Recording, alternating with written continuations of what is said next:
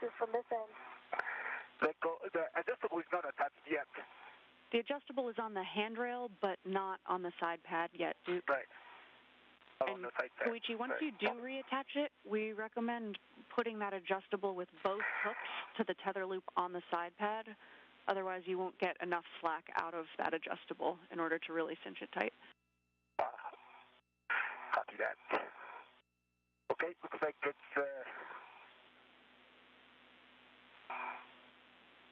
our right side is engaged, looks like. Copy.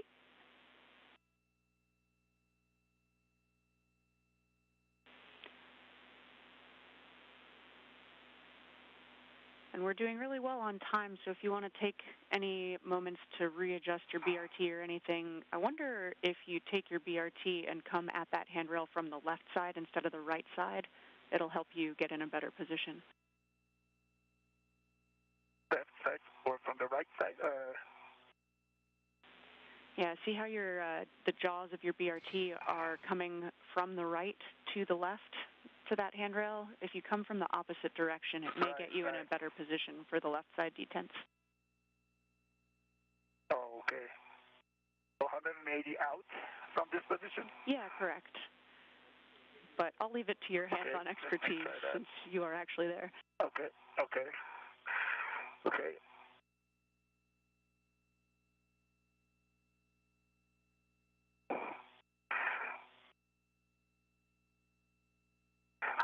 Out does not work, so I'm going to change 90 degrees out. Copy, Koichi. All right.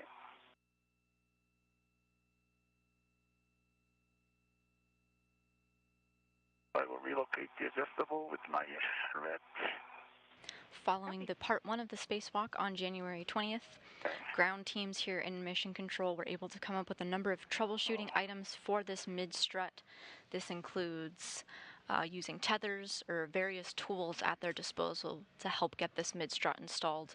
They've got a checklist of things that they can move down, trying one after the other, if necessary, until the soft dock is complete. And pulling on it in order to get kind of an up and down wiggle motion on the left side while keeping tension on the right side without taking it around the handrail. Yeah, right. That's what I'm doing now, and then like it doesn't go in.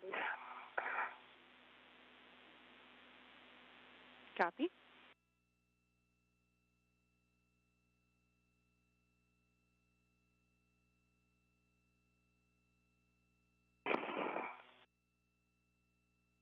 Well, it looks like it's right side seems to be partially engaged or completely engaged, but the left side doesn't go in. The flange doesn't go in.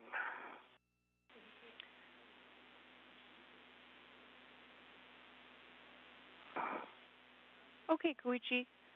Let's have you take the adjustable, the other end of that hook, bring it back to the side pad tether loop.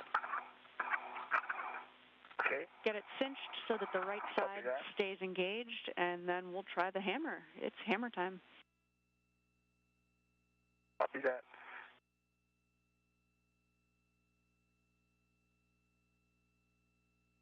Okay, that's the adjustable.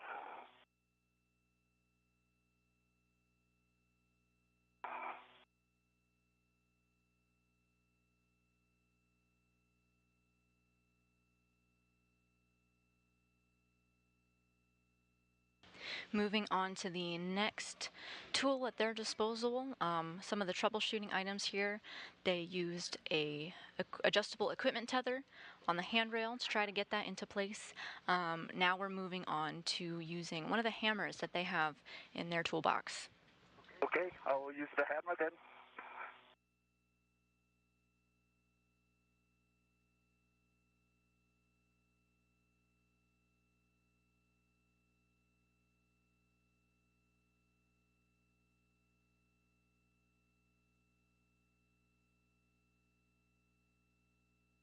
How's it going, Duke? Good. All right. Let me know if I need to position this better, but it looks like it's pretty solid. Yeah, it looks looks like it's the right side is engaged. The left side doesn't go in, so let me... You can see Wakata reaching for his hammer now. Yeah, that's good words from you both, and it's really looking like that top detent is just not going in, so I think that's a good place to start. Koichi, once you've got that hammer and you're tethered to the hammer, just a reminder, we'll start with some gentle taps. The maximum load on the BGA is 50 pounds, and wait 30 seconds between attempts. Copy. You'll also avoid the bolt heads as you hammer.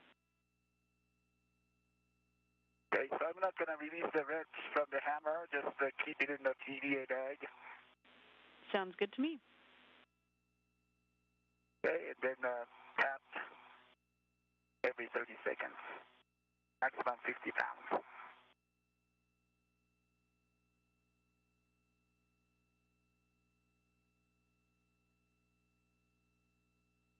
Okay, applied one like hit, but no change.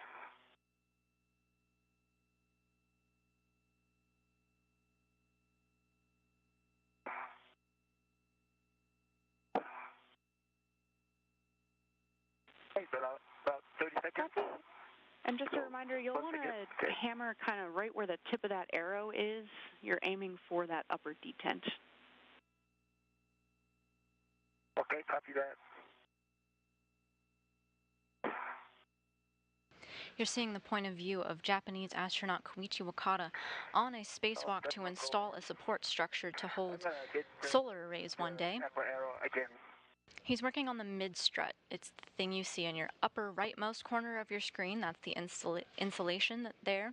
As well, sometimes underneath his hammer, you'll see something with an arrow. That is what he's trying to soft dock with the mass canister. You can see he's tried a number of troubleshooting items. There's a tether in place there, kind of pulling it into place. And now he's using his hammer to try to get into place as well. Okay. Looks like it went in a little bit.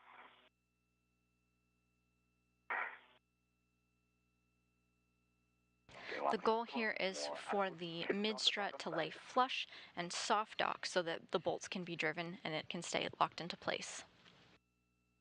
Okay. Looks like the lower side is more engaging. The upper side did not go in. Should I hit the lower side again, or should I hit the upper side on the arrow?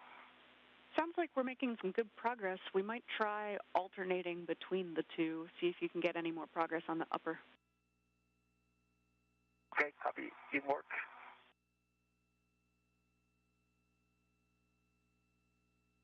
Wakata is relaying what he's seeing down to the crew here in Mission Control. EVA teams in Mission Control are consulting on what to do next and how best to soft dock the piece of equipment that he's working to get into place. Local upper side once again. Upper side doesn't go in. It seems to me that I need to use the pliers. Okay, copy, Koichi. We'll have you try the pliers. Okay, copy.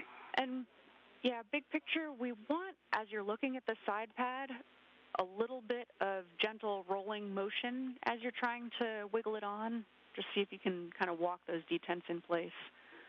And so if needed, we can have Duke from her end do a pitch, so body up and down from her end as you're trying to work the detents in place. Okay, yeah, that would be helpful. Did you do the pitch? Not the, I would say, so make this side pad go this way. Know what I mean? So that would be a yaw from my perspective. So your body is kind of offset, but that's the yaw, but no, that's not the orientation. Build the rod in this orientation. Okay. Yeah, that's it. Yeah, that's the. Koichi Wakata trying a number of items to get this mid-strut installed and soft docked to the mass canister. He's used some tethers to help kind of pull it into place.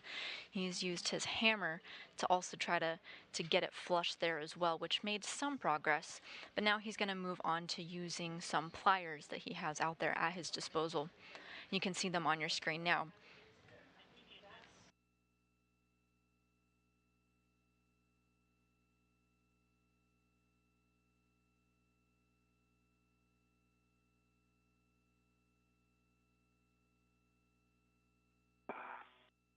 Okay, Gina, do you see the gap on my right side here? It's in shadow right now. I'm pointing at... I do see it, yes. Okay, I'm pointing... Okay.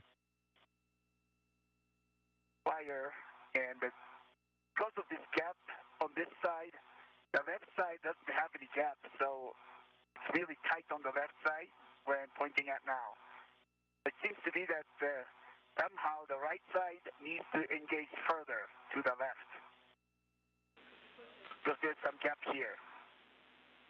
I see what you mean. Okay. Checking, Koichi.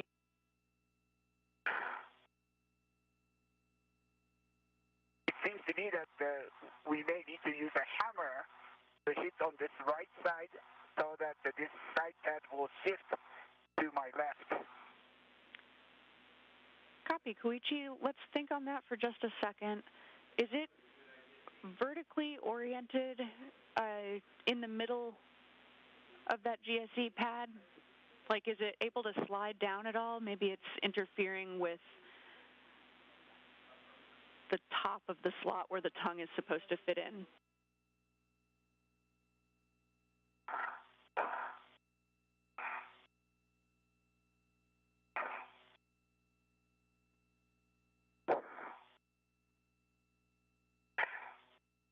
It's hard to tell if it's proper vertical location or not, but it seems to be that it's engaged in that position. So Copy. So if it doesn't slide up and down anymore, then the tongue must be in a good position. So okay. it is engaged. Yeah, it looks like it. Okay, copy. We like your idea of using the hammer to gently tap on that upper right corner of the side pad. This area that I'm pointing up with my right hand, right index finger.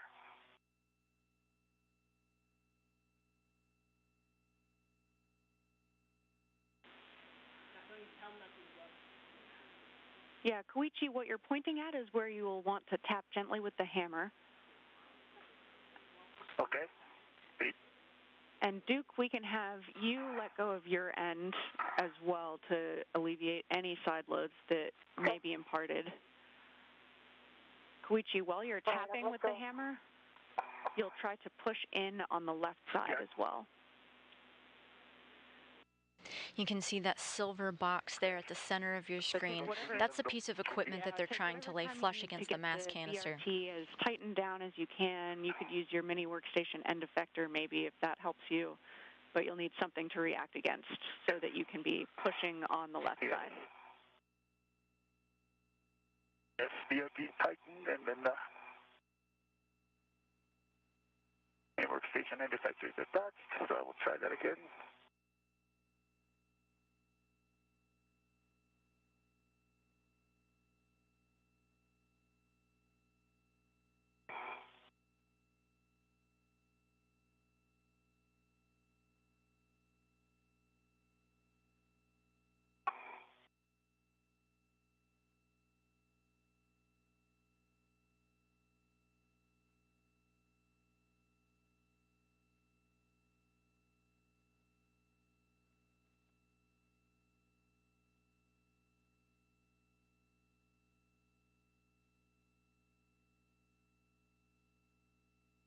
Okay, I will tap again in this direction.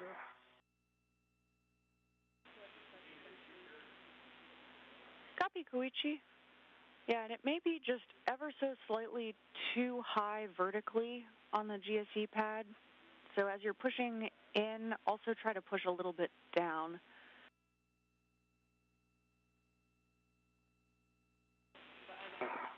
And we've got a handover coming up in about 15 seconds. Copy.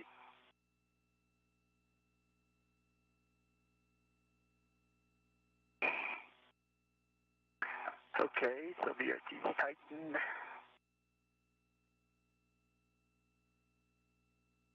So we've got live views here of mission control. You can see towards the left side of the aisle, the gentleman standing in the vest, that's Keith Johnson. He's our lead spacewalk officer for this operation. He's consulting with that team of experts there on what they're seeing on the equipment, while also hearing what Koichi is relaying that he can see through his eyes, and trying to determine a best step forward. You can see this group in a bit of a huddle now. Were you able to push the detent down with the fire or no? Koichi Wakata is relaying what he's trying and what he's seeing to this team here, and they're giving recommendations on the next moves. So, yeah, I hit the on the right side, but also it does not move at all. So let me try this. Apply a tool again.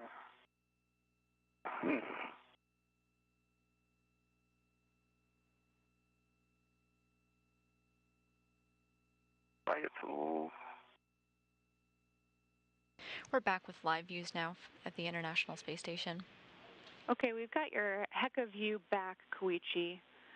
And I know it's going to be tricky needing to use your left hand to react to the forces, but as you're pushing that detent, you also need to push in on the side pad so that it's going into the GSE pad on the mass canister.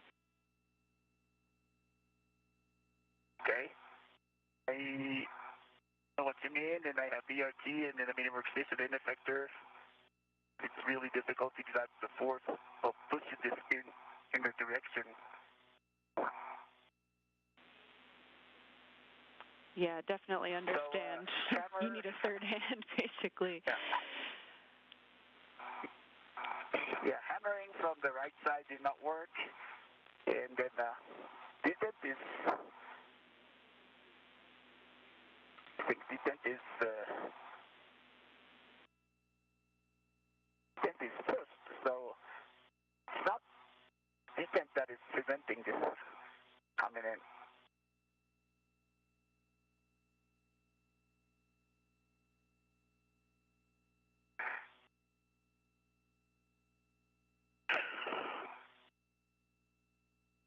I'm going to try the detent on the bottom side as well.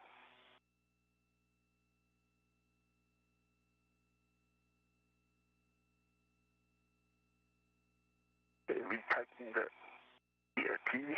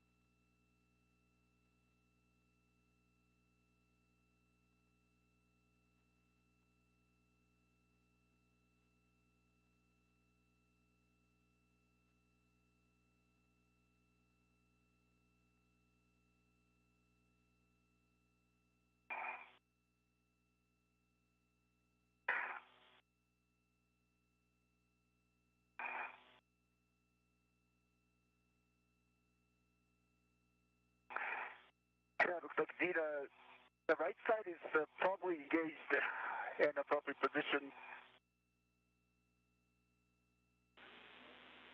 Copy, Koichi. Stand by. Okay.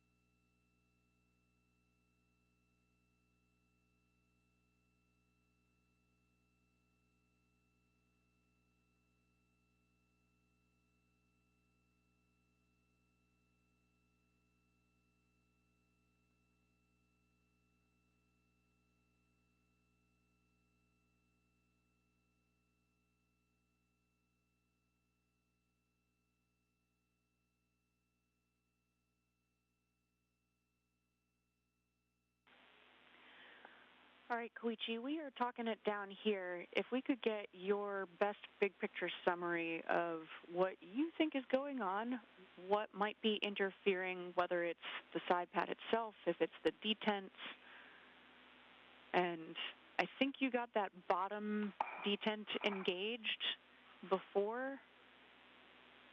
Is that correct? No, it's not very positive. I don't think it was engaged. It seems to me that the detent is not interference. Just the width of the side pad may not be big enough, and then I'm still not 100% sure if the detents are preventing from this installation or not. Okay, copy. I am using the. Do you think the lip of the side pad is actually hitting the GSE side pad structure?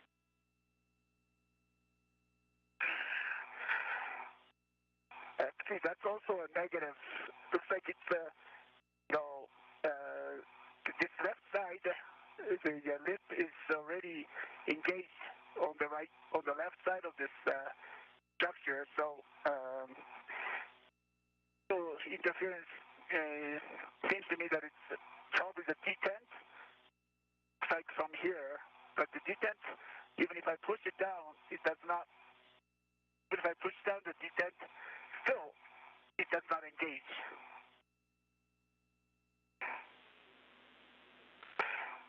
Is it possible to tighten M1 and M4?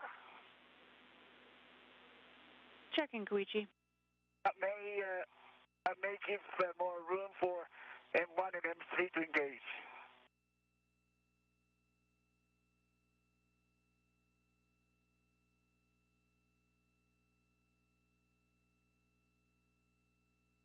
So at this time, can I engage M1 and M3 with M-tight with MS2? Yeah, Koichi, we do not recommend that. We'll not start engaging any bolts until we have those detents in place. Copy that. Copy that. So, any other actions that I can take?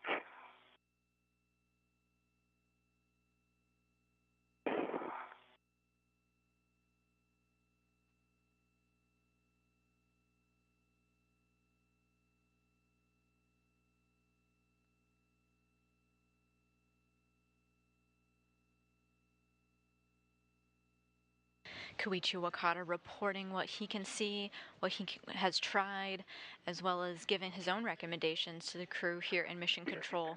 They're weighing their options and talking as a group and sending some recommendations up his way.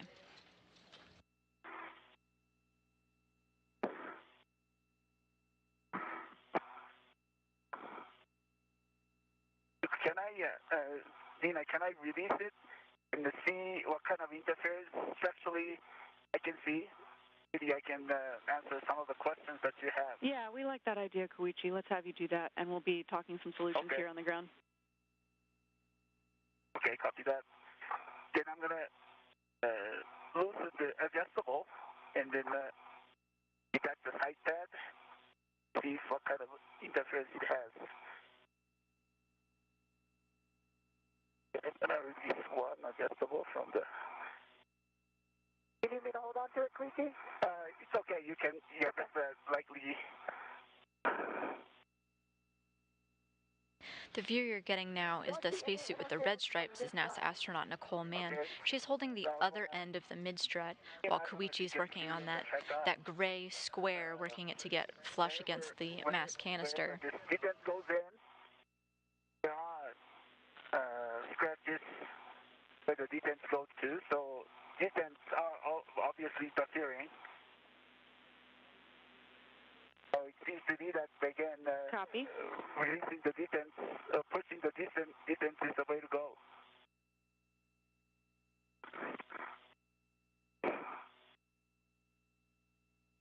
And then looking at on the side pad side, I don't see any interference on this side. So, like it is the detent, and then I guess I need to stabilize my body position and then apply a stable force for the plunger, and then try that. But you have different and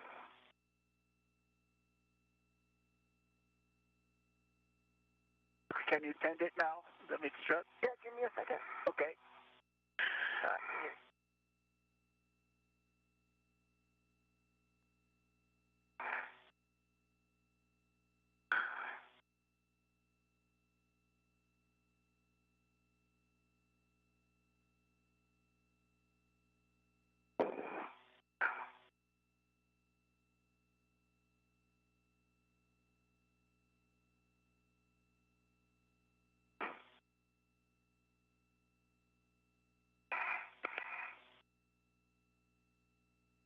It looks like you got the right side back in, huh? Right side is in Okay. because of the because we clear the Yeah. MRI, but the left side doesn't go in now because of the detent.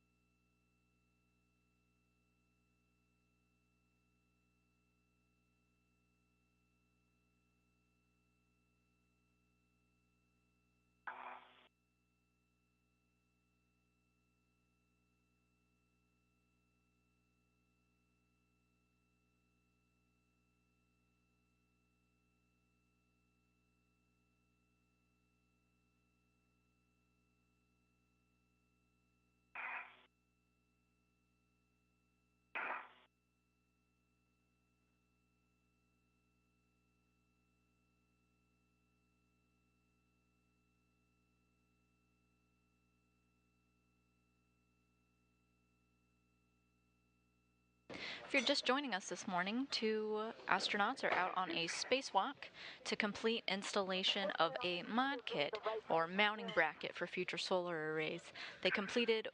They started work on this back on January 20th, and they're back out for their second spacewalk to complete their work. The first time around, this mid-strut that they're working on now gave them a little bit of trouble, so now they're back for a part 2 to try to get that into place. Teams here in Mission Control are looking at the hardware now. They have an exact model of the hardware and are taking what Koichi Wakata is saying and seeing and feeling with his hands to try to come up with a solution. I cannot tell if it's different. He has a number of tools at his disposal that he may be able to use. He may also be able to elicit the help of NASA astronaut Nicole Mann, who's holding onto the other side. It is a pretty tight workspace, so mission control teams are still determining the next steps. Because I think I need just the free hands to do that. Yeah. So, Dina, you agree? If you comes in here on the the lower side on the long handrail, and she can either work on the pliers while I push in.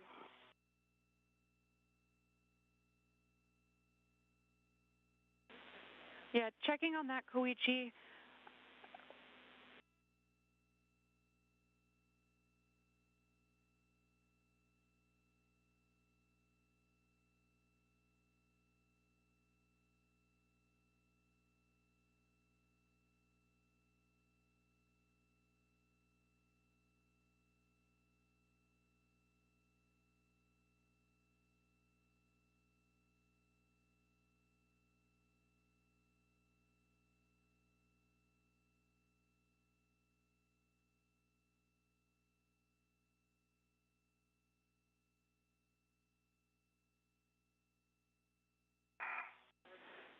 Okay, before we have Duke come over, we do like the suggestion to have Duke do a yawing motion from her perspective, as Koichi is ideally depressing both of those detents with both pliers. And you want me to kind of wiggle it back and forth, or a steady pressure in the... I think a steady, gentle pressure from you. If you can get the yawing motion heading to your body left, eventually the strut will hit a pin on the side pad, and that way you'll be able to actually apply pressure, as opposed to before you hit that pin, it'll be rotating around. Yeah, and I can feel that hard stop there. Indeed, it's difficult to use two pliers at the same time. Yeah, copy, Koichi. We could have you I will try. depress both with your fingers and try to get them depressed as much as possible, and then see if we can get it installed before the detents pop back out. And stretching the tape. Okay, copy that. Then I will disengage this first, then the side pad. We're in a split screen view now, both spacewalkers working together. So you can visualize this mid-strut as this long telescoping pole, so it can extend or retract as needed. NASA astronaut Nicole Mann is holding one end of this pole, while Koichi Wakata is holding the other.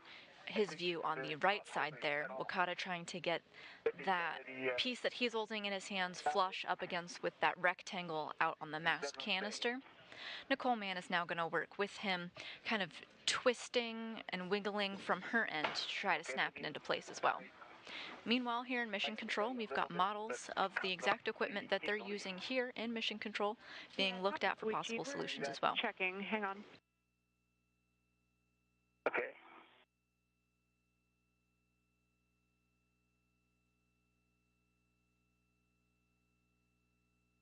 Looks like one of them is staying, but the other one is not staying. The tape is on and off.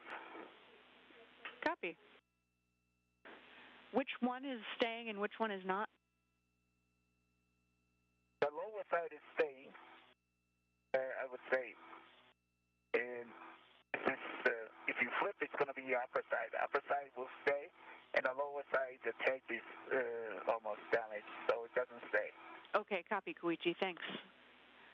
Stand by. We're talking plans here. Okay.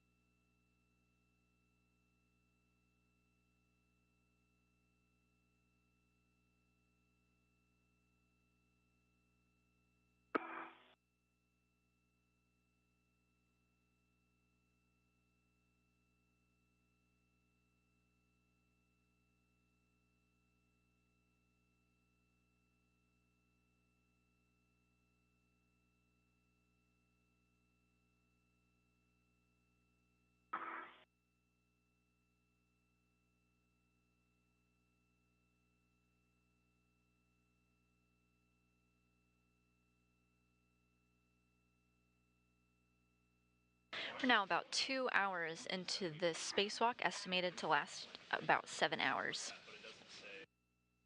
They've already completed their first task of the day of doing some inspections on the lower strut, and now they're working on installation of the mid-strut. To get those detents more depressed, do you think you're able to hold one end of the tape, so the non-loop end, kind of keep some pressure on it with your thumb, and then peel up the other end slightly, add a little more depression to that detent, and then reinstall the tape with a little bit more tension? Okay, I think it's possible unless the tape breaks off. Copy. Want me to try that out? Can you have a go to do that? Affirm, Koichi. Okay, in work. And you may want to pinch the other end with your thumb, coming at it from a slightly different direction. Oh, we see the tape broke. Copy. Oh, the tape came up. Yeah, you can get that in your trash bag. Yes, I can. Oh, you don't want to use this tape anymore.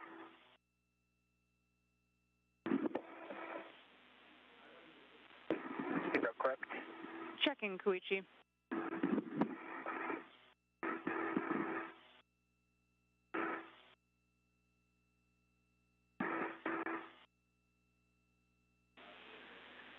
Koichi, if you think there might still be enough sticky on that length of tape that you pulled off in order to reapply with a little more tension over that detent, you can give that a try. Let me try that.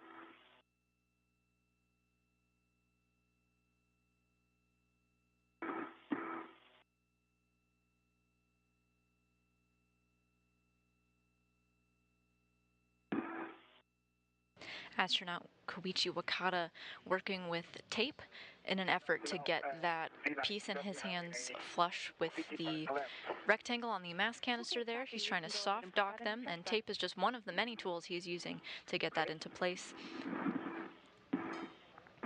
Unfortunately, a bit of the tape has come off, but he has an additional roll of tape there in his tool bag if needed. But if he thinks he can use the existing piece, Mission Control has relayed that that's okay too.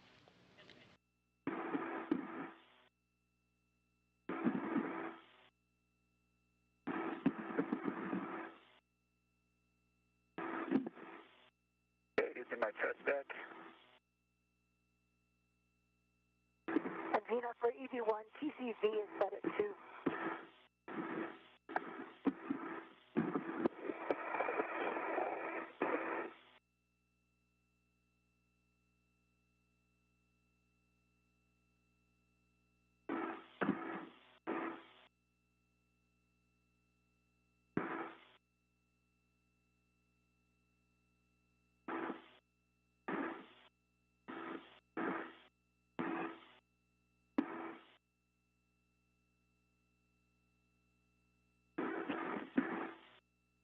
While this installation is giving Koichi Wakata a little bit of trouble, teams here in Mission Control just relayed that even though we're at the 2-hour mark, there's still plenty of time left in this spacewalk to troubleshoot and plenty of ideas still left to try. They remain optimistic about this installation.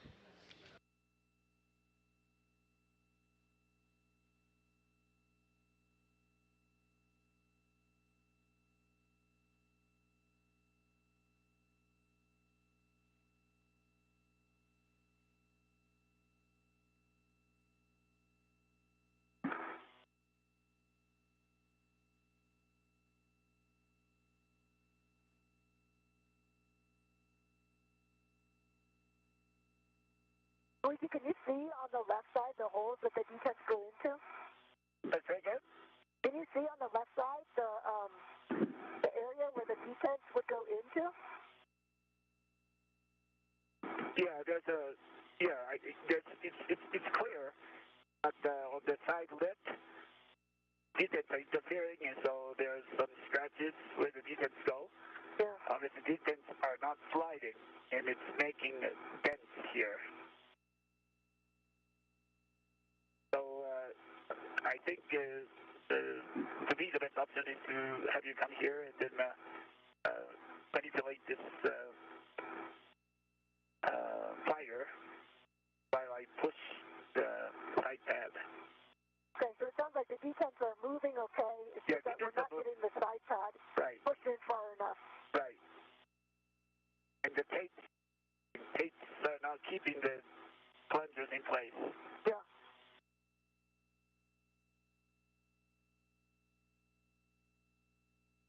I cannot think any better option than that now. We're following along, guys, and talking it on the ground here. Stand by. Okay. Copy.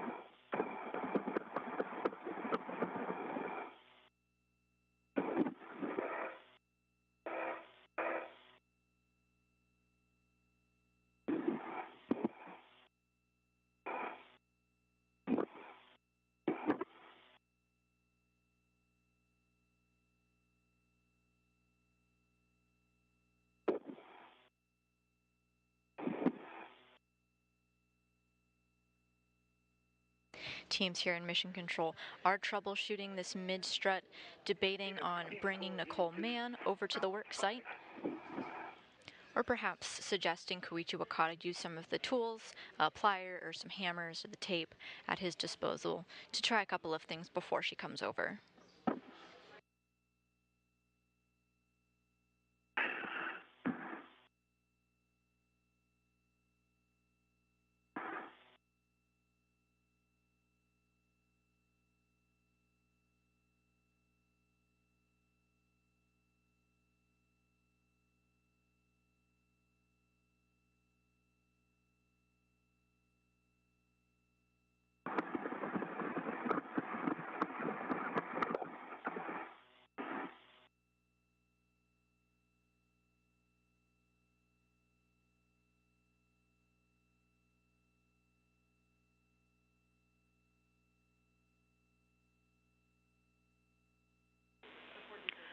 Okay, guys, we are talking a plan to have Duke come over to you. In the meantime, we'll have you do one more try with Koichi just in place there. What we'll have you do, Koichi, is get in as good a body position as you can. You'll engage the right side of the side pad so that that tongue is in the groove.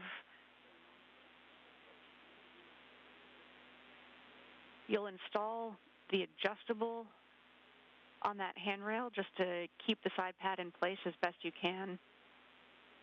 And then we're going to use the pliers handle as kind of a pry bar, and I'll be talking you through that in just a moment. Okay, I understand. The last portion, I did not understand. You're going to use the pliers? Yeah, basically get it installed as best you can. You'll take that adjustable around the handrail and back to the tether point, and then I'll have some more words for you in a moment. Okay, copy. That didn't work.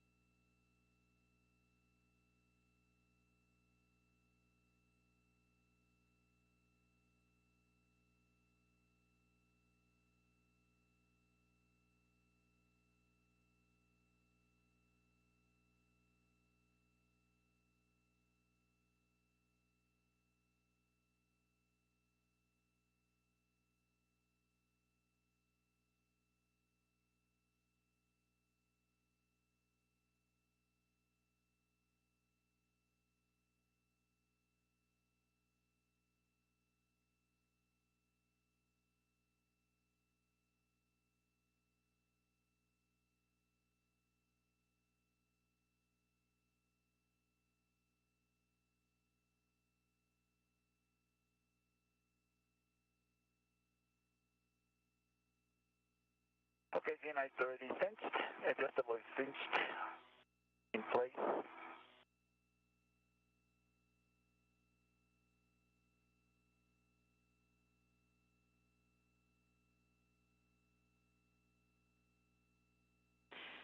Okay, stand by, Koichi. We're talking one more thing here.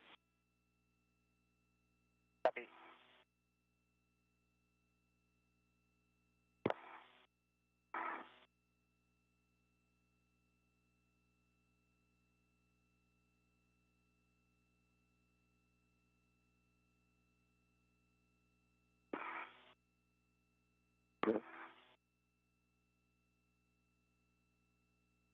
Did I use? Yeah.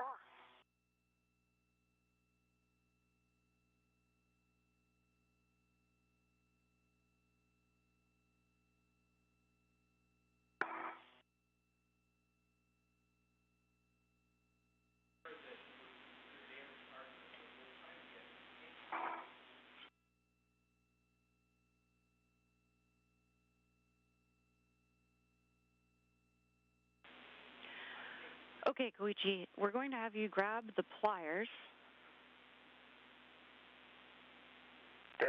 and insert the pliers into the tether point toward the mass canister. Into the tether point? Yeah, exactly. Yeah, so gently go through the hole of the tether point, kind of aiming between Yeah, not too far. You want the bottom end of the pliers to just be touching the metal of the side pad. And now you're going to yaw to your left. Okay. Bringing the pliers toward the handrail that your left hand is on and use it as a pry bar. You may want to take the pliers and go 90 degrees off from where you are, rotate them 90. Yeah, exactly, so that you're not using the bent portion of the pliers. Have a straight face going there. Right. Yep. Okay. And apply a gentle, steady pressure. And I'm seeing a much bigger gap than before up top, so I think that detent is not even starting to engage on the top side.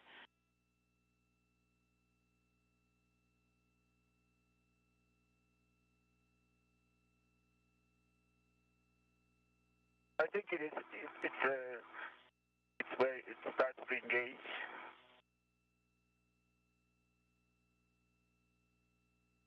Oh, this I use this, but now this the plier broke. Copy, Koichi. It was not a lot of force, but it's just a tiny bit of plier. Don't touch that end of the pliers. Okay. Okay. And you can put them in your trash bag, Koichi. Okay. So it is still. That's Xena Cardman on your screen. She's the voice that you hear communicating with the crew. Into the trash bag. Do you agree? Copy. We agree. Stand by. Koichi Wakata just attempted to use his pliers, kind of repurposing it as a way to plow the other side of it back into place. Unfortunately, the force was a little too much for the pliers and they snapped. So Koichi fortunately has a trash bag up there with him, and the crew is just making sure that he doesn't touch any of the sharp edges, as we don't want to cause any damage to the spacesuits. And now we're working on another solution. Just a moment. Here we go.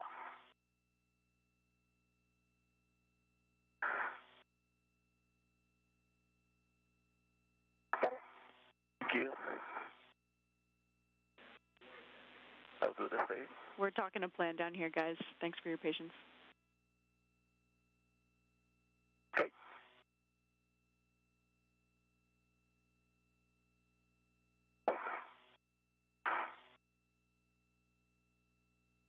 One more. All right. One more. Over here. Okay. Awesome.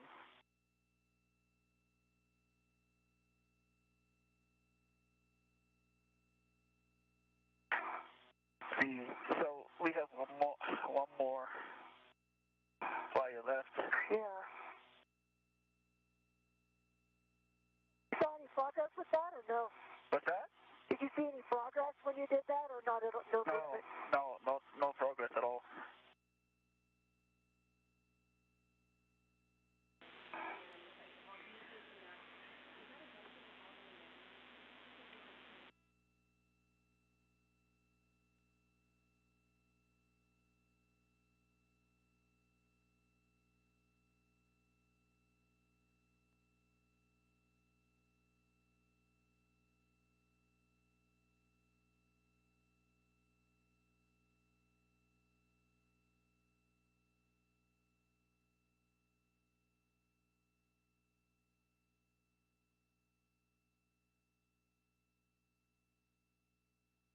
Moving on now to the next troubleshooting option, having NASA astronaut Nicole Mann move over. One more try before we have Duke come over to where Koichi is.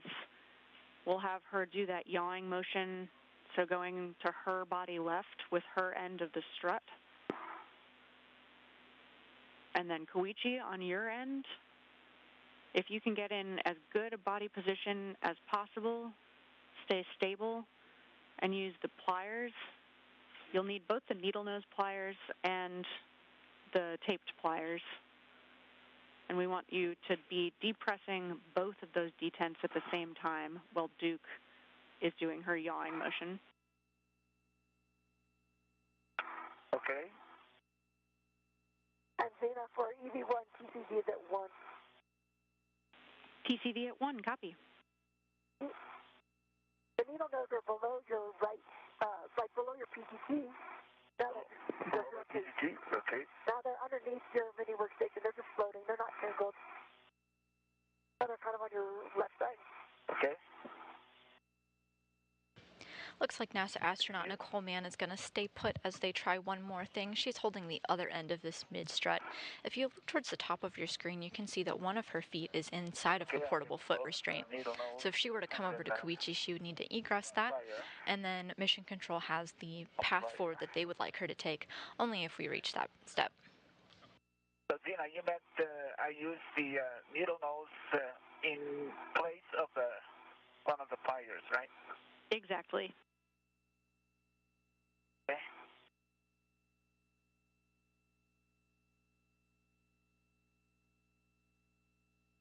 BRT, and I have my workstation and the sector locked. Copy, Koichi.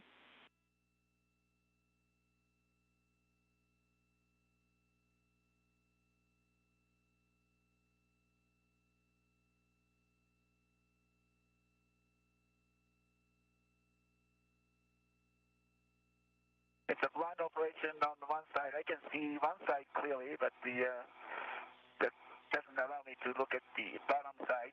But I think I can feel the plunger with the needle nose. Okay, copy. If you're getting some good tactile feedback as best you can, that's the right move.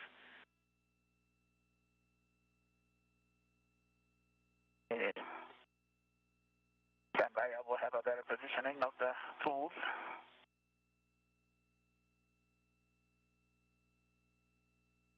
And let me know when I can yaw some more. Okay, just a moment.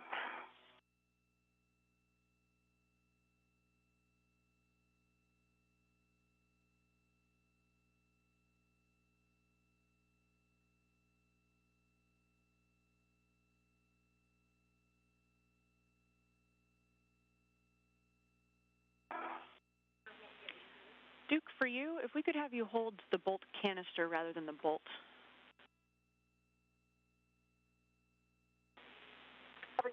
Thank you.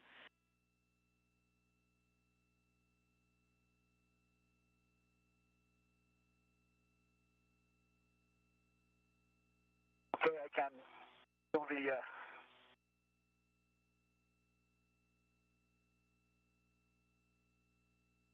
I can feel the detent on the upper side, but it's hard to see the detent on the left Okay, side. and I'm yawing left.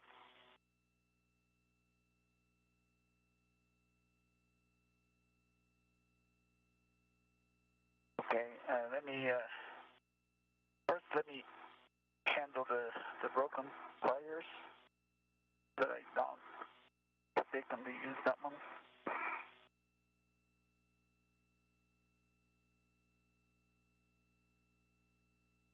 Gina, what's the plans with the damaged pliers? Can I just leave it outside? It's still taped, it's connected, so it doesn't go anywhere, but... Copy. Yeah, we're concerned about a sharp edge there, so we just want it to be out of the way and be careful not to grab that end of the pliers, but understand it won't fit in your trash bag. Right. I'm going to put it in partially in the trash bag so I don't accidentally touch it. Copy. Sounds like a good plan. And then I'm going to grab the other plier. Okay. Good plan. I grab the other plier. Okay.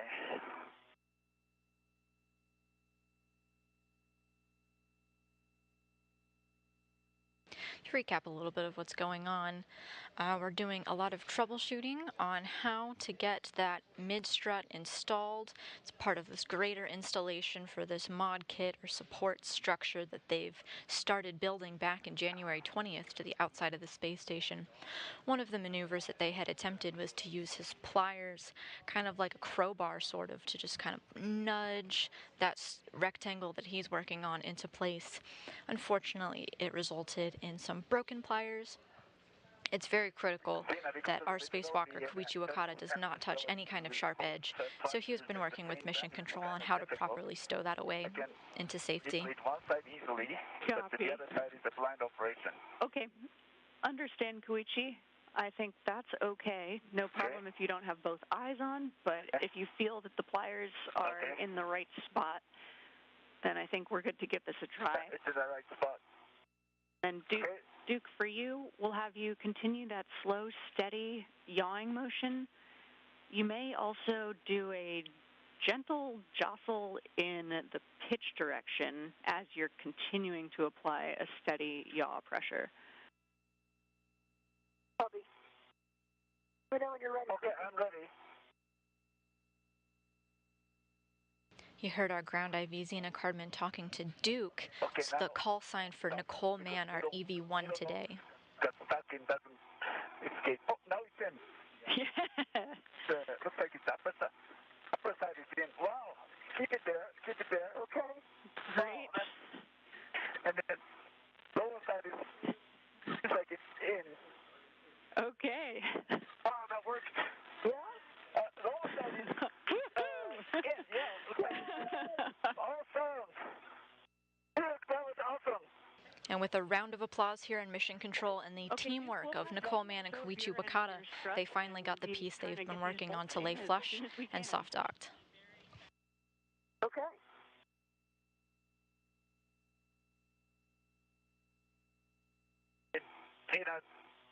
Can I use the manual wrench socket? I can go to M1, M3. Stand by, Koichi. Copy. So you can think of this mid-strut that they're working on as a bit of a pole-shaped item with Nicole Mann on one side and Koichi Wakata on the other. And you are going to start with M1 and M3. You'll want to be very gentle as you do this, minimizing any side loads because it is liable to pop off again. You'll be driving M1 and M3 approximately 2 turns, being extra cautious for cross-threading. Copy that. I have the tool in starting with M1. 2 turns. Copy, Koichi. The solution that seemed to do the trick, as I was explaining, this is a cylindrical shaped item with an astronaut on either side of it. You're seeing the view of Koichi Wakata now, working with that silver box that he's been trying to lay flush against the mass canister. Nicole Mann was on the other side, and with their teamwork, she was able to take her side and kind of nudge it, wiggle it into place from her perspective, while Koichi laid it flat. And that was a solution that seemed to work.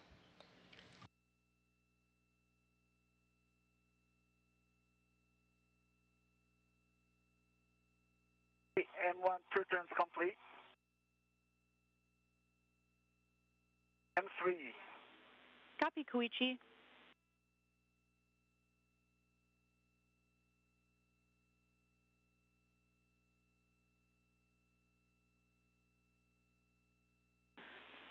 And hey, Duke, for you, a heads up, we're getting ready for a night pass.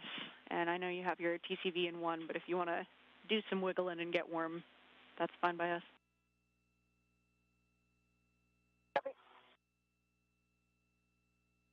If he gets 2 turns on each, I'm going to go to M28. Is that correct? Affirm, Duke. M1 and M3, 2 turns each complete. This is great news. 2 turns on M1 and M3. We've got lots of happy people down here.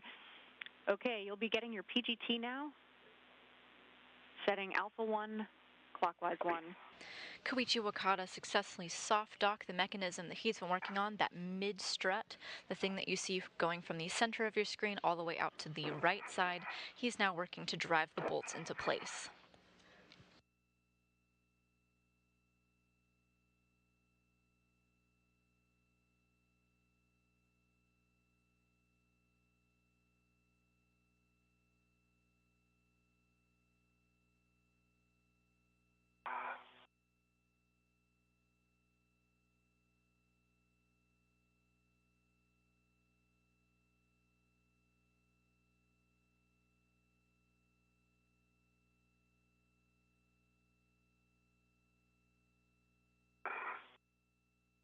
Okay, DGT Alpha 1, clockwise 1 set.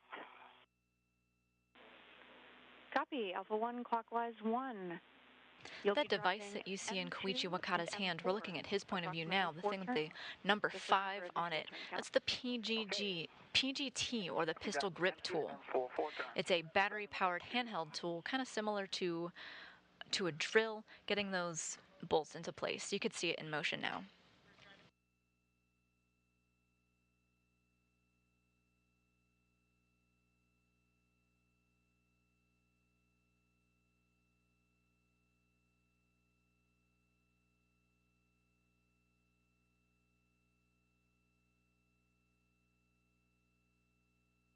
M2, 4 turns complete, working on M4. Copy and stand by, Koichi.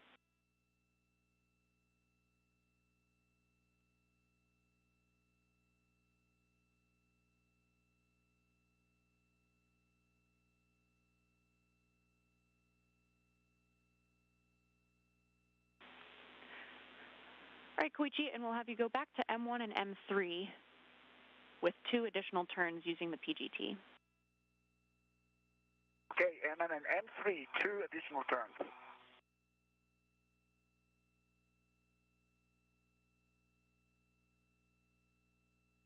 The numbers that Koichi Wakata and Xena Cardman are communicating from space and here on the ground are the torque and speed settings of this pistol grip tool that he's using in his hands now.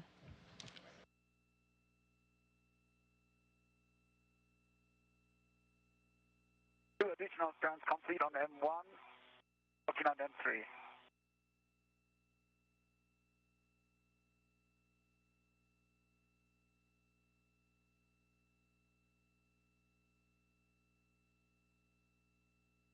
Two additional turns complete on M3.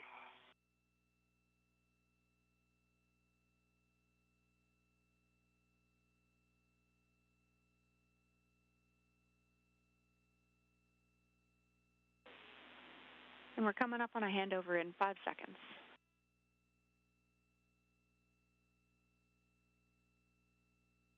We're in a handover period here.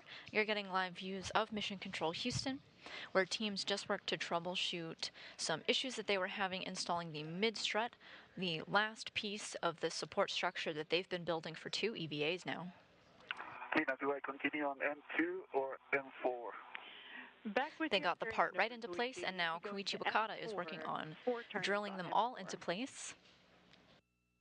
Even though we worked on a number of troubleshooting solutions here today, we are not terribly behind schedule.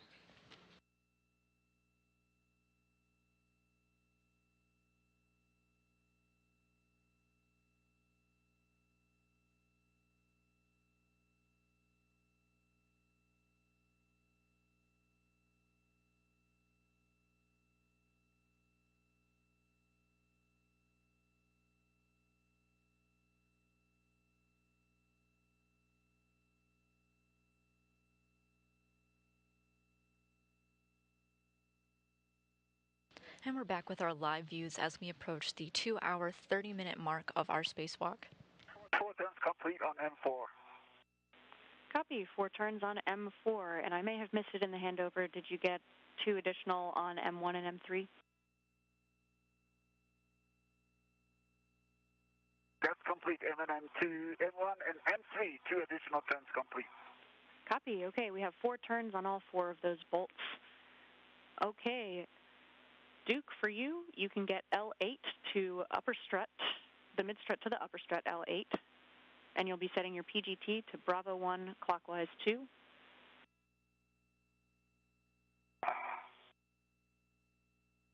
Okay, I've got Bravo 1 clockwise 2 set. Perfect. You'll be driving M28, about 6.5 to 9 turns, looking for black line flush. Koichi for you, you'll be driving M1 to M4 to torque, an additional 3 to 8.5 turns or so. This is to torque, so you're looking for good green light.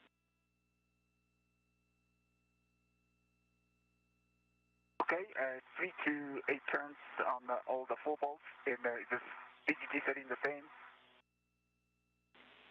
PGT settings are Alpha 2, clockwise 2. Alpha 2, clockwise 2, 3 to 8 turns. These directions again being the speed and torque settings of this pistol grip tool, as well as the direction, clockwise or counterclockwise. In this case, it will be clockwise. Copy.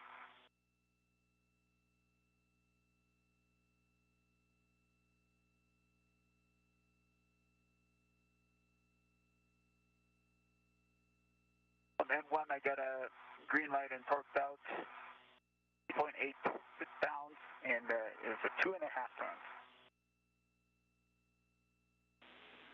Copy. 2.5 turns additional on M1 and 2 foot-pounds. Correction, 2.8 foot-pounds on M1. Stand by. That's 3.8.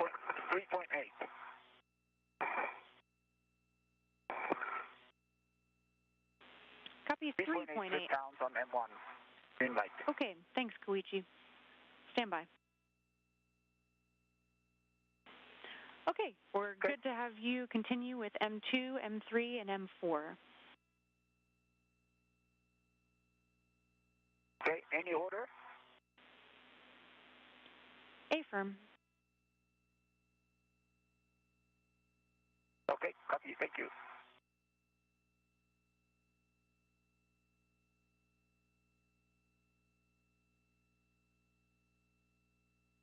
M3, you got a green light and torqued out 3.7 turns, 3.7 foot-pounds, 3 turns. Copy. 3 turns and 3.7 foot-pounds on M3.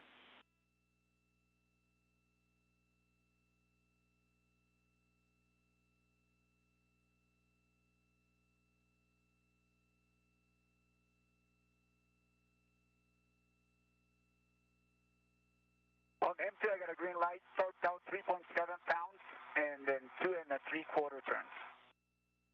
Copy. 2 3/4 turns, 3.7 foot-pounds on M2. We're checking on that bolt. Okay, M28, I got 9 turns, green light, 11.9 on the torque. Copy. 9 turns, 11.9, and green light for you, Duke. That's a good bolt. Koichi, you can continue as well. Okay, copy that. Working on M4. Duke, can you verify also that you've got black line flush?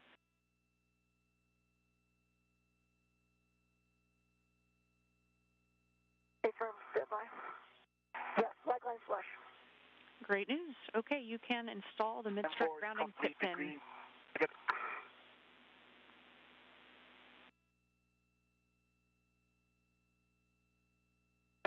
I got a green light and torqued out 3.6 foot-pounds, 3 turns. Copy. 3.6 torque and 3 foot-pounds.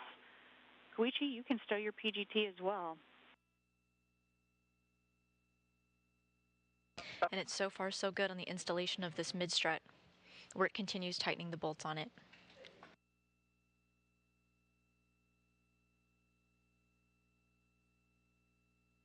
The grounding pit pin washers did come above the defense, so I'm fixing that. Copy, Duke. Okay, they're good now.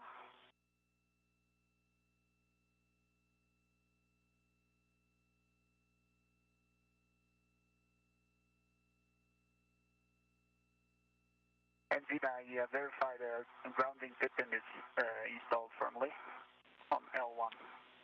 Perfect. Okay, and grounding the pin installed. Copy that, Duke.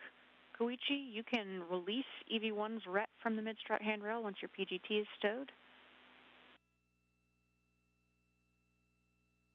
Copy that. First, I'm going to unlock the RET. Yeah, that's a good plan. Okay, unlocked.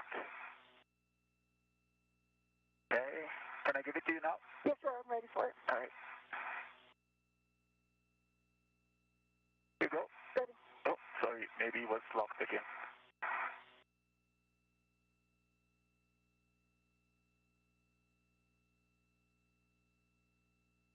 Okay, it's unlocked. Here it goes. Okay.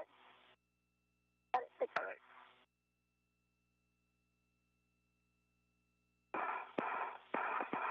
Okay, Gina, what's next for me? Next for you, Koichi, you can release the adjustable from the side pad tether point and stow it on your mini workstation. And then we'll be doing the MLI install. Copy. Copy. Duke, once you're good, we'll take a glove, hat, and gauntlet check from you.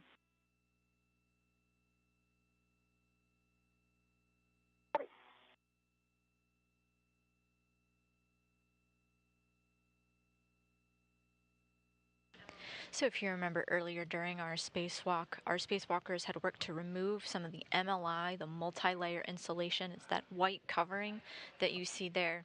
And now Koichi Wakata is working to install it back over the side pad.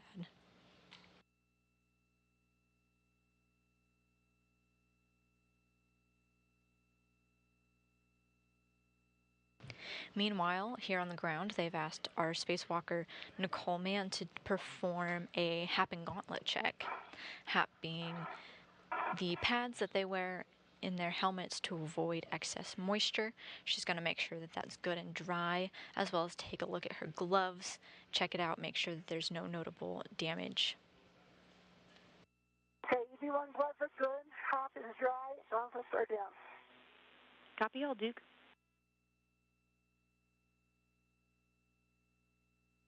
And Gina, adjustable is removed from the side pad and installed on my mini workstation. Copy, Koichi. We'll take a glove, hat, and gauntlet from you as well.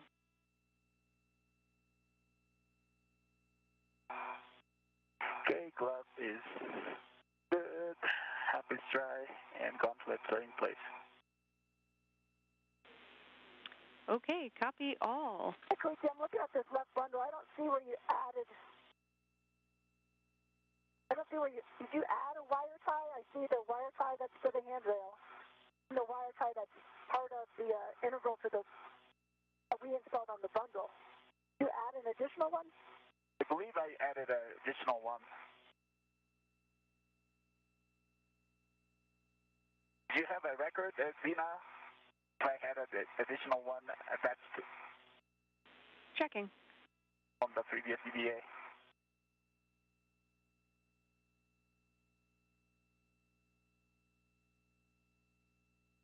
Now that the mid-strut installation is complete, they're going to move on to tightening the collar bolts. At the midpoint of the mid-strut, they're driven to rigidize the whole structure.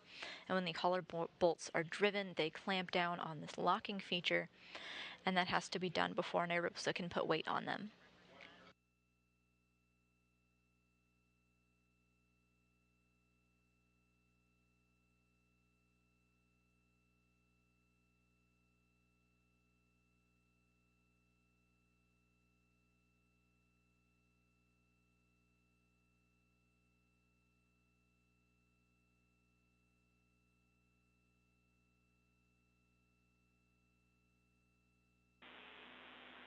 All right, Koichi, we weren't tracking any wire tie removal, but we see you in a good config.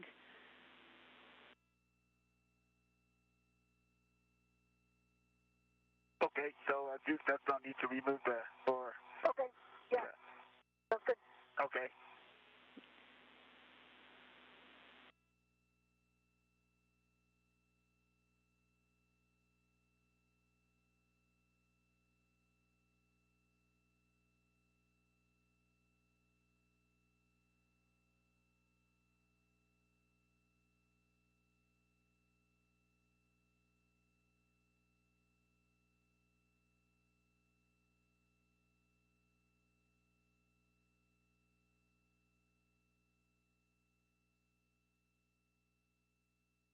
I'm just tidying it up because of the tools that you need for the side bed, and I'm putting them back in the PDA bag.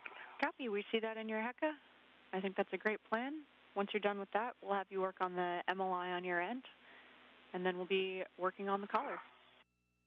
Okay.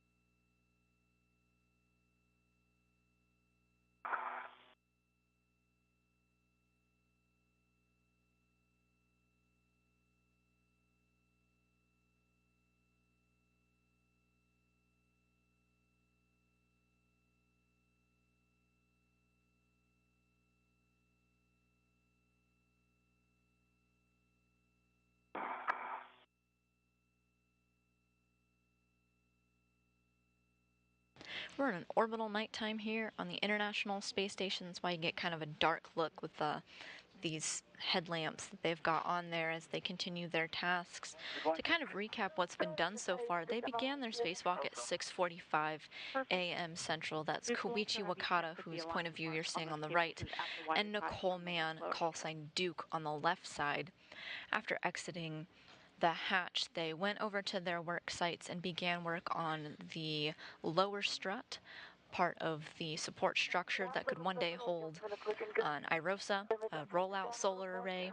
This structure is needed to be built before these solar arrays can be installed. They began work on it back in January and are finishing up. So they began their work on the left strut, one of the components that they needed to look at, and then they completely installed the mid strut. They did a couple of troubleshooting items to get them into the proper configuration that they needed, tried a couple of things, and finally got success. And now they're tightening the collar bolts all around the structure, rigidizing the whole thing so it can be load bearing, essentially can house a rollout solar array.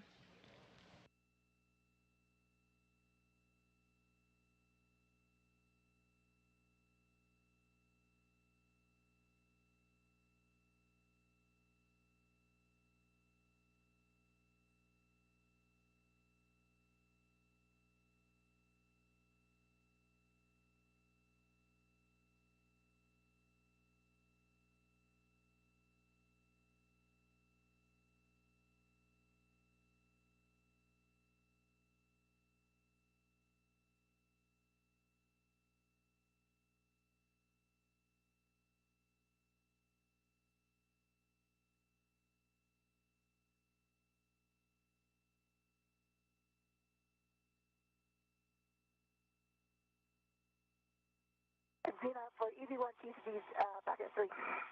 Copy 3 on your TCV.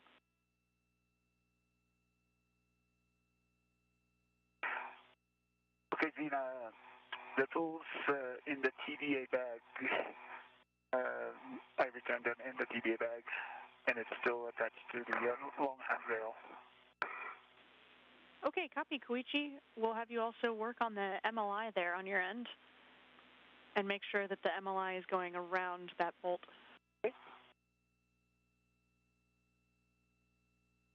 Okay. It's over the bolt.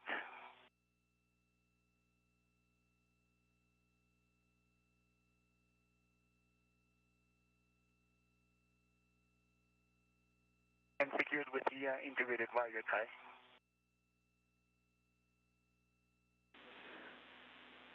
Copy, Koichi. That looks good to us. Okay.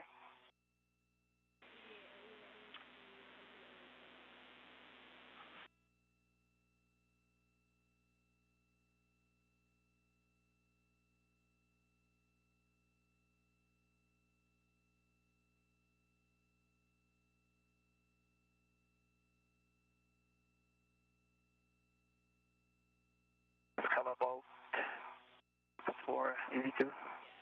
That'll be the next steps, exactly, Koichi. Okay, we'll have you adjust your body position to reach the mid-strut collar.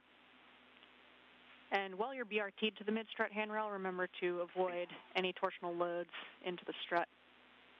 And we'll have PGT settings when you're ready. Copy that. Stand by.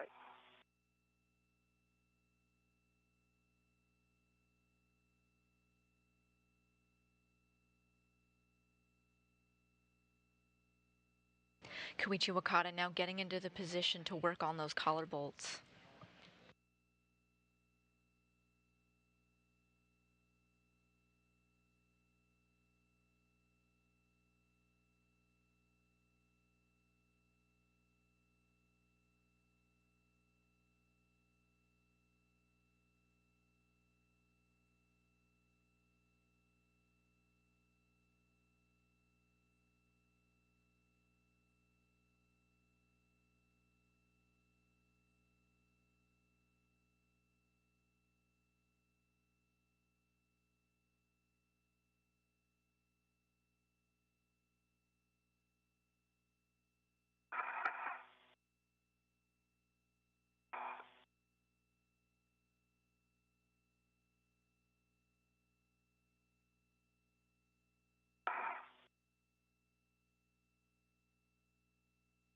Okay, ready for the PGT settings for M29 and M30. Okay, Koichi, that's Bravo 7, clockwise 2.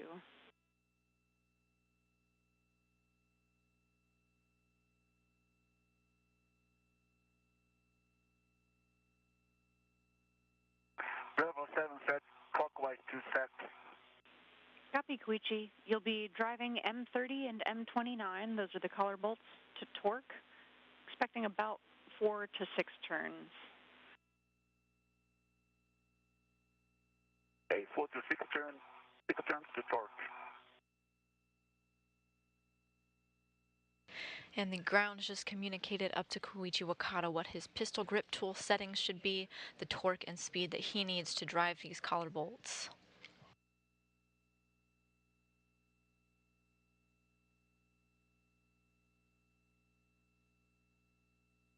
You can get a good view of what we were talking about here on your screen now if you want to take a look. Kind of in the middle of the screen you'll see this gray cylindrical shape.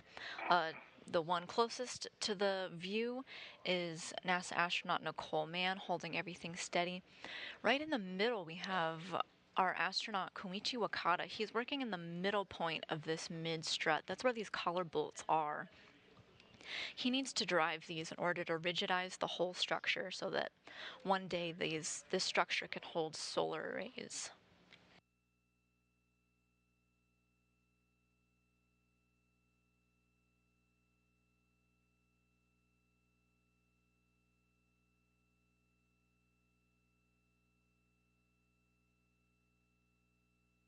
This mod kit that he's working on launched with Northrop Grumman's 18th Commercial Resupply Services mission, delivered by the Cygnus cargo spacecraft back in November.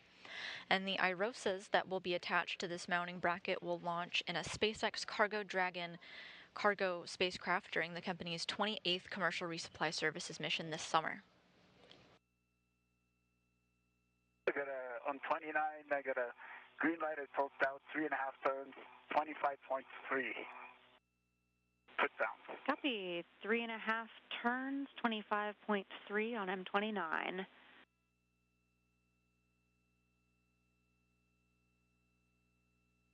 I'm going to work on the M30. Stand by, Koichi.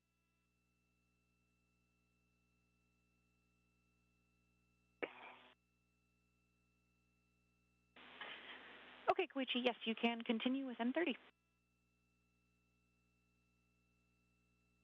Copy.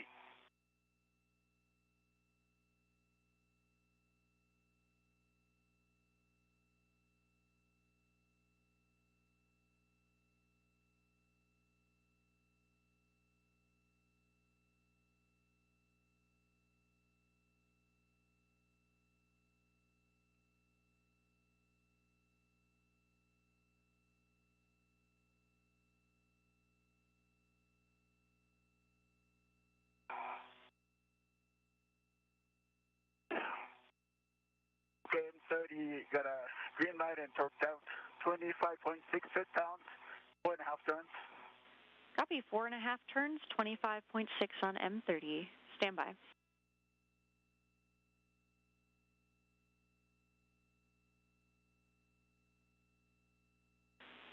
Okay, Koichi, you can drive M29 to torque, about 4 to 6 turns until the MTL pops over. You'll be setting your PGT to manual ratchet. Okay, so manual ratchet and 2 pops on the M29. Affirm.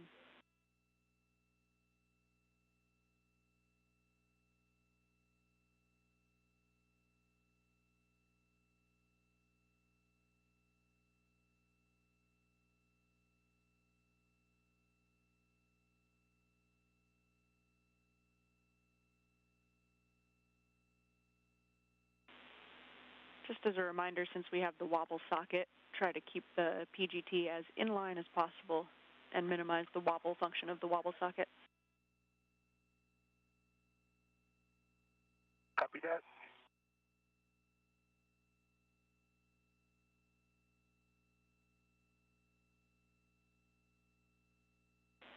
And Duke, are you all set with the cable routing there? I'm all ready to go. Got it. I got Koichi's up still undone, and I've got it routed to the lower strut here. Perfect. Thank you. Retwist.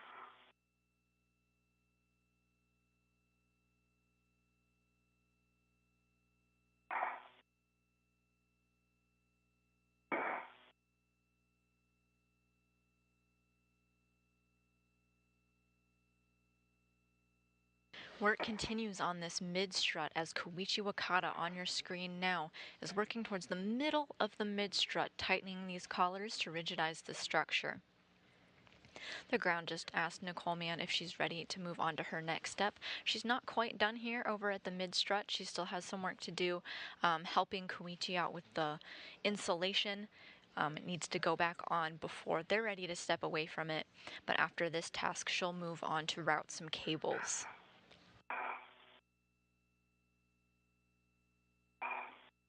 Let me know if you think it would help if I hold your foot. Yeah, let me try that.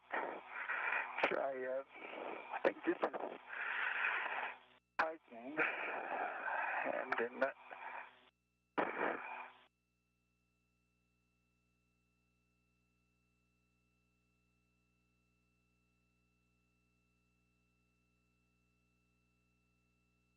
Let me reorient my body toward, with my feet towards you. Okay.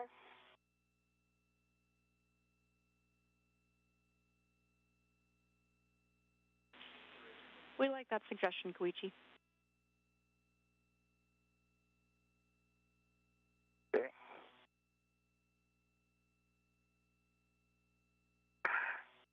Getting away, my. Is that okay? Yeah, that's good. Does it feel good? Yeah, okay. Okay.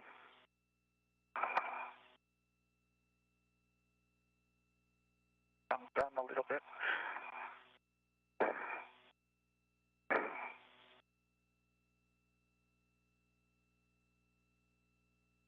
Need to come down a little bit more, but yeah.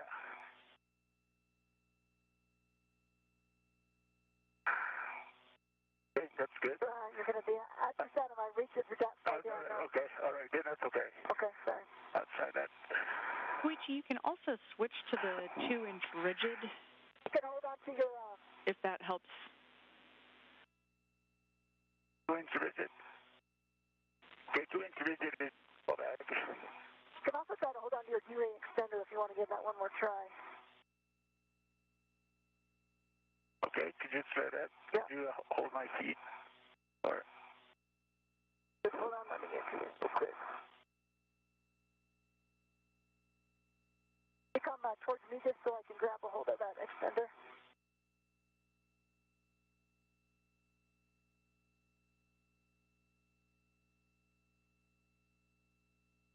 okay.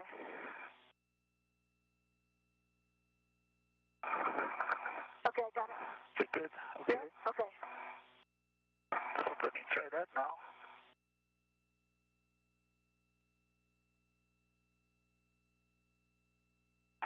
One pop. Two pops on 29. All right. Okay.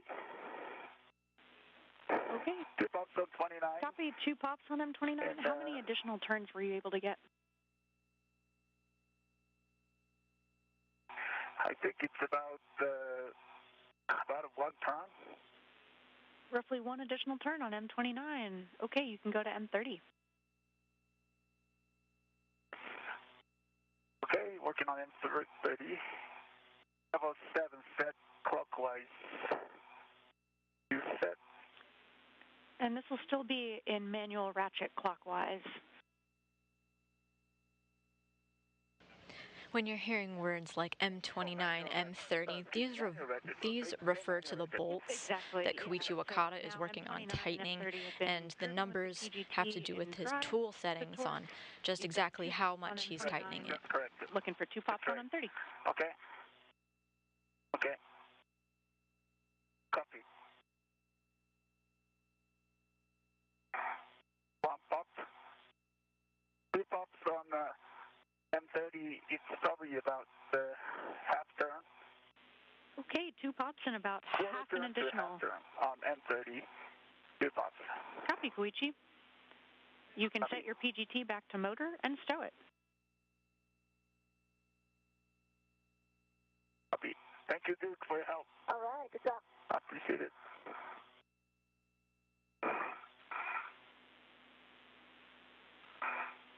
Duke, once Koichi's got his PGT stowed. Up around your swing on. Give me 1 second.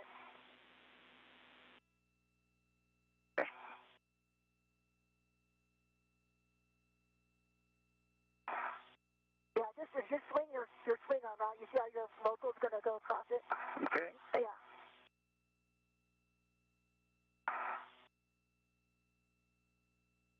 I don't see that nice safety tether, but it's still my left, right? Your safety tether, yeah, it's in between your legs right now, but once you move out, I don't think it's going to be a problem. Is it on my right side? So, stand by.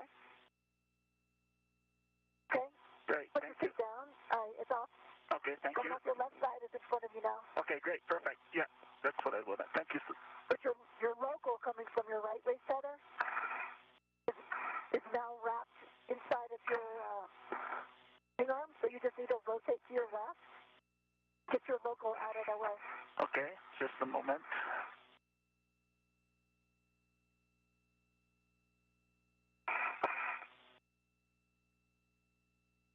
So local, this one, right? Yeah. So this is...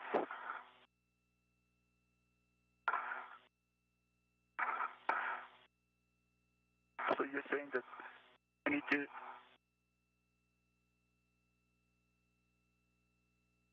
Where is it going through? Is it... You're just going to pin it when you close your swing arm with your PGT. Oh, you're talking about PGT, okay.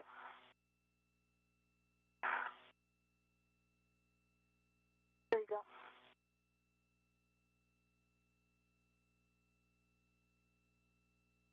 We're now about 3 hours into our spacewalk today, moving right down the checklist. Right out of the gate, they moved to work on the lower strut of the structure that they're building and completely installed the mid strut after a lot of troubleshooting back and forth here in Mission Control.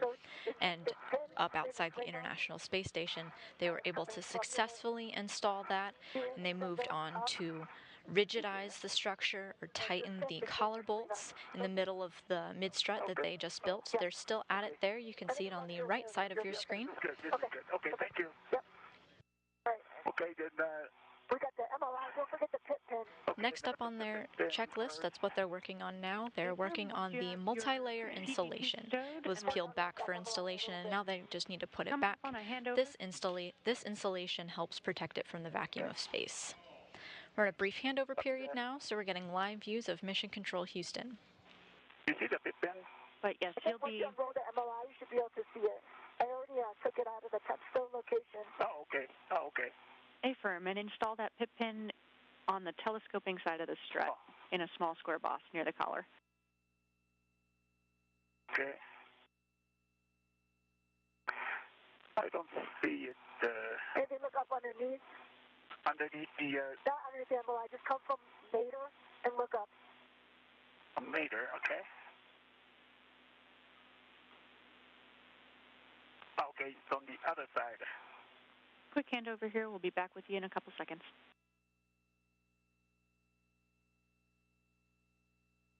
We expect to get our live views back shortly. Meanwhile, our spacewalkers continue working diligently on getting the insulation back over the mid-strut that they had just installed.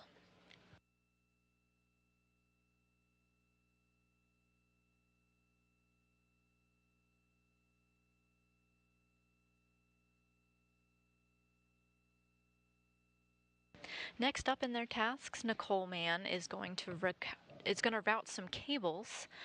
She's going to send them on a path, making her way around the space station, not necessarily installing the cables, but kind of setting them up for success for a future spacewalk. Right, then I'm going to wrap around here on the color bolt. Back with you after a handover. And Koichi, were you able to get that pit pin installed? I got the MLI. Yeah, pit pin is installed, and we are working on the MLI. MLI is around bolt 28, and we're tightening it up. Perfect. That sounds great. You'll be fully closing it around the telescoping end of the strut and then installing the short wire ties around the MLI.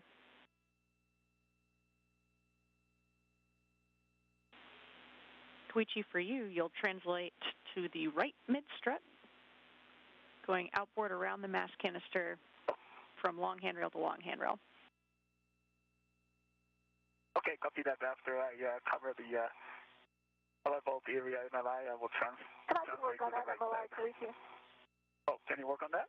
Yeah, because I'm going to pop out here. So, Zena, I think I'm going to get that, both of those wire ties, once I'm allowed to translate on the strut. Be able to get to that MLI a little better.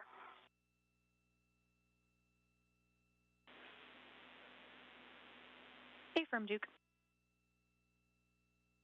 Okay, so I believe I'm going to pop out and go grab my square scoop.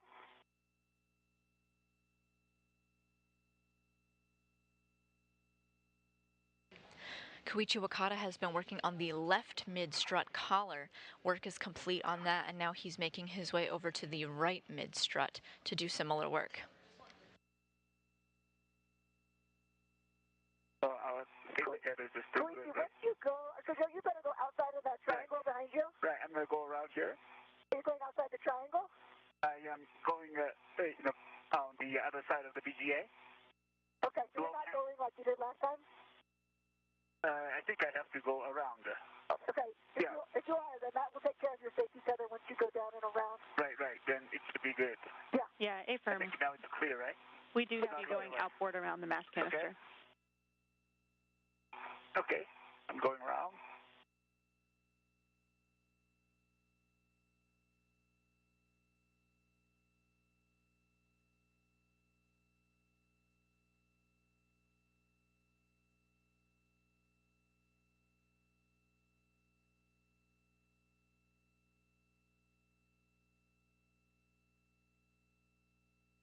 Zena, can you confirm that I can egress the APFR?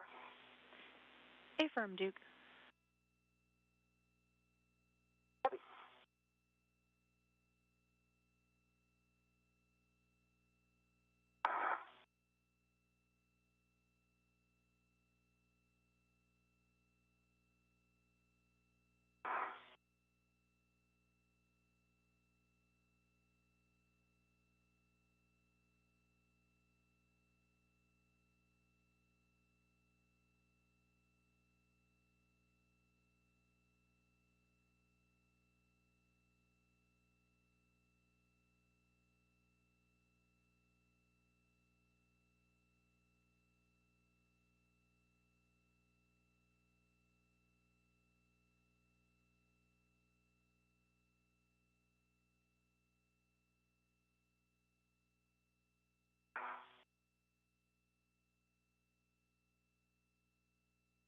And there we have NASA astronaut Nicole Mann in view, nicely lit as we enter an orbital daytime. You can see by looking at her feet that she's egressed or gotten off of her portable foot restraint that was keeping her in place as she assisted Koichi Wakata when he was working on the installation of the mid-strut. She's now moving on to other tasks. She's making her way over to the cable bag. It was originally taken out of the airlock and stowed temporarily until they needed it, and that time is now. So she's going to work on some cable routing while Koichi Wakata works on the right side of the mid-strut collar. He'd already worked to tighten and rigidize the left side.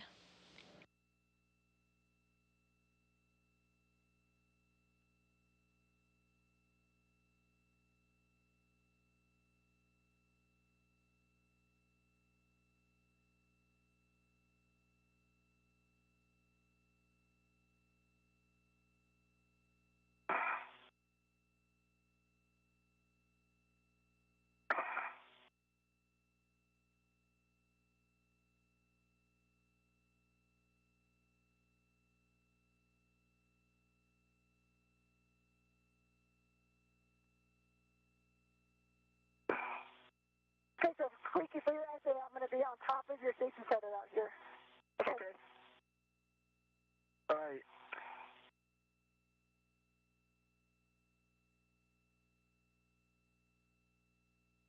Okay, Zena, I had a temporarily O2 use high message and disappeared.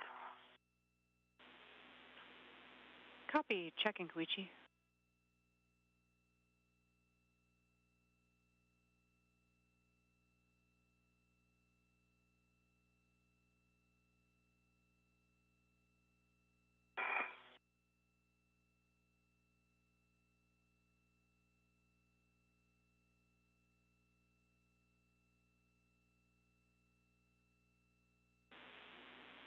Koichi, we're looking into it some more. We think it may have been just a momentary spike, but we'll continue looking at the data.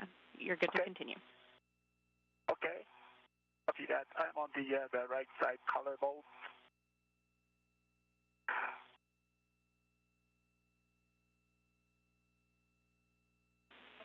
Stand by, Koichi. We'll have you hold right where you are.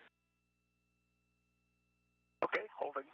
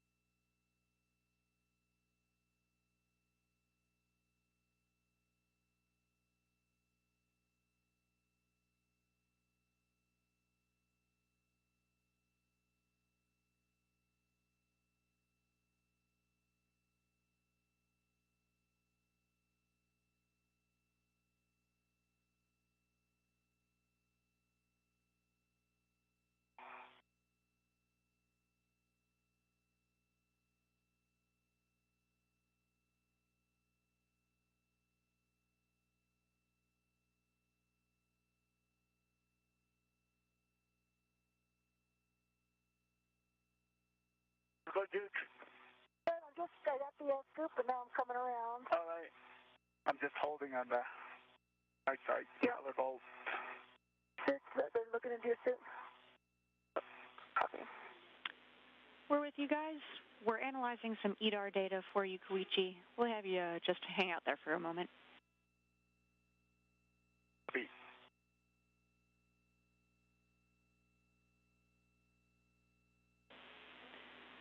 Koichi, can we get a glove inspection, a very thorough glove inspection? Just make sure that there's no damage to your glove.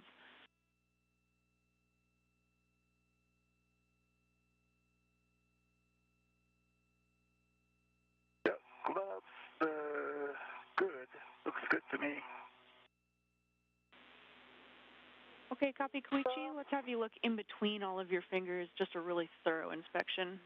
So kind of spread the fingers apart and really get in there.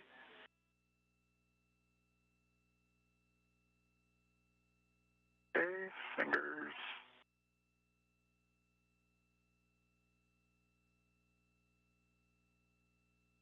Okay, they look good. There's a slight RTV feel on the left index finger, but that's just the RTV.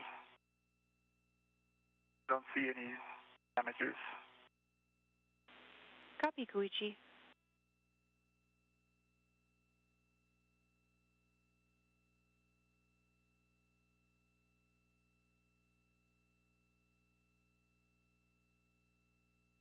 So, Koichi, unfortunately, that safety tether goes right through the path I need to get to the mass canister. Pad, you can go over it, right? No, because it's kind of coming up. So I'm going to look and see. Maybe I can come outboard and then come around. And then you need to get to the... I need to get to the side pad, or if you drive those boats, although I'll be able to translate, so that might be a better option. Right, okay. And I'd like to hang out there until I'm done with the color bolts.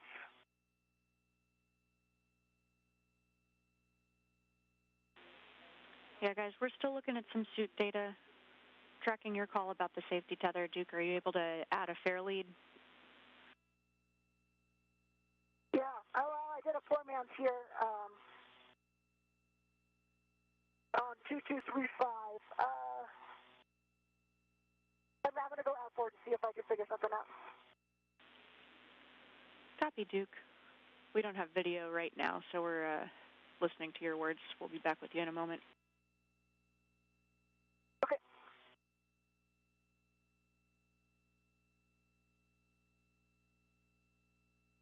We're in a brief loss of signal. We've temporarily lost our video capabilities, but we expect to have them back very soon.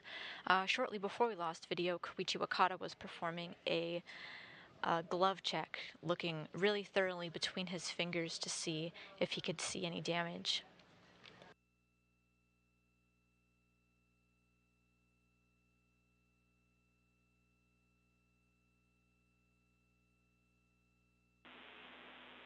Koichi, for you, we've been looking at the data. We're going to keep analyzing it. For now, we're good to have you continue with your tasks. And we'll be keeping an eye on the data, see if we find any additional spikes in that O2 use rate. Okay. So, the color bulb on the right strap, mid-strap, is that right? Affirm, yep. You'll be opening the MLI on the right mid-strut to reveal the collar bolts. And I'll have PGT settings for you when you're ready. Okay, stand by.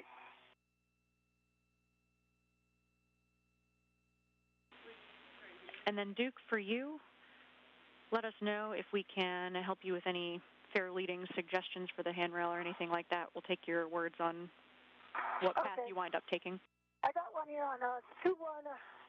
I think that's going to work. I'm just going to try this here. Copy, Duke.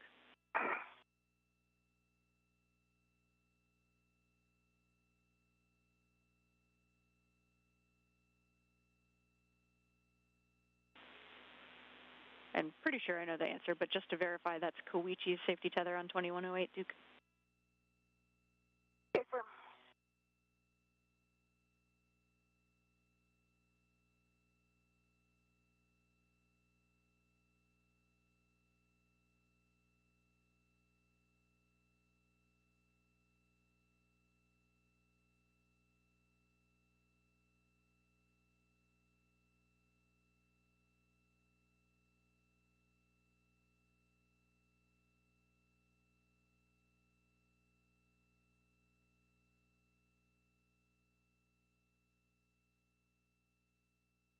Okay, Zena, ready for PGT setting for color bolts on the right mid strut. Okay, similar to before, we'll be doing Bravo 7 clockwise 2. Okay, Bravo 7 set, clockwise 2 set.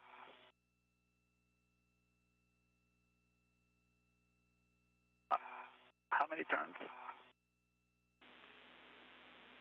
This will be about 4 to 6 turns on M25 and M26. Okay, 4 to 6 turns.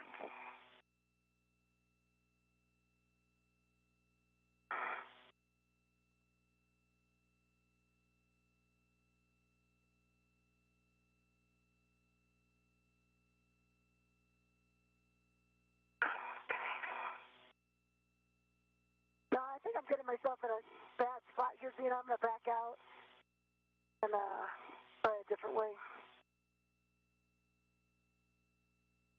A few minutes ago, Koichi Wakata was working on the right mid-strut collar, part of his task for the day, where he noticed a brief spike in his O2 data. He relayed this information to the ground, and we paused all activity as ground teams investigated what the cause could be. He did a thorough glove check, and his levels had gone down right away. So during this pause and after some evaluation, our team decided that now that we are back at normal levels and it was a brief spike and the glove check was good, we're going to continue on, but teams are going to continue to monitor the situation. Stand by, Duke.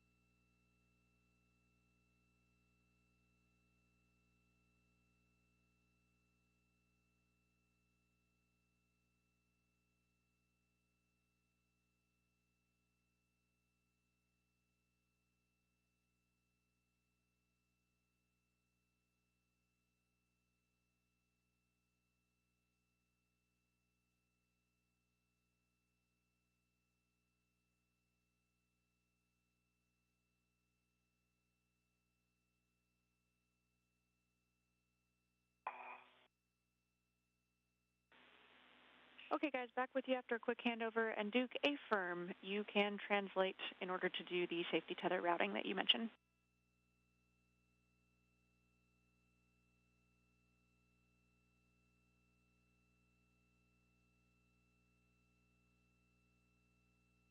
So can I use that handrail on the mid strut Affirm, Duke. to put on the wire ties, or do I need to wait? Okay, great, thank you. Okay, for color bolt, got a green light and torqued out 25.0 foot-pounds, and then 4.5 turns. Copy, 4.5 turns, 25.0 on the torque for M25 and M26. You'll be setting your PGT to manual ratchet clockwise now. B. And your ratchet set clockwise. Perfect. And now you'll be driving M25 and M26 until you get 2 MTL pops. Just let us know any additional turns you get. Copy. Koichi Wakata now finishing up tightening the collar on the right mid-strut. You can see him at the very top of your screen, while towards the bottom, NASA astronaut Nicole Mann is working on some multi-layer insulation.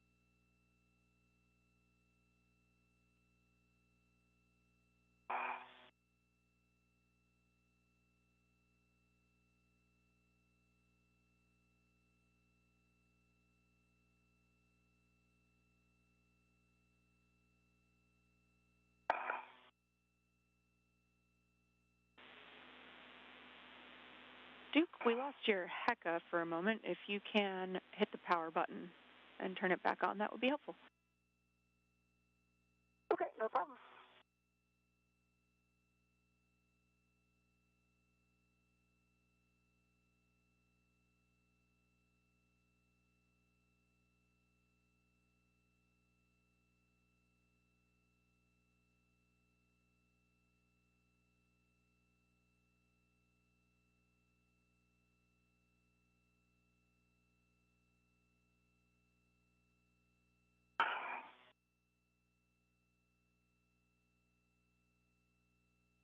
Okay, I got a good green light for the Heka.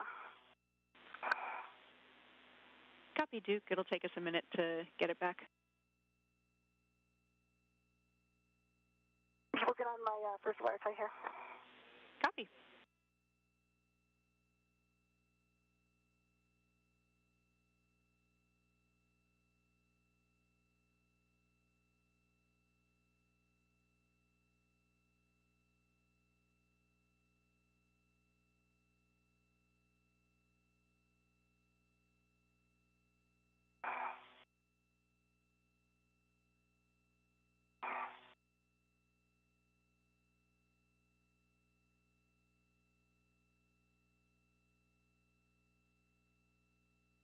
We've momentarily lost Heka views from Nicole Mann.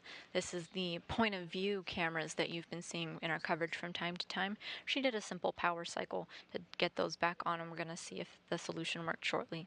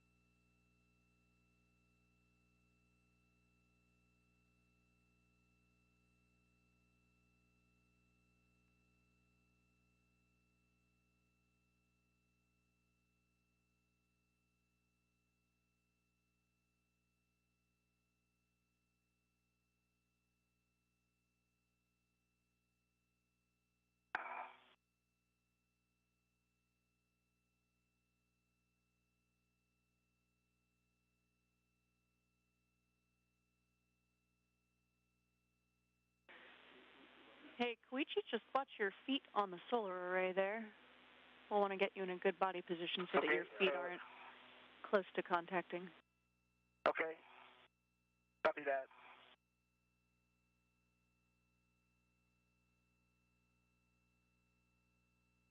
Okay, lower.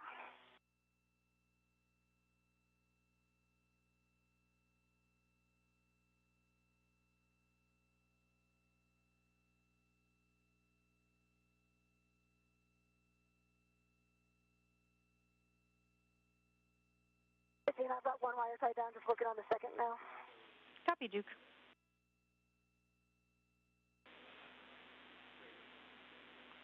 Koichi, for you, body positioning-wise, it's helped to be basically on your back. Right, that's why I started, and didn't have enough ability, so I... Yeah, definitely understand. You can also put your feet on the lower strut, if that helps you brace yourself. Oh, okay. Lower strut, okay. That's a good suggestion, thank you.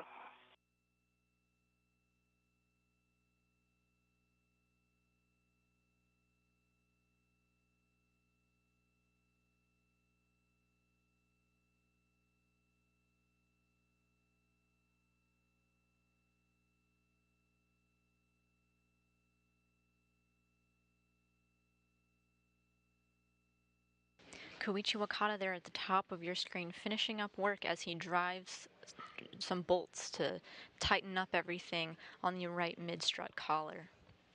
This is one of the final steps needed on this structure that they've been building for the past 2 spacewalks.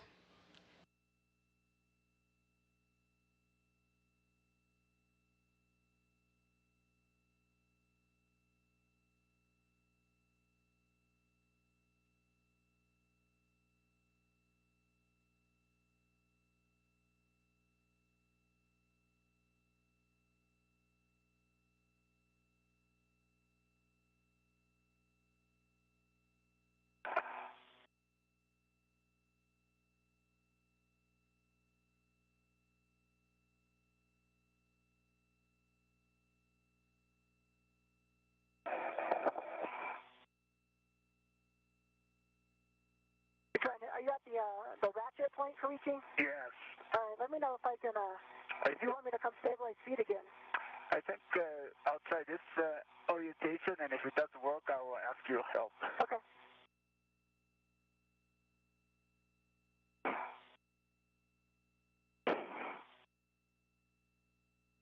One pop, two pops. Our point of view cameras are back from Nicole Mann. You can see her putting some wire ties around some multi-layer insulation, this sort of blanket that protects the hardware from the vacuum of space. It's 3/4 of a turn. Perfect. 3/4 of a turn, 2 pops on the upper collar bolt.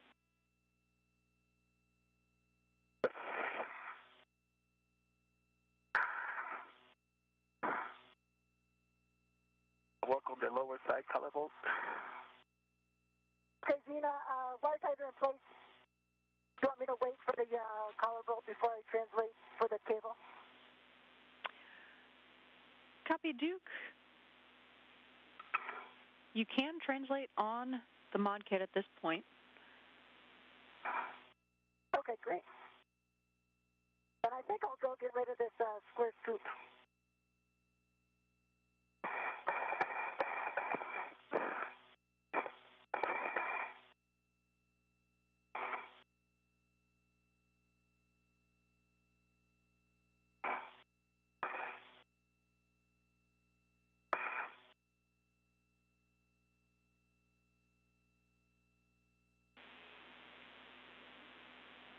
That was one pop on the lower collar bolt.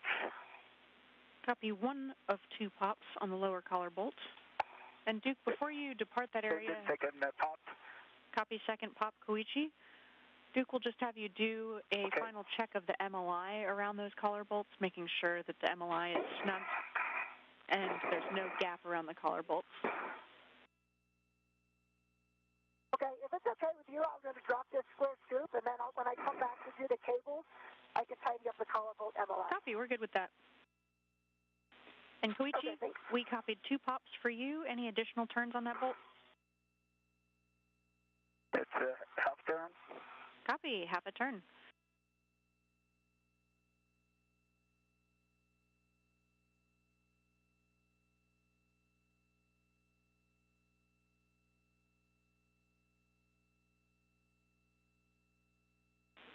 All right, Koichi, for you, you can set your PGT back to motor and stow it, and then close the MLI around those collar bolts M25 and M26. For both of you, you can translate on the mod kit now, and just make sure to minimize any loads on the mod kit and don't translate simultaneously, so deconflict your translations with each other. Okay, I'm here doing the square scoop, so I won't be moving for a little bit, Koichi. Okay, copy that. Not moving. I'm just folding the MLI. And another check on their to-do list is complete at the 3-hour, 30-minute mark of the spacewalk.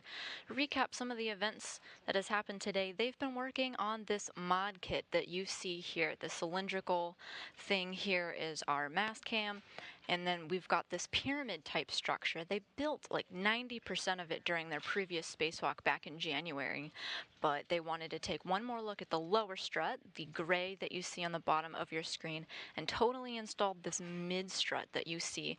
In the yellow you can see the collar.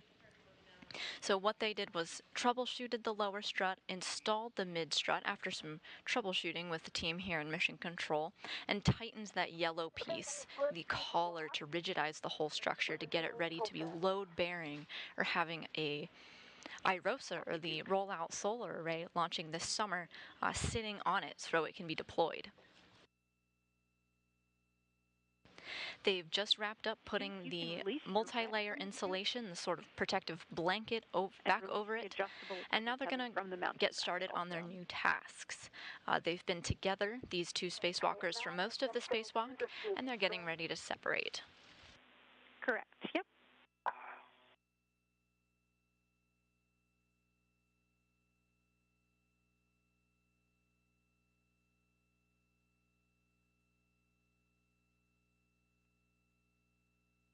Nicole Mann is going to work on some cable routing. So this refers to connecting the new rollout solar arrays with the legacy arrays. Of course, she's not going to actually install anything. We don't have our IROSA solar arrays there yet, but it does save time on a future spacewalk to have these cables already there routed. All they have to do is plug them in. Can you see if this mid-strut or the color bolt panelize wrapped around the color bolt area? It still needs to be, the top part is good. The bottom part needs to come up and around. Bottom part, okay. And once I get over there to my side, I'm going to ask you the same thing.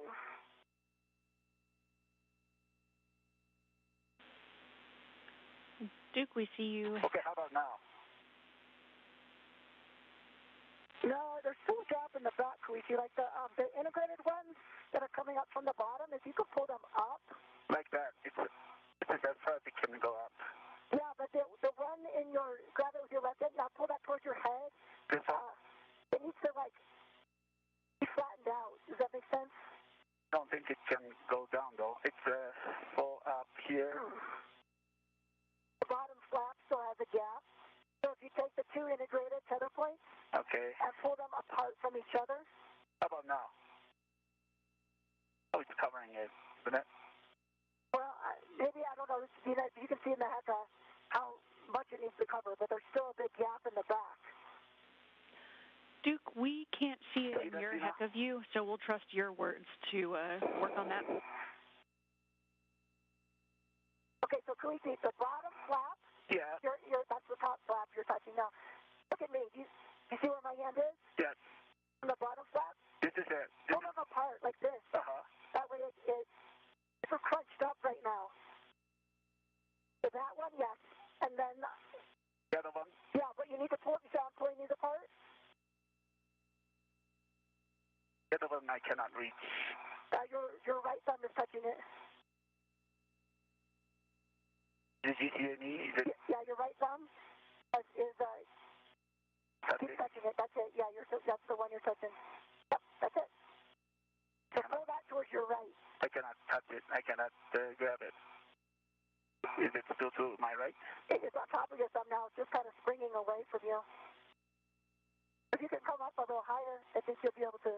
Okay, now I see it. Yeah, okay. There you go. Is that good? No, it needs to come to your right. Like, spread them apart. To my right? How about that?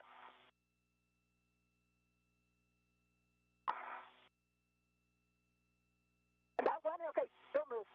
Oh, don't move. The one in your left hand. Okay. The one that was in your left hand needs to go station outboard. Which one? This one? No, if you reach with your left hand, the one you previously had. This one? Yeah. Left hand is this one? Yes. Okay. Okay, this one. Okay. Yeah. Put it in your right hand. Right hand. And then station outboard. Okay, copy that. that. Yeah, there you go. Okay, great. Yeah, it needs to come down on the other side of the collar board. Yeah. Okay. Awesome. Thank you. I have to grab it. Some teamwork going on outside of the International Space Station to get this multi-layer insulation, this protective blanket around the structure that they just built. It's looks good. Covered? Yeah.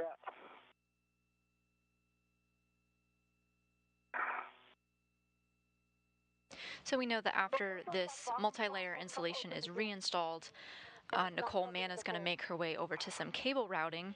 Meanwhile, Koichi Wakata is going to work on getting a new portable foot restraint. Hold it. Now go station outboard with it. There are a couple of these outside of the International Space Station, and the one that they had been using has been having some trouble with the pitch knob. When you route the integrated wire tie. Yeah, go outboard and up. You can kind of think of these portable foot restraints kind of like a tripod. You have your pitch and you have your yaw. Those are the different directions that you're able to move. And it's the pitch that they were having trouble with. It's not totally unusable. They can use it again, but they prefer to use one that's a little more smooth for future EVAs. So Koichi Wakata is going to go take the sticky one and replace it with one that works a little bit better. Now it looks like the top side of that, so the side that's closest to your head now, has kind of a wrinkle, a fold in it. if you can straighten that out, that may help cover more of the metal. I recommend you pull up on the top flap. Okay. Straighten it all out. All right. Let me move it up. Pull it away from the, undo it and pull it away and straighten it out. But then I think you'll have a better luck at getting it around. So this is, I put it out and then it doesn't rotate anymore. So is it better now? Is it better now? Do you see my left hand, Koichi? Yeah, I see it. Take the flap and bring it up like this. Yeah. Undo it so that you got to get everything straightened out. It's like a jumbled mess. And yeah, Koichi, for you, since you can translate on the mod kit now, you can also move up and try to get up and over so that you're looking down on the MLI. Maybe you'll be able to get a better view of what you're doing there. Okay, copy that. I'll move it around. Yeah, sorry I'm not doing a better job explaining. Oh, that's all right. I'll just come up and then try to see if I can adjust it. Okay, Zena, I'm going to continue with the cable routing.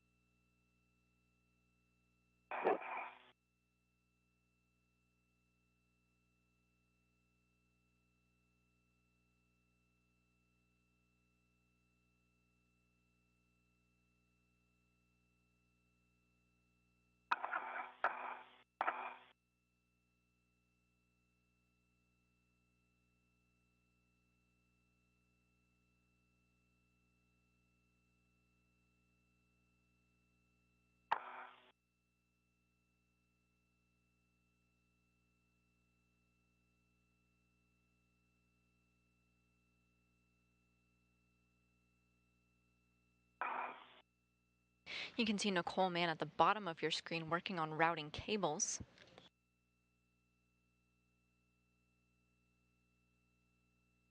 Yeah, Duke, now I know what you mean. Flattening it out, yeah. Just like here on Earth, we want to have nice and tidy cables, so she's working to get rid of any slack and use wire ties to kind of keep everything together and neat.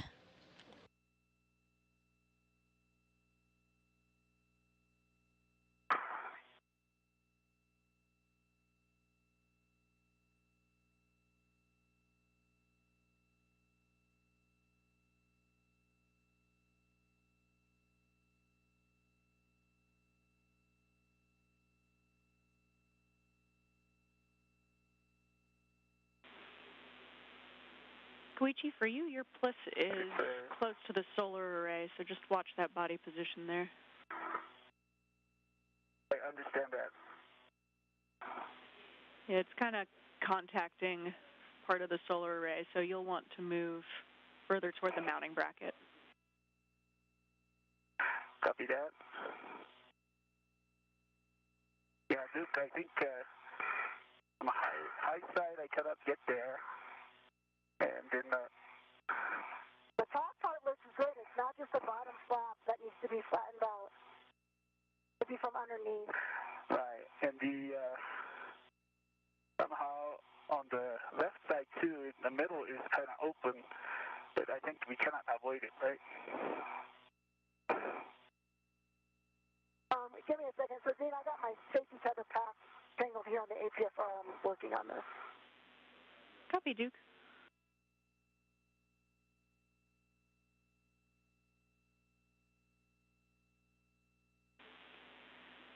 Koichi, if it helps, let's have you add the long wire tie around that MLI and see if we can cinch it shut with the wire tie. So that's the long wire tie that would be used for the FHRC strut tiebacks. Okay. I'll try that. And then, Duke, is there still opening here on this side? How much of the opening? It's about a 6-inch hole. So the bottom flap is not doing its job. Oh, that was actually really good. Yeah, now if you can squish it together. Yes, you got it. Wonderful. Is it now closed? Yes. Okay. All right. Looks good. Well, you got to tighten down the tires. When you let go, it pops open a little bit.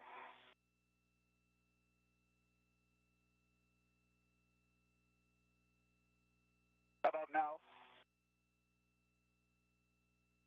Give me a second. Yeah, the other side I cannot see.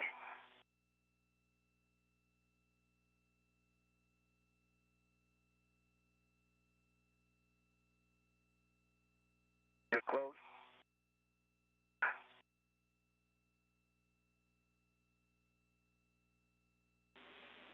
So that side, in the middle, there's an opening, but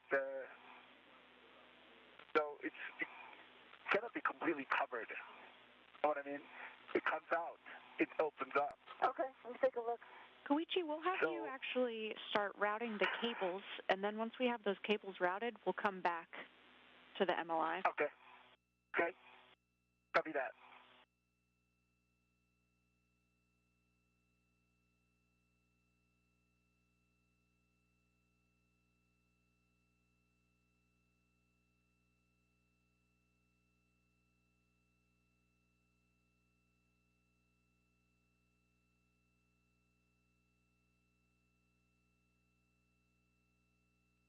This one looks closed up here to me. I come from the inside. I think this one is good.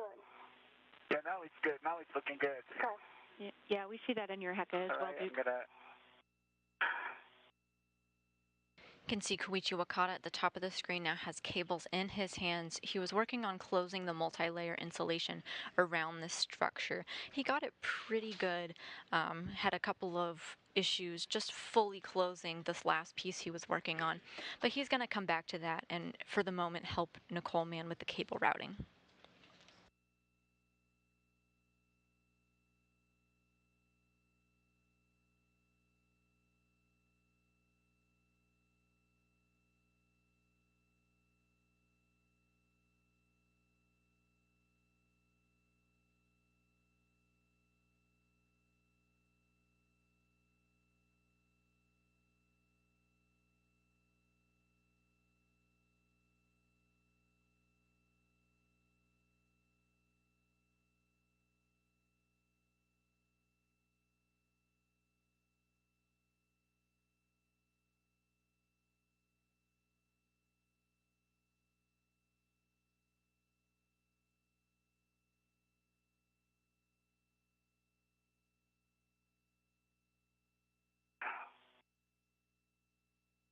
Okay, 3 twists on the handrail on the mid-strut.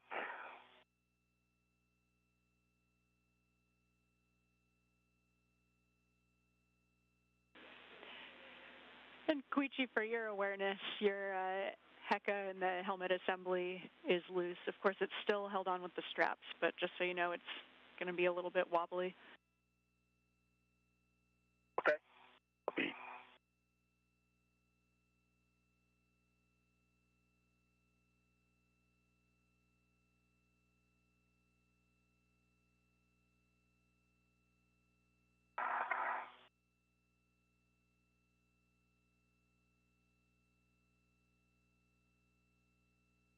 So on the long handrail, there's no wire tie, so I need to use the wire tie on the cable, right?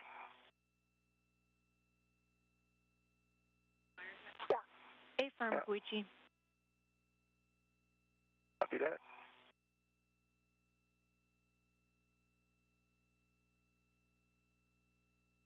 You can see it in work now, wrapping these wire ties around this bundle of cables, keeping everything organized.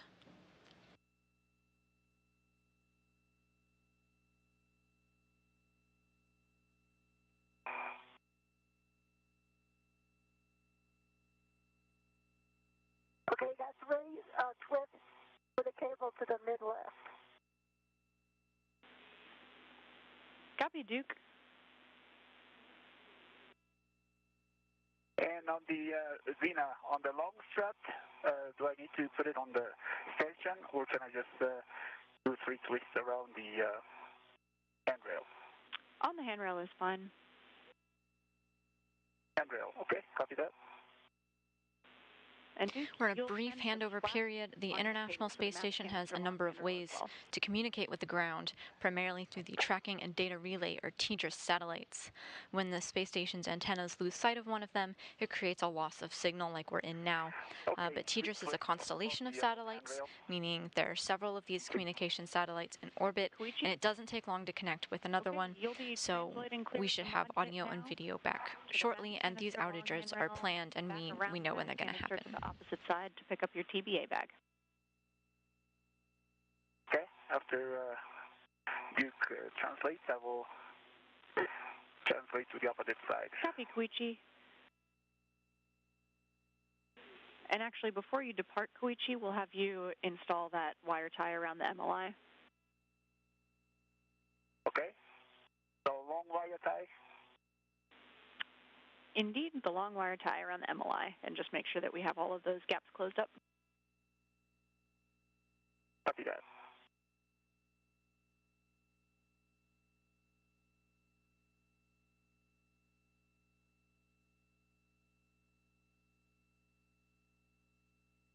Okay, I've reached width to the vertical handrail. Copy, Duke.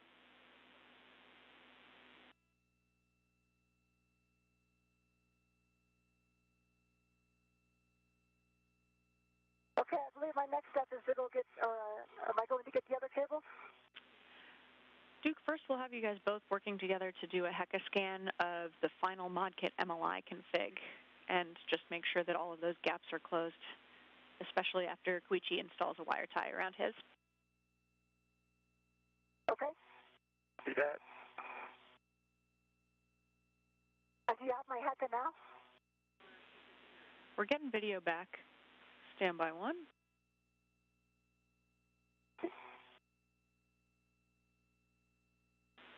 Okay, Duke, we do have your HECA back. We're ready for that scan.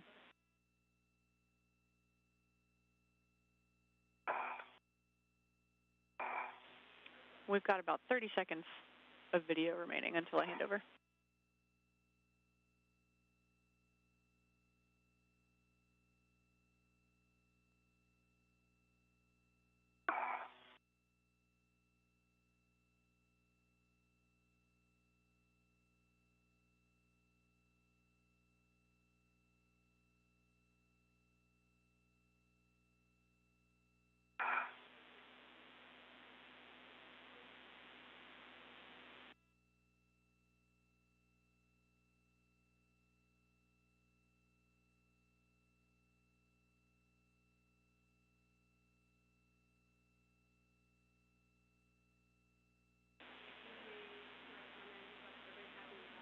Okay, and Koichi, we'll also get your eyes on Duke's side, and if it looks good to you, we may have Duke head out to 1 Bravo.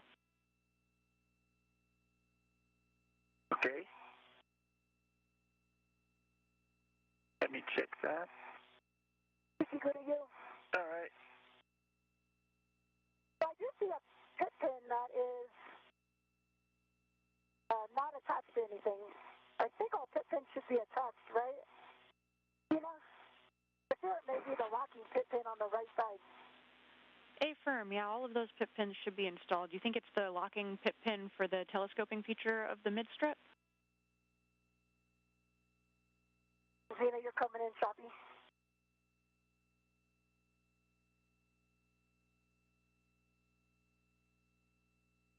We've got about 2 minutes of ratty comms here, guys.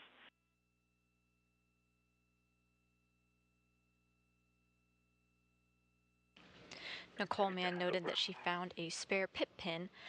Meanwhile, here in Mission Control, they've noted that all the pit pins do indeed need to be installed onto this mod kit that they've been working on. So we're trying to find a place for it. Let me work on that.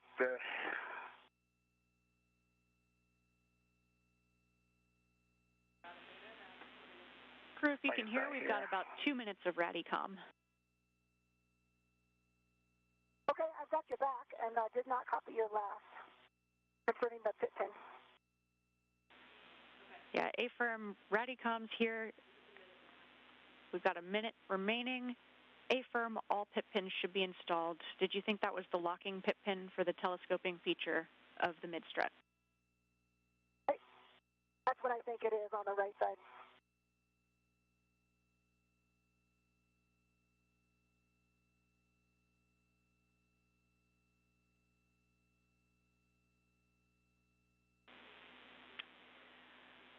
Okay, guys, in order to reinstall the pit pin, we'll need to open the MLI again. Koichi, you can pause on the wire tie for now.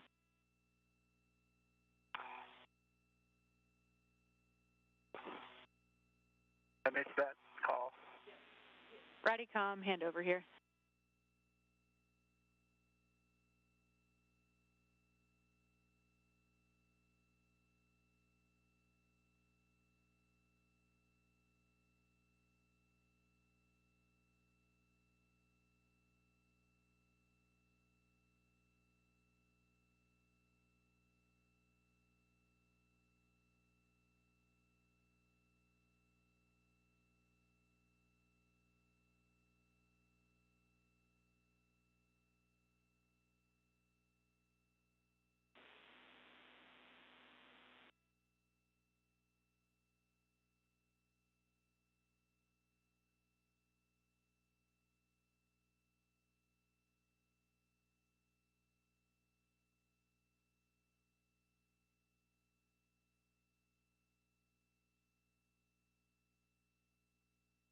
As we work to get our communication back and our live views here shortly, a little update on what tasks have been done or what are still to come. Nicole Mann successfully routed cables at the 1A power channel. That's where they've been working this whole time. Hopefully comms should be a little less rowdy. Xena Cardman's about to give an update. Koichi, we'll have you pause with the wire tie ops for now, and Duke, you'll head to 1 Bravo. Oh, is that right? Okay. Okay, I'm headed to 1 Bravo. Perfect. We'll also take a glove, hat, and gauntlet check from you both. Okay, I have the wrong wire tie ready to go. Copy.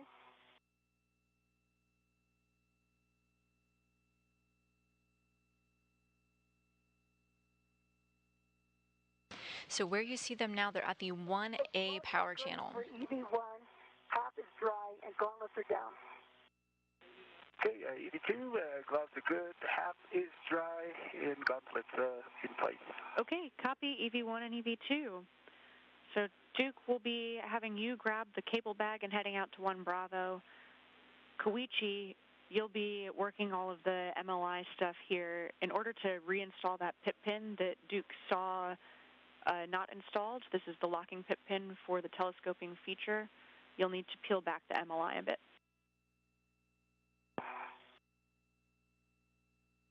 Okay, locking pit pin, did it come out? I think we just missed installing it. Not installed. Would have been last CDA.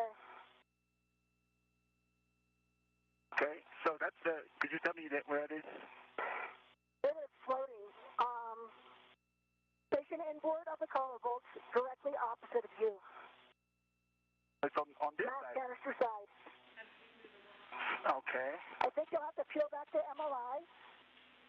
Peel back this MLI? Yeah, I will peel open the top and the bottom, and then you'll be able to see it. That's correct. And Duke, we'd like you moving out to 1 Bravo, so we'll have you translate. I'm just picking up the... Copy. And I'm just picking up the cables, not the whole bag, right? Okay. That's correct. You're translating to the cable bag, picking up the 1 Bravo cables, and heading out to 1 Bravo. You can see Koichi Wakata on the right side of your screen. That is his point of view. Nicole Mann identified a pit pin that had not been installed into the structure. So Koichi Wakata is undoing these levels of multi-layer insulation to be able to place the pit pin. Copy. And yeah, that lanyard will probably be at full extension. I think, right. And if you need to peel back more of the MLI, let us know. If you can do a washer check also on that pit pin before you install it, just make sure that the washer is over the detents. Okay, washer is there.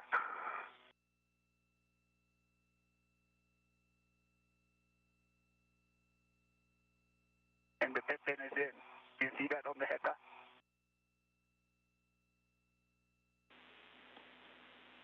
Copy, Koichi. That looks good. We can close up that MLI again, and we'll work on the MLI wire tie install. Okay. Okay. If this closes completely without the wire tie, that's also fine, right? Indeed, Koichi. Let me try that again. Okay. Let me try that.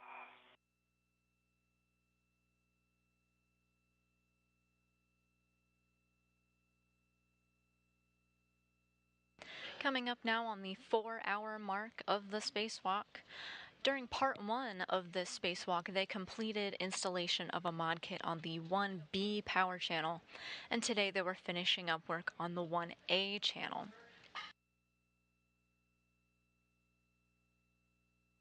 Nicole Mann and Koichi Wakata successfully routed some cables around the 1A site, again where they've been spending the majority of their spacewalk. Nicole Mann is now making her way over to the 1B channel, where they spent their previous spacewalk, to route some cables there as well.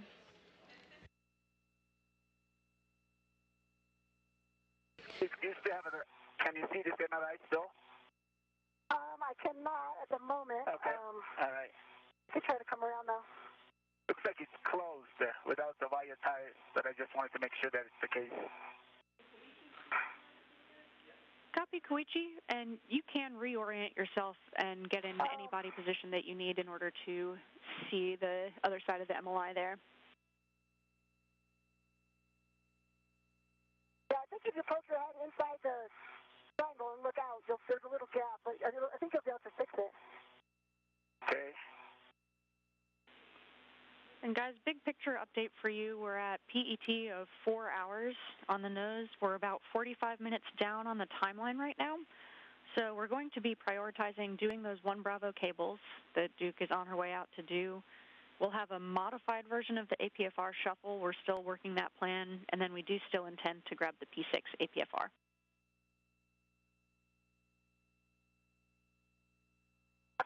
Copy that.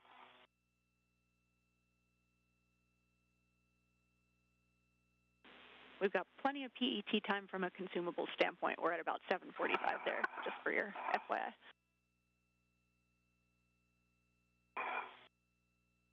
Nice to know. And Koichi's suit data's looking good?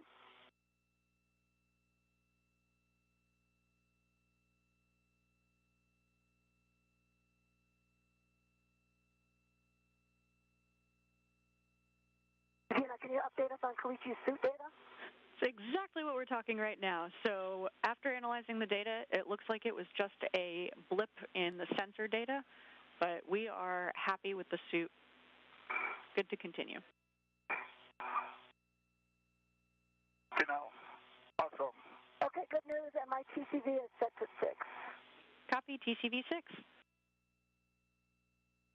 Here on the ground, NASA astronaut Zena Cardman just gave a big picture overview of our spacewalk. She talked about the PET, or the phased elapsed time. This is the total time that they've been spacewalking with their suits on battery power, which is a little over 4 hours.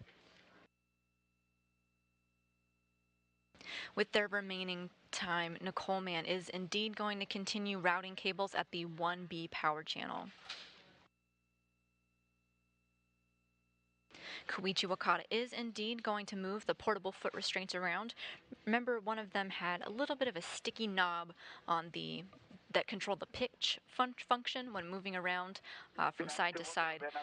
They're working a plan now on how to go about that. Without adding a wire tie, but let's make sure that it's the case. Copy. Great news.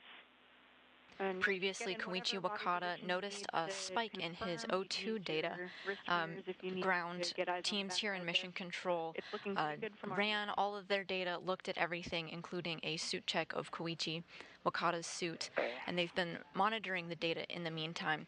Xena Cardman did relay to the crew that they have seen no abnormalities again and are confident that it was just a little blip in the data.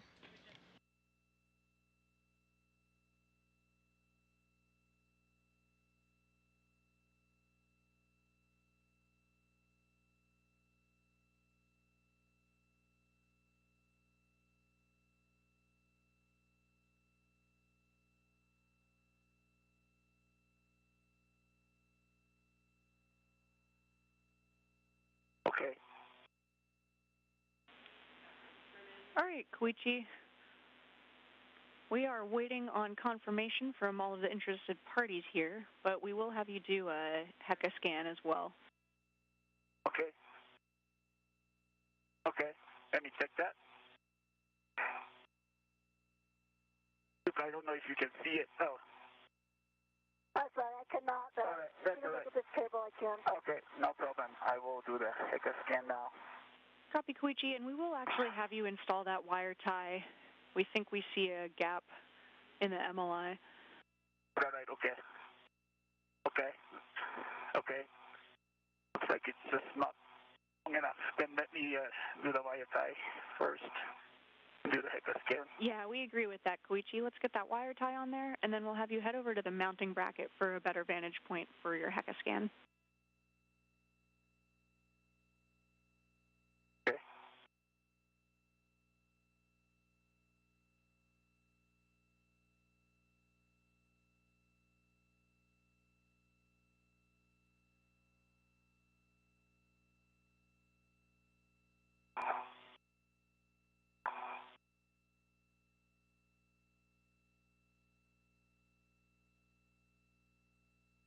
Okay, Zena, I have the cables, and I am headed out to 1 Bravo. Copy, Duke. You'll be crossing the keel pin and the APFR going to the non-radiator side, Okay, Gina, and then outboard to S5, S6.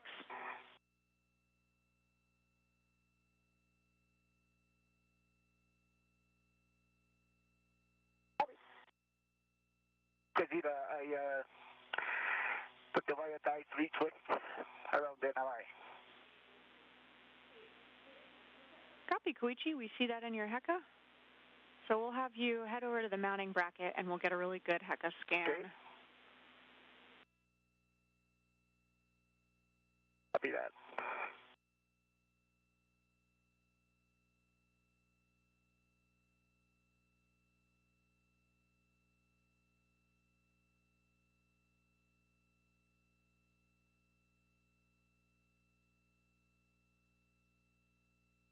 Moving right down the to-do list here, you can see NASA astronaut Nicole Mann on the bottom of your screen. She's got the legs with the red stripes. She's holding a bundle of cables, and she's going to make her way out to the 1B power channel where she spent a lot of time in her previous spacewalk. She just routed the cables here at the work site that she's at, 1A, and now she's making her way over to 1B.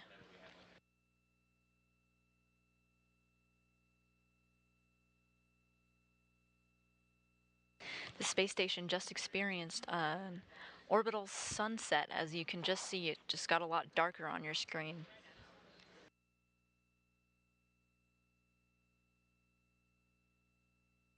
Gina, I'm at the mountain bracket. Copy, And Koichi. showing the upper side. Great, we're taking a look. Upper side looks good. Okay. All right.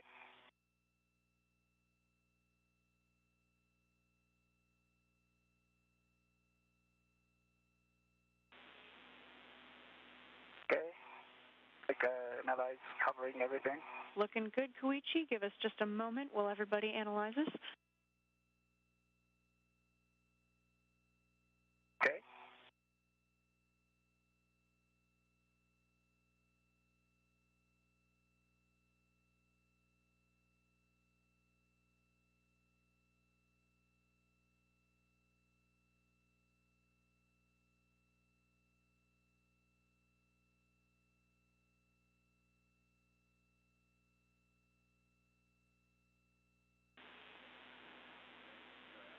Okay, Koichi, the upper triangle looks great. If we could have you dip below that mounting bracket and take a look at the mid-strut and try to get the mid-strut in your HECA view. Copy. Copy that.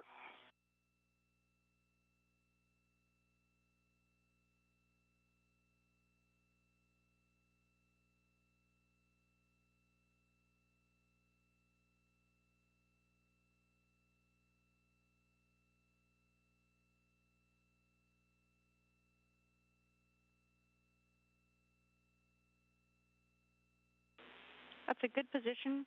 We're checking on the view, Koichi. Okay.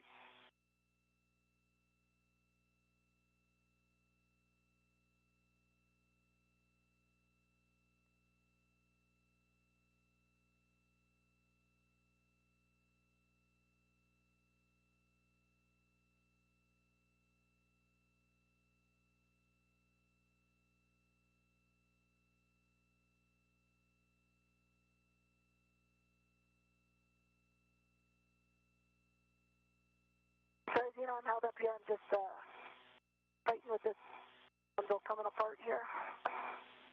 Copy, Duke. Take the time that you need to get everything in a good config. Minimize the snag hazards. Yeah.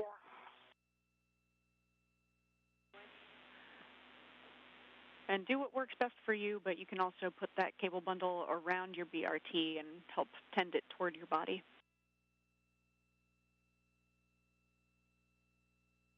Yeah, so I've got my scoops in my BRT. Then I run them around the BRT, but top bundle flopped off, so I'm trying to adjust that now. No problem, Duke. Koichi, let's have you take a look at the left side mid-strut.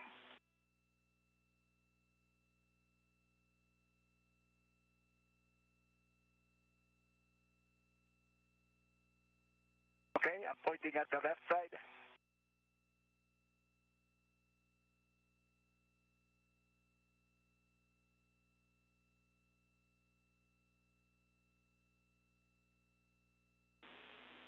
All right, a little further left with your pan there, Koichi. We'll take one last look. Okay, a little further left. Okay. A little bit further so that we can see the full left side in your HECA view. That's better. Okay. We need to go any further?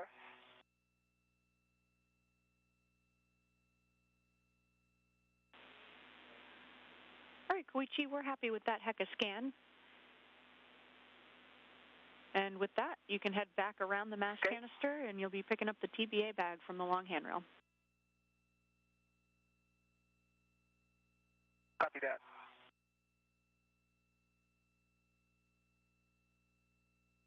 On the left of your screen, you can see the point of view of NASA astronaut Nicole Mann. Hopefully, I am headed out. She's got a bunch of cables in her hands, and she's making her way to the 1B work site for some cable routing.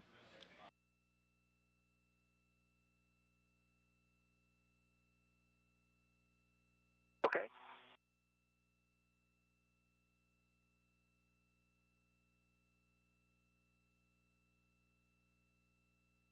So, I just wanted to double check with you that this NRI that I attached, it covers the one alpha cable as well. It's okay, right? Checking, Koichi.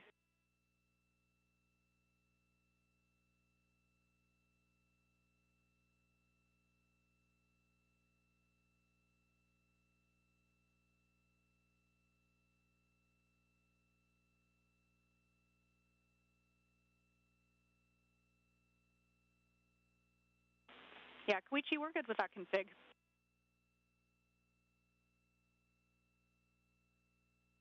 Okay, great. All right, thank you. Then I'm going to translate to the TBA bag and stow it. Perfect. Yep, you'll be picking up that TBA bag, bringing it to the cable bag, and stowing it.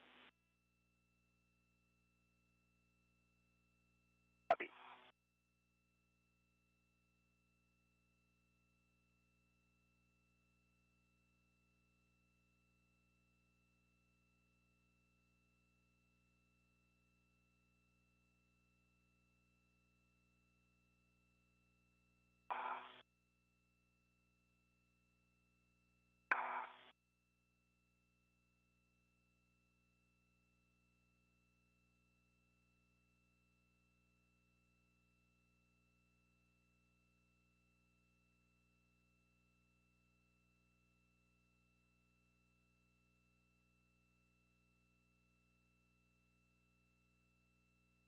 I'm at handrail 2125.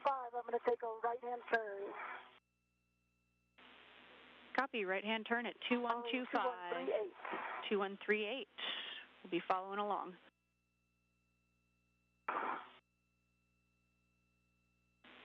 (2138) is a good handrail. We track you going over the A-frame to the non-radiator side. Copy.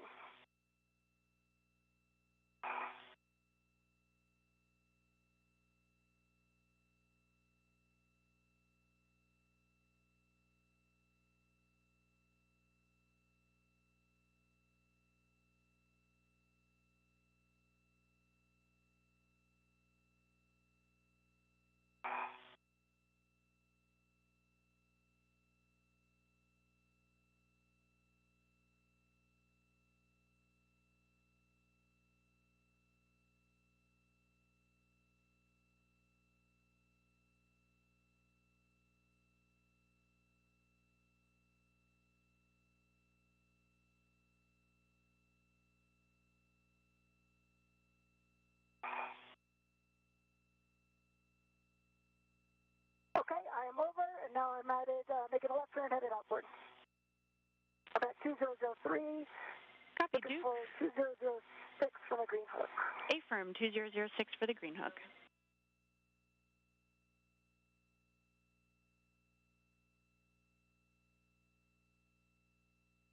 These numbers that you're hearing Nicole Mann communicate with the ground are sort of visual markers, handrail numbers that are listed on the outside of the space station that help us know where she is in relation to the outside of the space station as she moves on her way to the 1B power channel. Okay, Dean, I picked up the TBA bag on my way to the cable bag. Perfect.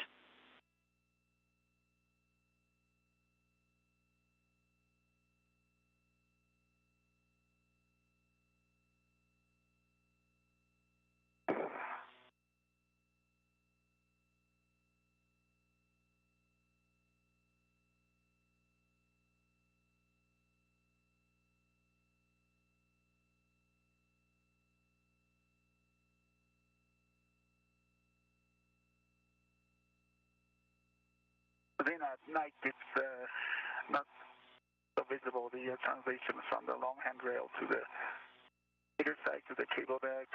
There's a handrail on the DGA at the bottom, right? Checking, Koichi.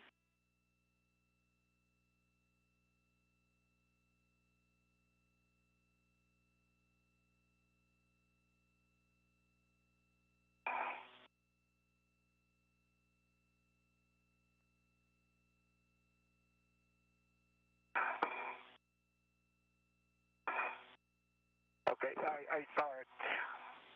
Copy, Koichi. So I need to check, Rena, thank you.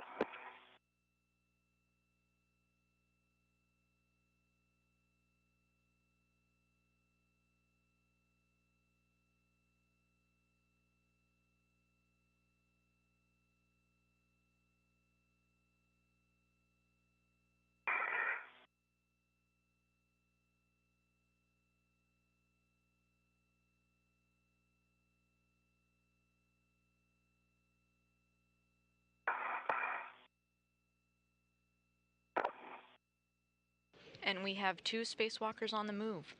They've completely installed what they set out to do today, install the mid-strut and lower strut, completing the support structure that they've been working on, and now they're moving on to some get-ahead tasks.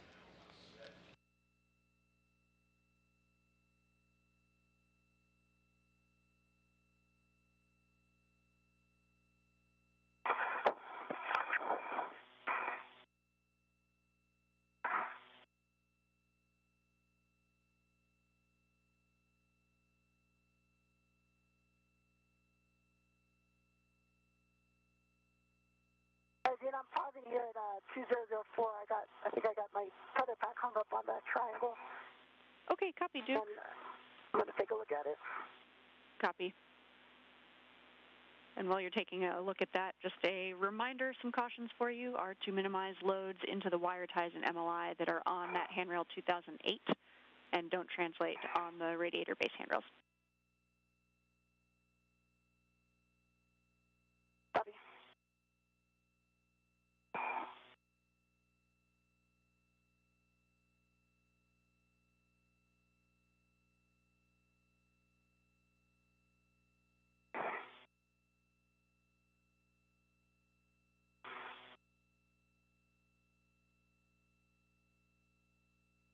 no, it's good. I'm just going to put a early down here then.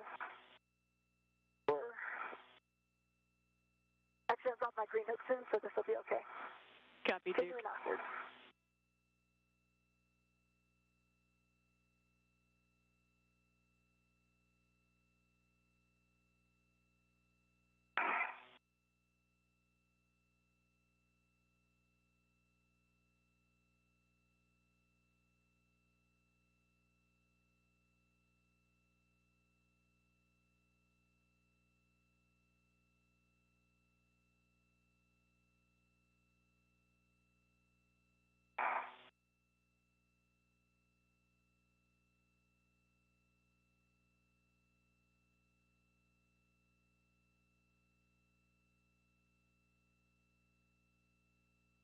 Okay, my 2006, dropping my green hook.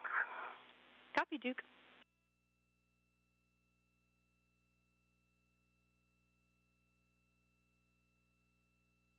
Okay, Xenon, that's the cable bag. Copy, Koichi. You can stow the TBA bag in the cable bag. Copy that.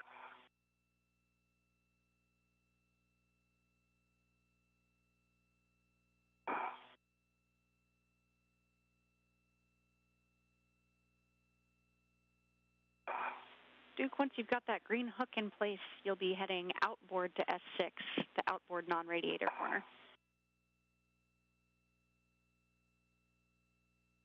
Okay, headed straight out, and I've got the green hook on 2006. Copy.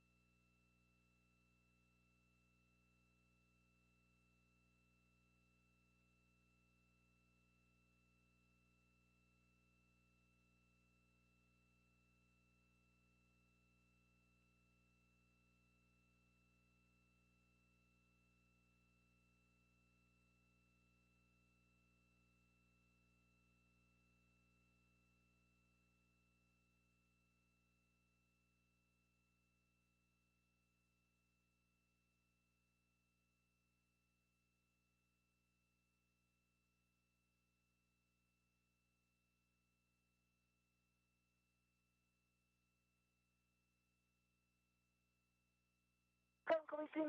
Okay, just the TTA bag in the cable bag. Okay, I'm just reaching the here it is. Copy that. Copy, Koichi.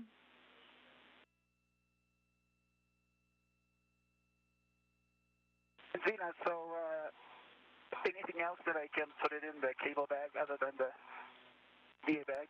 You can also clean up that GoPro that you put out. Okay, we'll do that.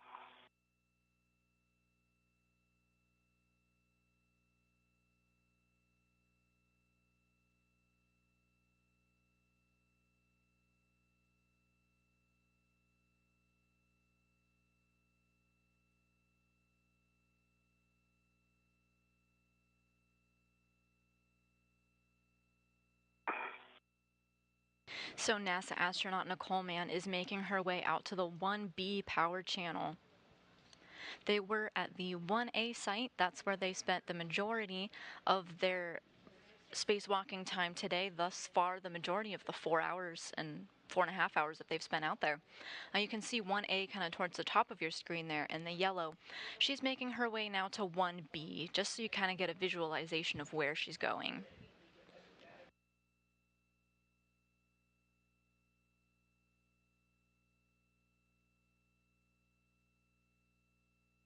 Okay, Xena, I'm at the mid-strut on the right side.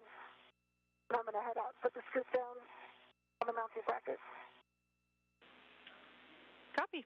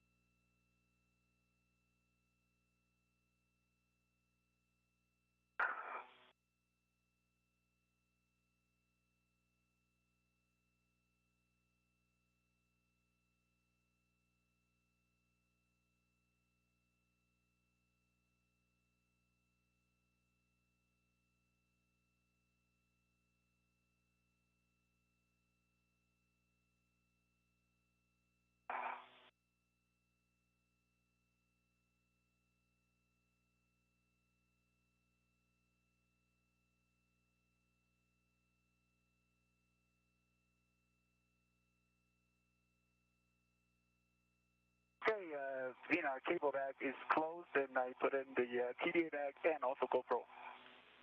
Okay, copy. That's great news.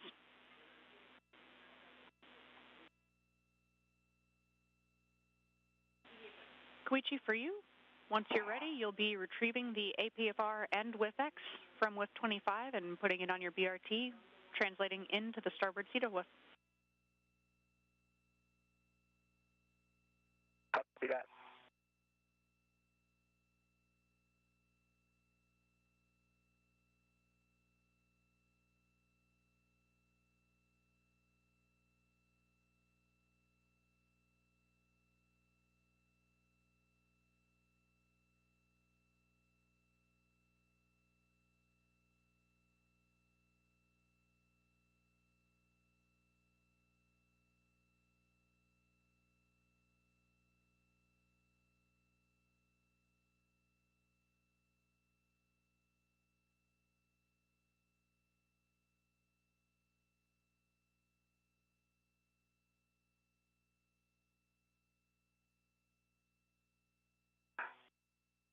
How's it going, Duke?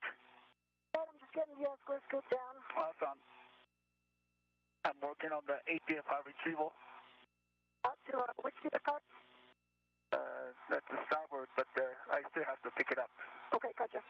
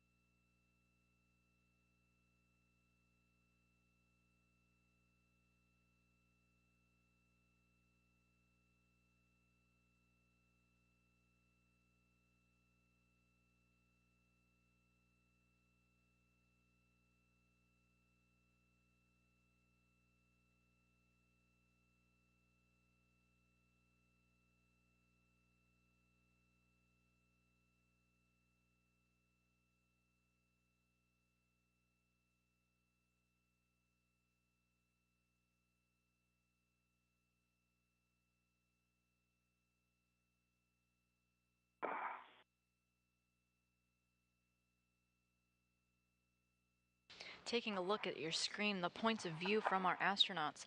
On the right side, Koichi Wakata is retrieving a portable foot restraint. Meanwhile, on the left... Okay, guys, big picture update for you both here. Duke, once you have that scoop installed, we're actually going to have you wire tie the cable bundle to the mounting bracket, similar to what you guys did on the last EVA. Just get it sucked to the mounting bracket as best you can, low profile. We're at about 4.5 hours PET, and so we're looking at a very modified APFR reconfig here. We'll have Koichi bring that sticky APFR back to the seated cart, and then Duke will have you meet Koichi at the seated carts, and we'll make a plan from there. But we will not be having you go further outboard after that, most likely. We'll be working on a plan. Yeah, so sorry, to clarify, okay, we want to... let you know when I get this scoop down, and then we can talk about cables. Perfect. So yeah, we won't be having you go outboard starboard again, but we do want to prioritize that P6 APFR. Copy. TV2 copies.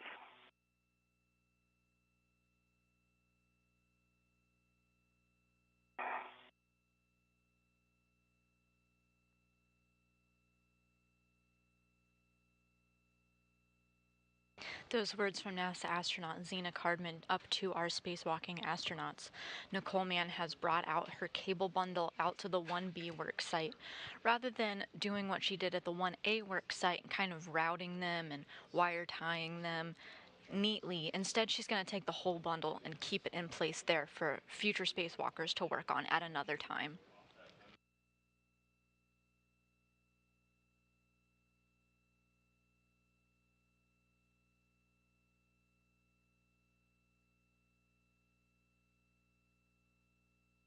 Meanwhile, they do indeed want Koichi Wakata to stow that portable foot restraint that gave them trouble during the last spacewalk onto a Cetacart. Cetacart meaning crew equipment translation aid, CART. It's essentially an equipment locker, an area outside of the space station where they can store spare parts. Copy, Duke. That looks great in your Hecka view. So we'll have to just use one of the integral wire ties that's already on the cable bundle and use that to help tend the cable to the mounting bracket.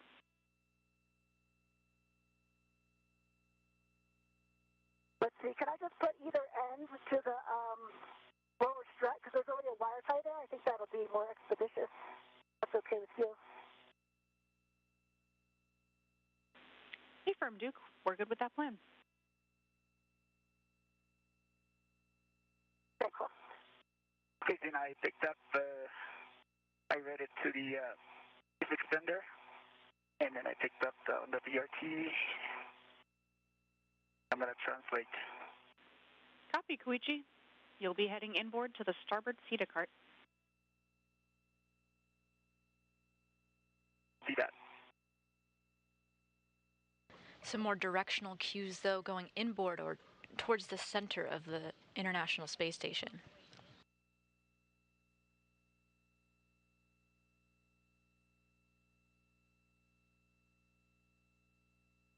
Let me adjust the TCV a little bit, you know.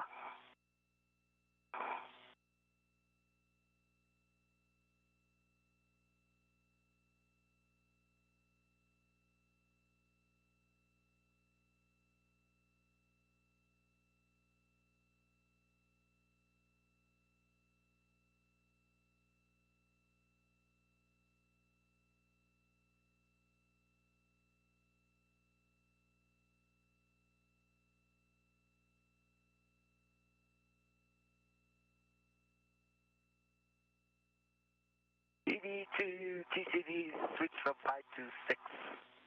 Copy, TCV 6.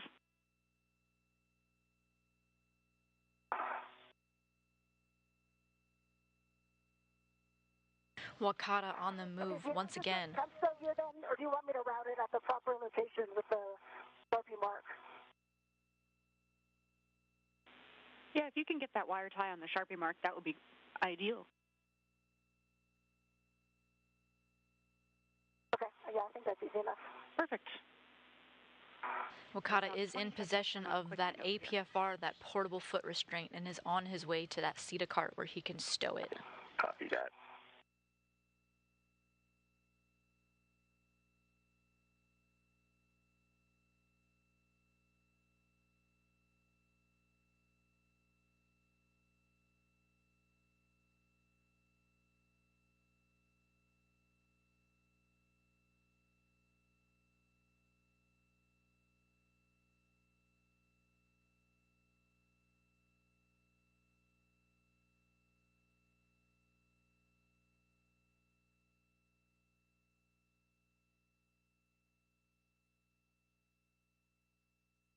Okay, I see Duke's safety tether, so I'm going above it.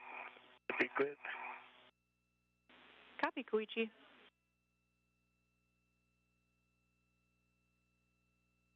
We're in a brief communications handover here in Mission Control. We expect to get our video back shortly. We're still able to hear the crew at this time.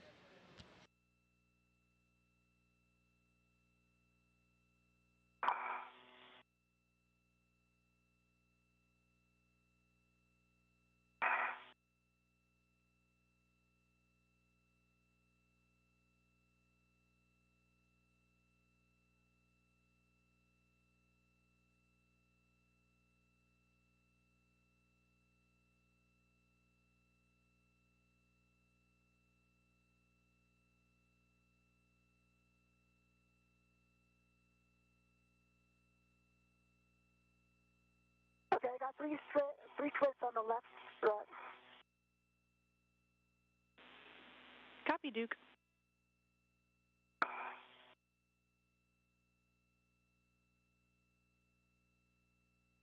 As we come out of this handover period and we regain our video, we'll get a slightly better view when we're back, as the International Space Station is beginning to enter an orbital daytime. We expect that pretty shortly here.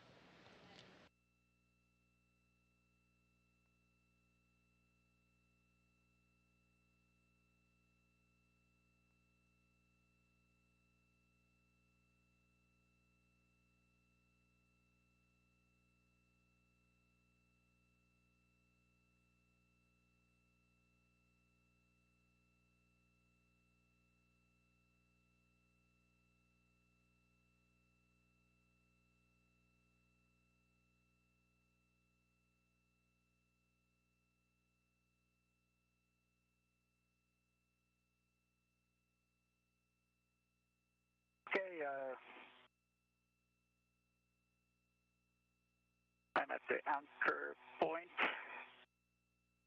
and I'm going to translate continue to the starboard feeder card. Copy, Koichi. I'm with you for a few minutes. Sounds good. We're following along. Okay, great.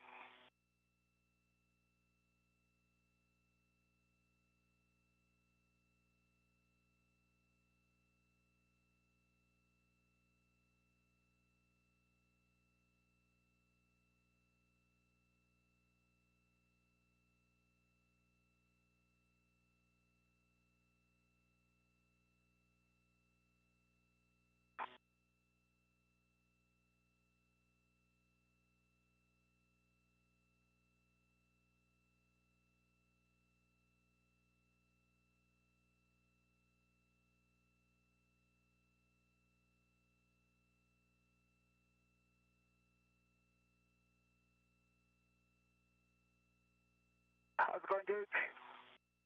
Good. I just got my 3 twists on the lower right for the cables, and it looks like the sun is coming up.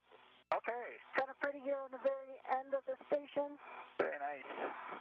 I'm translating towards the starboard feeder card now with an APFR extension. Okay, Drew, if you're happy with these cables, I'm going to head to Inboard to meet Koichi, if you agree.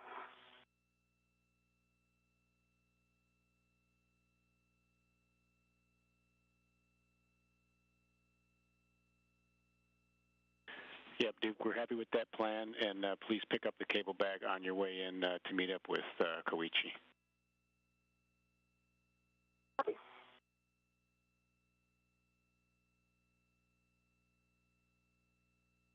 Okay, Drew, I'm at the starboard feeder. I'm going to WIF 1.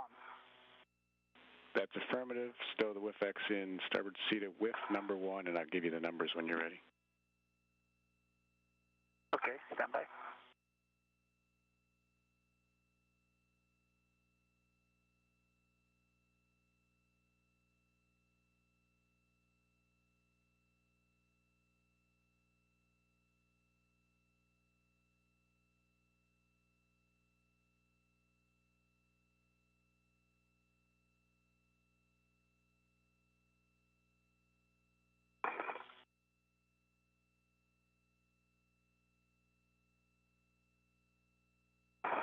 If you're just joining us, you're watching a spacewalk outside of the International Space Station with our spacewalkers Koichi Wakata and Nicole Mann. We are about 4 hours, 38 minutes in to our spacewalk today. The main objective, finish construction of the 1A IROSA mod kit. So what does this mean? Well, the International Space Station is undergoing some power upgrades, including adding some rollout solar arrays. They roll out like a rug, sort of on top of the existing rigid regular arrays that have been there for a while. But these rollout solar arrays are very powerful. They're very efficient. So even though they're kind of overlaying the top of the rigid arrays, it's actually going to result in more power generation. But before these solar arrays can be installed, the astronauts need to do some construction outside of the space station. We call them mod kits. It consists of 6 struts and a mounting bracket that these solar panels can sit on. And that's what they've completed today. They began their task back in January 20th, and Nicole Mann... Okay, Koichi. Okay, you're ready to copy for the setting. Yep. Nicole Mann and you're looking for Koichi Wakata have completed its construction today. They're also doing some additional tasks. Nicole Mann just brought some cables out to the 1B power channel, and Koichi's working on bringing a sticky portable foot restraint over to a CETA cart. And setting of 1. Okay, 11 and alpha 1. Okay, 11 o'clock.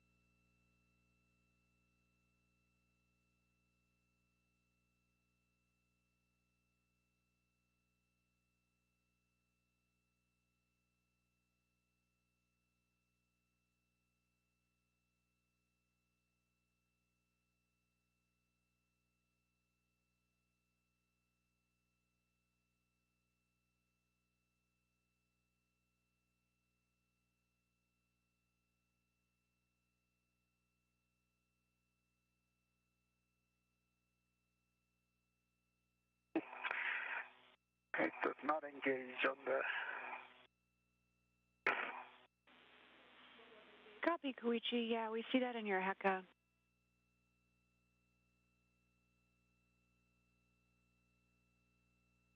US 2006, picking up my green hook. Copy, Duke.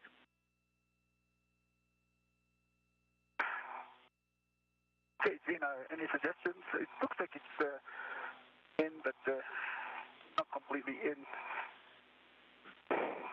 Okay, copy, Koichi. Yeah, it looks in, but I also see the locking collar is not black on black. Correct. If it helps, you can take it out and go in with a little bit more force. Oh, it looks black on black in your HECA Okay, view. Can you confirm? Yeah. Yeah, okay, I see black on black. Good pull test and good twist test. Okay, looks like it's in. Outstanding. Confirm? Yeah, looks good in your HECA view to me. Okay, so if you've got that set at 11 alpha and an extension of 1, then we are good on the WIFX. Okay, 11 alpha. On the right of your screen, Koichi Wakata, his point of view, he's at the CETA cart right now. You see the word CETA 2. You can continue. He's in the process of stowing the portable foot restraint. It looks like he got it connected. Again, it's kind of just a locker where you can keep spare parts and retrieve them as needed outside of the space station.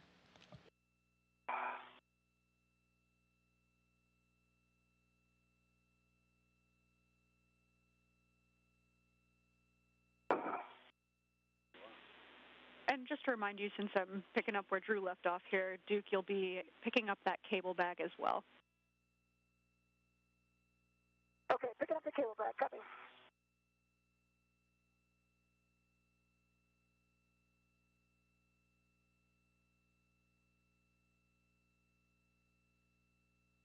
I'm at 2003, I'm crossing over. Copy, Duke.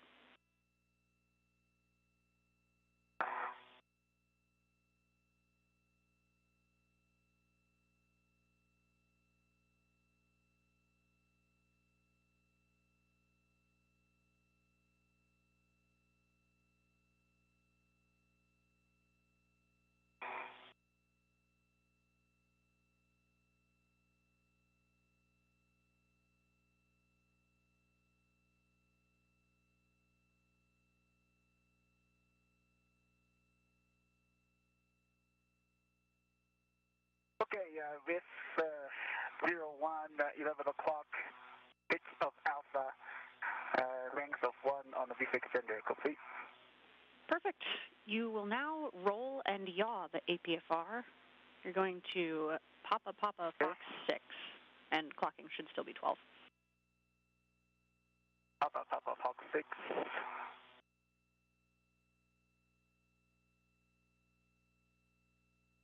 Koichi Wakata now at the CETA cart, maneuvering the portable foot restraint that Zena Cardman had requested.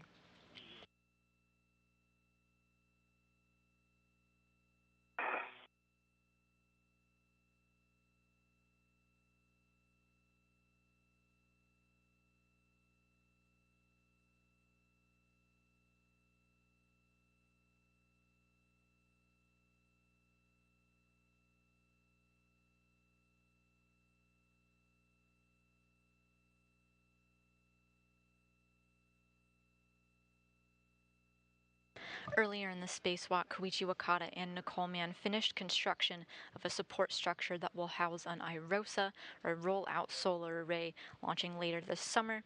They've totally completed construction. This was at the 1A power channel, and during their previous spacewalk, they completed work on the 1B power channel. Just before this, Koichi Wakata had completed the cleanup of some multi-layer insulation, putting a pit pin back in there, closing up the insulation, getting it nice and protected against the elements of space. Right now, not on screen, Nicole Mann is wrapping up, bringing some cables out to the 1B power channel. While Koichi here, right on your screen, is working on a articulating portable foot restraint on the S4 side of the space station.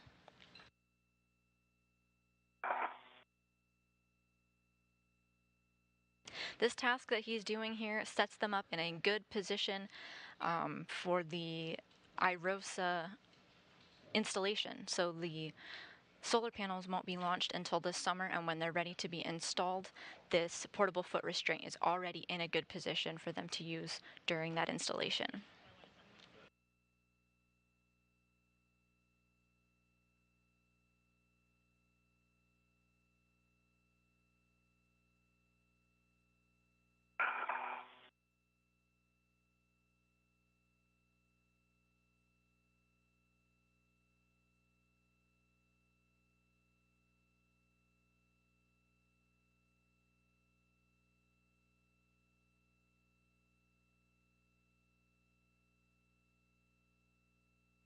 Okay, 12 o'clock, Papa Fox 6 on the APFR, complete with the English A tucked in. Okay, copy. Papa Fox 6. That's a great config.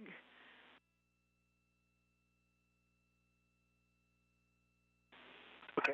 Okay, Koichi, next we're actually going to have you head to the anchor hooks and be ready to meet Duke when she arrives there with the cable bag.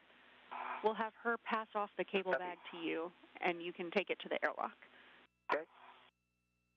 Copy.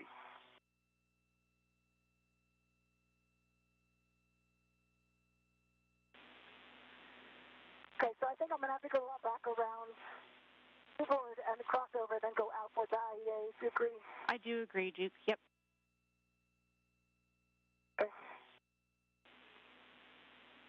And big picture, Koichi, once you get that cable bag and take it to the airlock, Duke, we're going to have you head out to P6 for that P6 APFR. And then Koichi, you can head back out and we'll have you do the ingress aid swap. Okay, copy.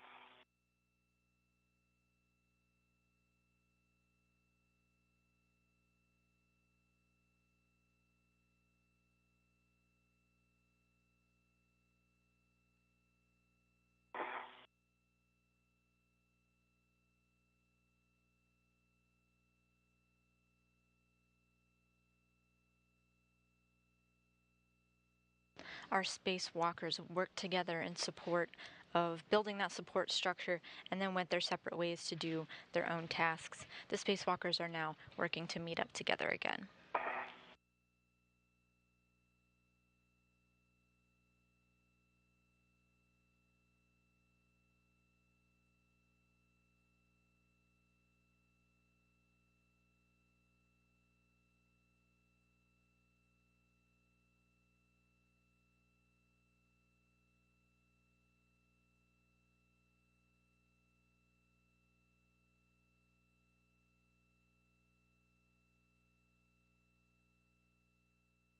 Everyone's at the cable bag.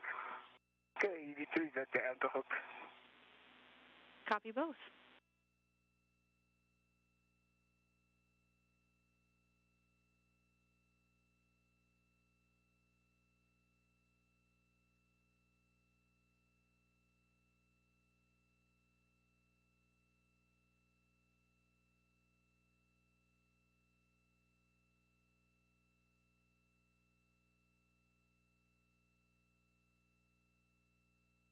Okay, Gina, can I make the Duke here at the anchor? Okay. A from Koichi, yeah, we'll have you hang out there. Duke's on her way with the cable bag. Okay. See that. Koichi has reached his rendezvous point, and Nicole Man is making his way over to him to hand Koichi Wakata a cable bag. A little different than when I did the outboard one, so I just want to double check if you're okay with that. Unnecessary, Duke. Got the scoop up that mounting bracket? Okay.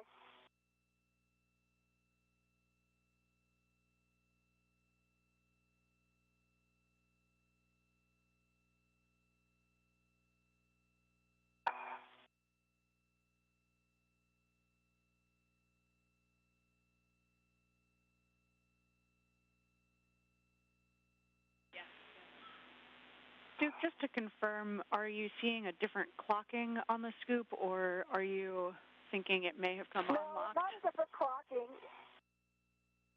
When I put the outboard one to lock, it was like I thought I had it to lock, and then I had to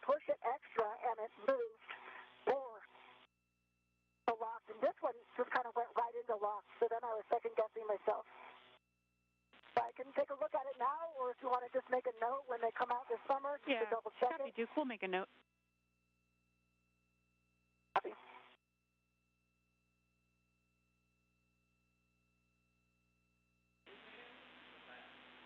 Duke, do you think you can see it from where you are, just to get eyes on and verify that it's actually locked? I know. I looked and I couldn't tell. I mean, it looks like it's locked, but the one when I did it outboard, I thought it was locked and I could pull the D10 out and it was over, but then I pushed it a little more and it had like this, like that little satisfying click. So I don't recall from this one, so that's why I was second guessing.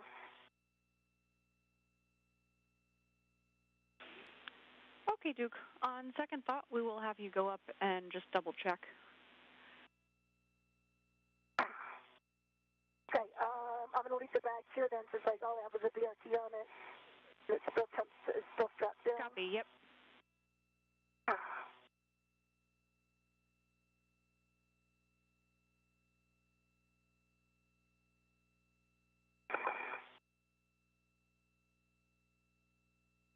Zena, meanwhile, shall I get the cable bag? Koichi, let's have you grab the cable bag, actually, while Duke does that double check. Okay. And then you can bring the cable bag to the airlock. Sounds good. Okay. All right, sounds good.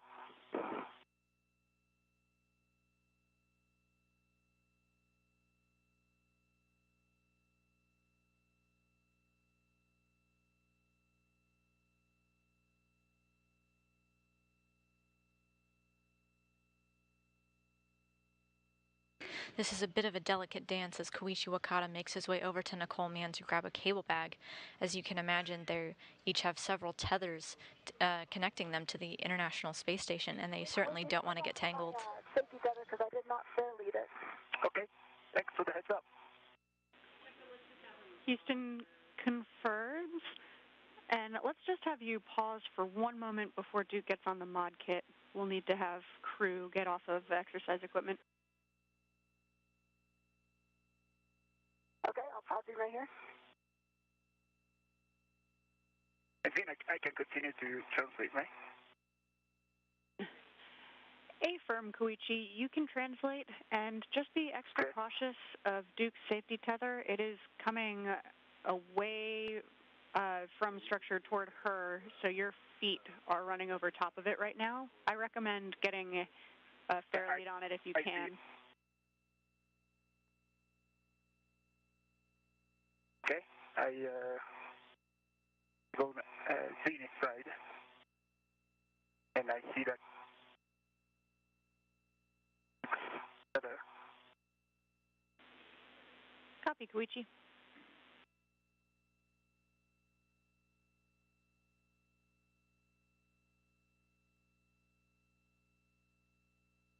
Once Koichi Wakata has that cable bag, he's going to make his way over to the airlock where the spacewalk began today and stow it temporarily.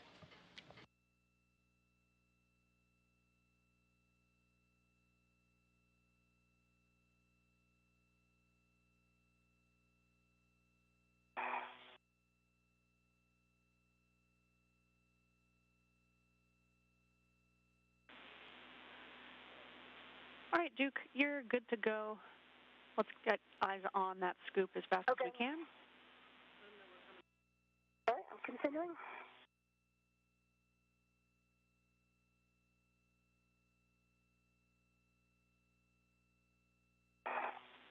And Koichi, just watch out for that tether. You're going back and forth underneath Duke's safety tether right now. Okay, I see it. Also, I think I was going to fair lead on the 2213 or 2214. Koichi, I think the best plan of action is for you to back out the way you came. We're concerned about crossed safety tethers and a big tangle here. We're at about 5 hours TET, so we want to avoid any safety tether crosses. Copy that. Copy that. So Duke's tether should be, I should be over Duke's tether, right? Yeah, you are over Duke's tether, and now you are also under Duke's tether, so you'll have to come back from underneath Duke's tether. in order to cross back over along the cedar rail. We'll keep an eye on it. Okay, so come back. Okay, I'll come back underneath. Llena, the scoop is good. Thanks for letting me double check that. If it's going to help with safety tether routing, I could come down the right side of the mod kit, which I think will help. Let's have you stand by there. I think actually having you head back down the way you came is the best course of action. Koichi is just about free of your safety tether now. Okay, I'll stay put. That'd be great. Then, okay, I am approaching that crossing point.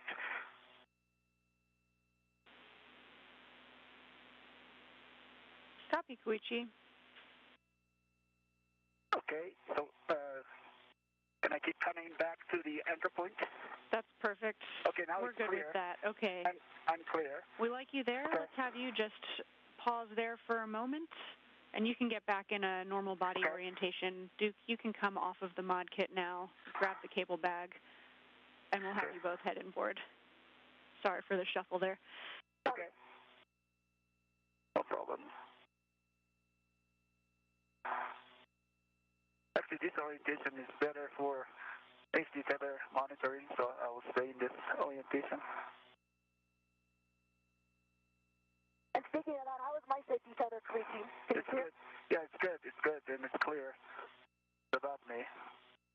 How is it relative to my feet? It's on your left side. Now it's between. Now it's on your right side. Okay, it should be on my right side. So now it's on your right side, and now it's getting okay, guys. In the middle. We're happy with the safety tether routing at this point. Koichi, we can have you actually head back inboard to the anchor hooks, and we'll have Duke do the cable bag pass off there. Okay, I'll go back to the anchor hook.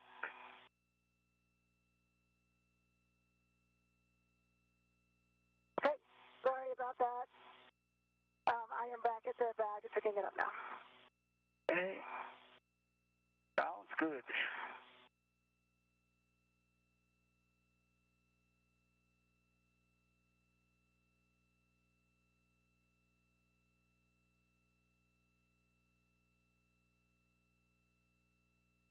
The left of your screen, in Nicole Mann's point of view, you can see the cable bag that we're talking about. She's going to hand it off to Koichi so he could go bring it to the airlock.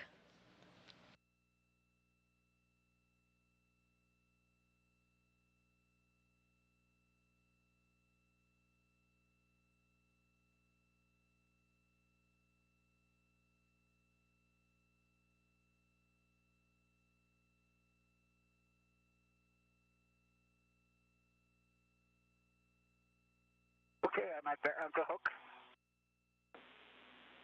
Copy, Koichi. We'll have you just hang out there for a moment, and Duke will meet you with the cable bag. Okay, copy. And then we'll have you heading inboard first. Copy that. Okay, I've got the bag on my BRT. Just releasing it from structure, and I'll be right there, Koichi. Okay. And then after that, I can go to the airlock and stow the cable bag. Is that right? Affirm, Koichi. We'll have you stow that cable bag in the airlock, and then you can pop back out of the airlock. You'll put down a waist tether and lock that waist tether, and then we'll work the slingshot cleanup. Okay. I don't come back to the covered cedar cart? Negative. Not yet. We'll have to clean up the slingshot first. So just get back to the airlock, and you'll put your waist tether on the airlock D-ring extender, stow that crew lock, the cable bag in the crew lock, and then we'll have some further instructions for cleaning up the slingshot. Okay, copy that.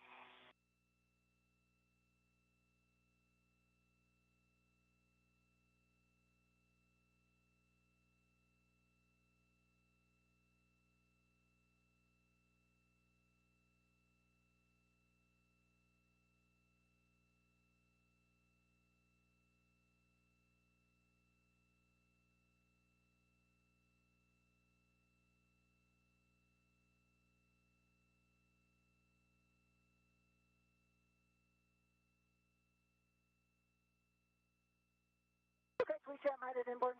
Okay.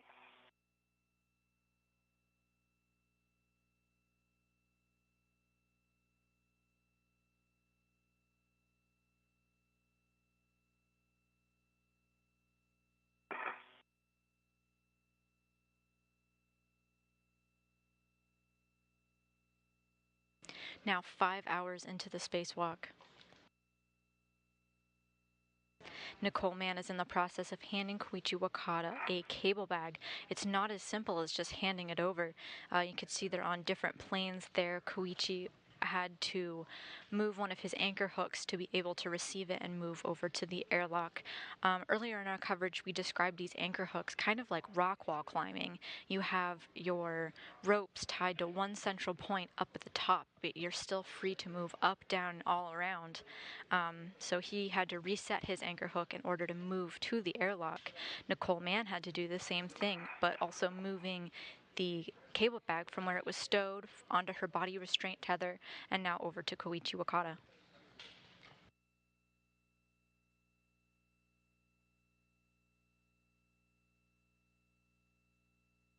Good, are you? Duke? Yeah. Hold on.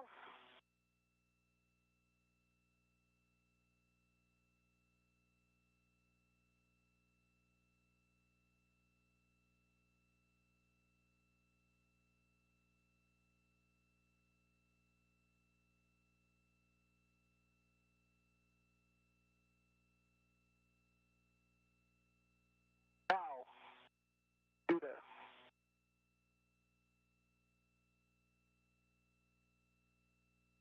Awesome. All right, you ready for me to give you this cable bag? I'm ready.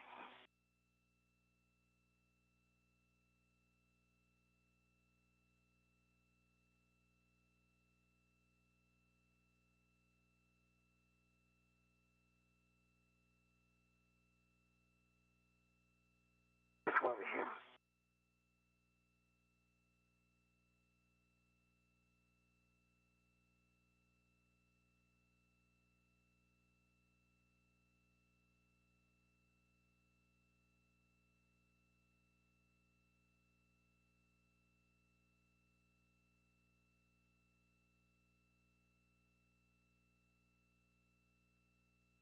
Okay, I set my rat to it. Okay. I will first thread it.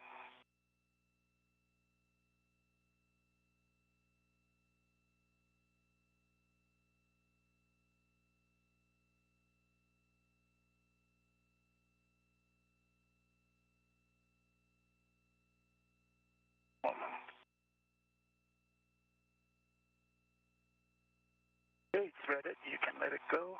I can release it. Okay. Yeah. Okay. Here, it's cut in.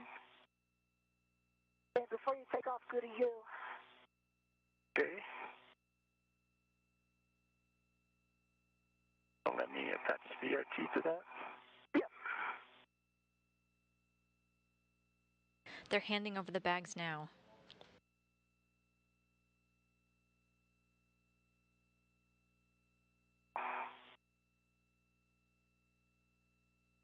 And there's the bag floating just above our spacewalkers there.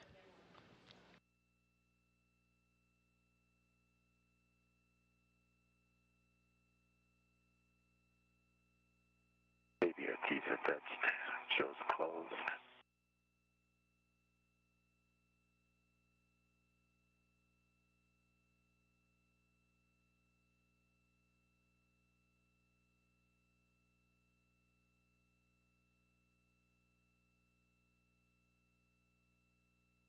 Okay, Duke, then we're good. Can I complete? Yeah. Okay. Yeah. All right. All right. Maybe it's better that I go Yeah, low. maybe. Yeah. When you get to that feeder part. Okay. Okay, safety tether is good. Sig. I'm going to translate to the airlock. Okay. Yeah, you look good. Okay. Copy all, guys. And with that, we'll give you a big picture update here. So we're just over 5 hours PET. We have plenty of consumables, looking at about a 740 PET based on consumables at this point, so you're doing great. What we could do is work the P6 APFR retrieval. That would put us at about 7 hours PET if that all goes smoothly.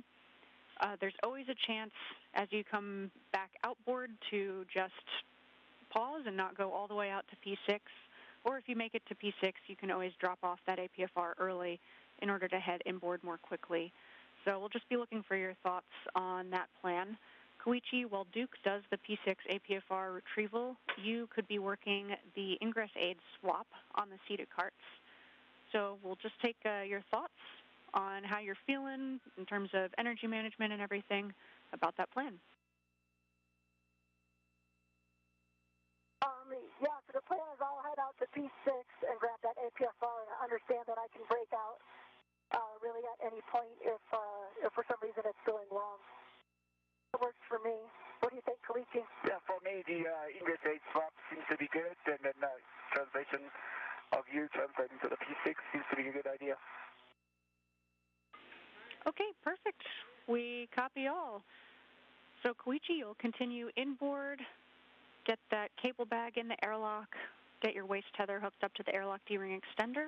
We'll clean up the slingshot, and as we work that, we still have time to just send you both to the airlock or for other get-ahead tasks, but for now, that's our plan. Copy that.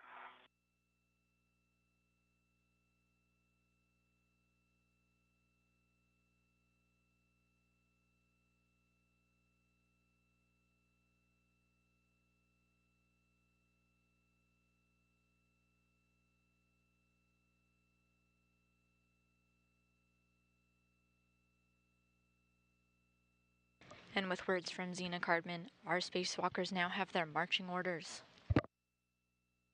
For the rest of the spacewalk, we're about 5 hours in so far, but for the remainder, Koichi Wakata is going to go drop off a cable bag and then swap out some ingress aids. Ingress aids are referring to our portable foot restraints, kind of something that helps you get into these portable foot restraints. He's going to swap out the ingress aid for those. Meanwhile, Nicole Mann is making her way to the far end of the space station P6, the port 6 truss, to retrieve a portable foot restraint herself and just bring it a little bit closer for a future spacewalk.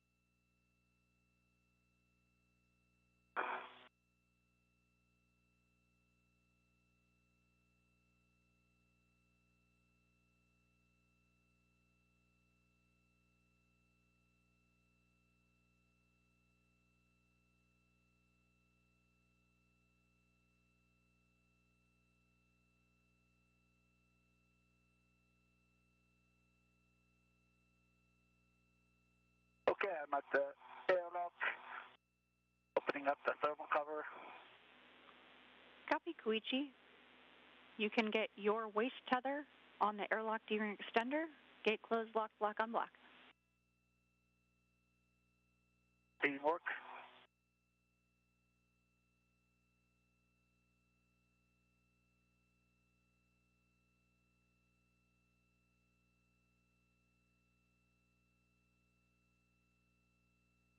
Okay, my left waist tether is now attached to airlock D-ring extender. Gate closed, hook locked, block on block. Copy, Koichi. Okay. And we'll get a check also of the other end of that waist tether, the small hook on your suit D-ring extender. Small hook is attached. Okay, small hook is attached to my left D-ring extender. Gate closed, hook locked, block on block. Perfect. Okay, Koichi, with your go, Duke can start cleaning up. Duke, for you, that would be releasing. Duke, you go to proceed. you'll release Koichi's EV2 anchor hook from 3011, stow it on your waist tether with the gate closed, hook locked, black on black. Okay, I have a rat to EV2's anchor hook. I'm removing EV2's hook. Copy. So you'll get that on your waist tether with both of the hooks closed, locked, black on black.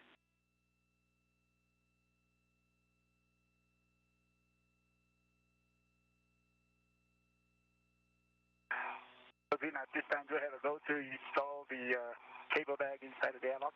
Affirm, you can get that cable bag in the airlock. Copy, in work.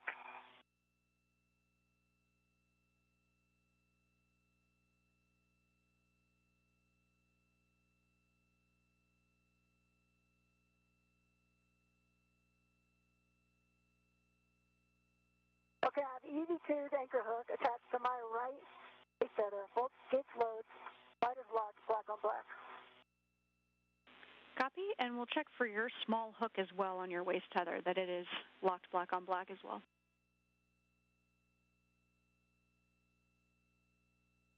Koichi Wakata in the airlock, now stowing the cable bag he just retrieved from Nicole Mann. Okay, copy, Duke. With that, you can get your EV1 anchor hook from handrail 3217 and stow it on your mini workstation.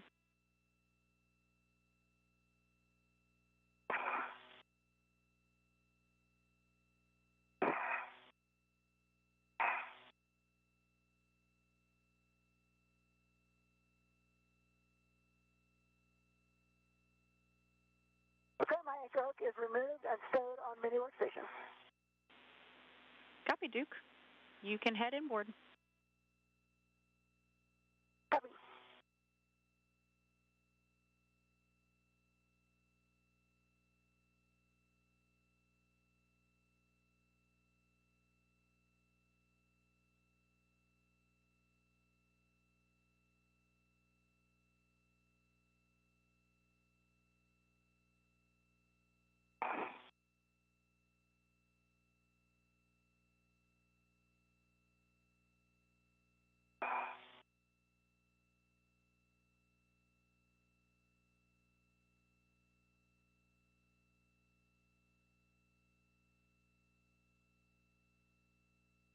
See, I heard some chatter with Nicole Mann with our ground IV Zena Cardman today here on the ground. She's configuring her hooks to be in a position to go out to the far reaches of the space station, the Port 6 truss, to retrieve a portable foot restraint.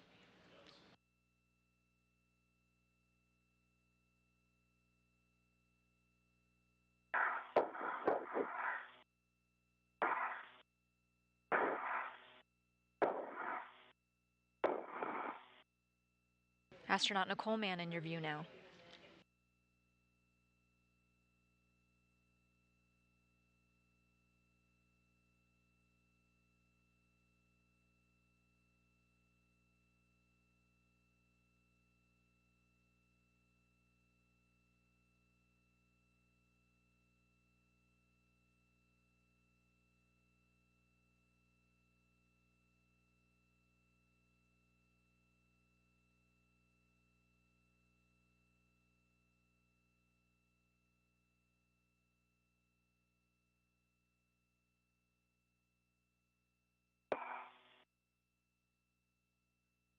A cable bag is attached to the rat inside of the crew lock.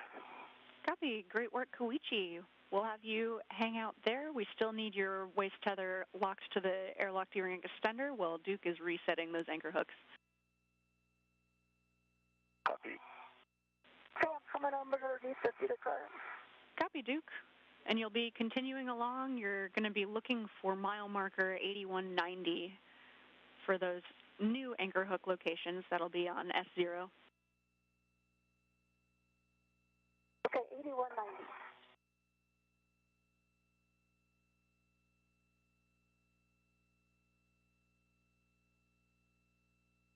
And Koichi Wakata has successfully stowed the cable bag back into the airlock.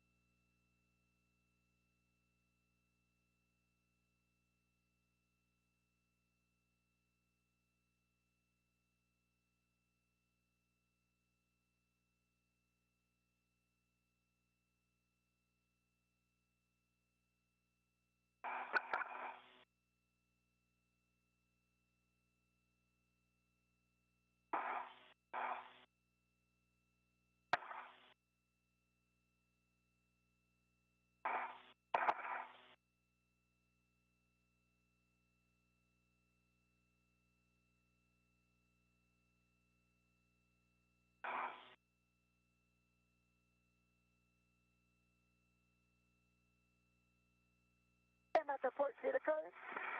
Okay.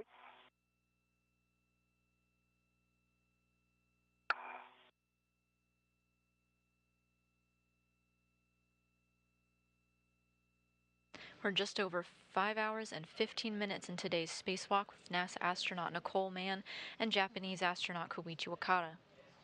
Nicole Mann is currently resetting some anchor hooks. Quick handover here, guys.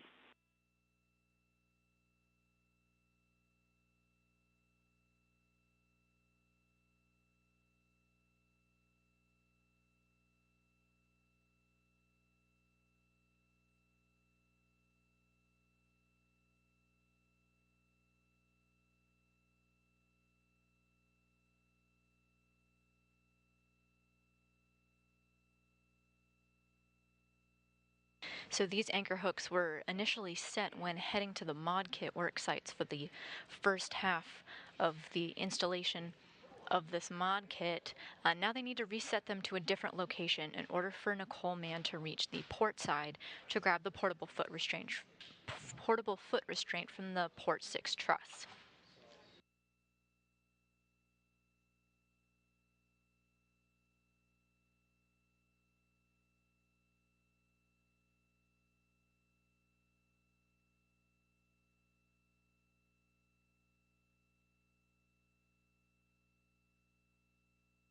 Even though we're needing to reset the anchor hooks right now in order for Nicole Mann to get to where she is to the P6 truss, after that, it's not necessary to reset them on her way back, as they can reach the airlock from the port side anchors. Okay, reset at the anchor, 8190, so I'm going to put down our anchor. Okay, perfect, Duke. Yep, just nadir of mile marker 8190. You're looking for S0, handrail 3530.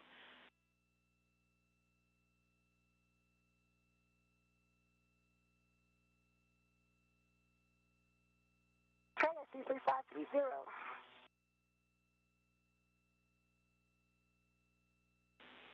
And you'll be putting your EV1 anchor hook on 3530.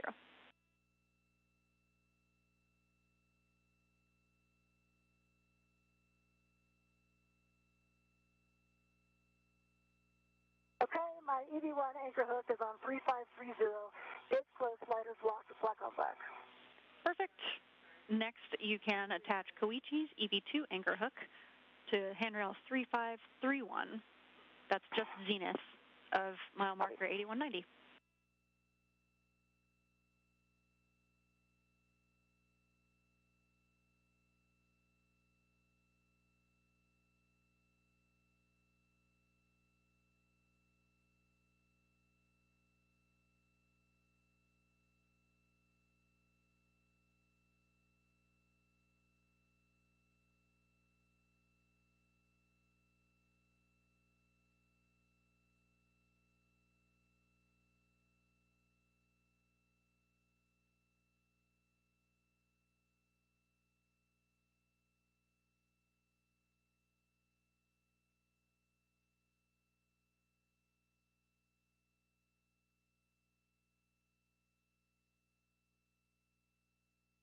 Okay, EV2's anchor hook is on 3531.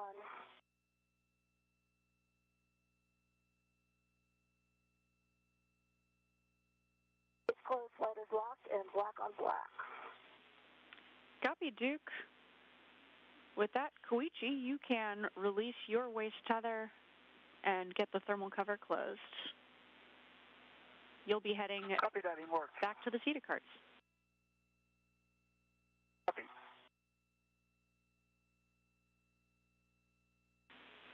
Duke, next for you, you'll be continuing outboard, translating to the APFR in P6 with 17. Okay. Get all cleaned up here. And Nicole Mann is on the move after completing another item on her checklist of resetting these anchors. Again, these anchors were originally set as a way to get them to the 1A work site where they were working on this mod kit, this support structure that they've been building for these 2 spacewalks. But in order for her to do this task of going out to the Port 6 truss at the far end of the space station to retrieve this portable foot restraint, they needed to reset these anchors, put them in a different position so she could get out there. Outboard on phase 1, crossing the Sarge, and dropping your green hook at P4, handrail 5111. Okay, I'll check in with you when I cross the Sarge. Perfect.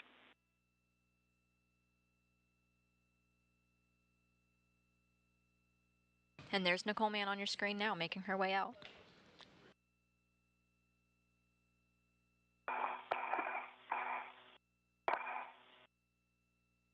Meanwhile, Koichi Wakata is still at the airlock. The cable bag he was working with is properly stowed, and now he's working to close the thermal cover of the airlock.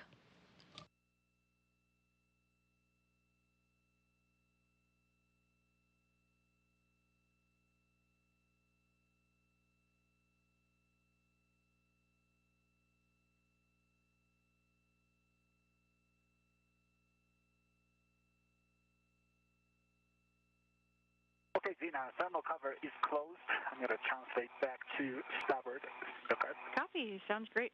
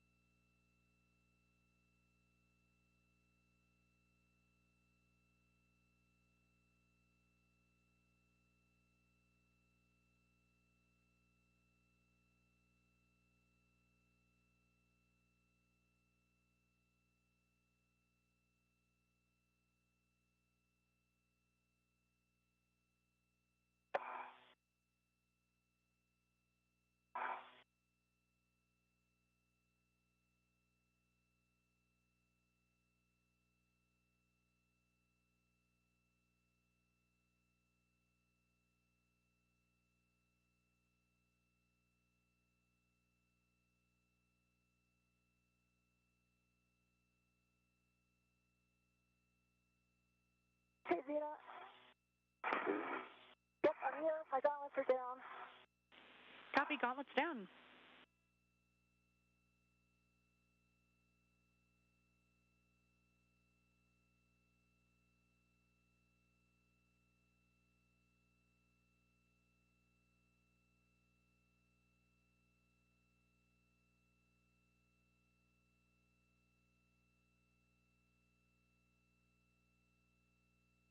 All right, can you give me that green hook again? That's going to be P4, handrail 5111.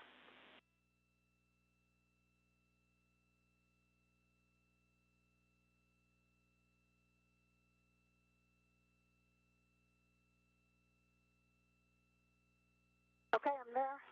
Dropping my green hook. Copy.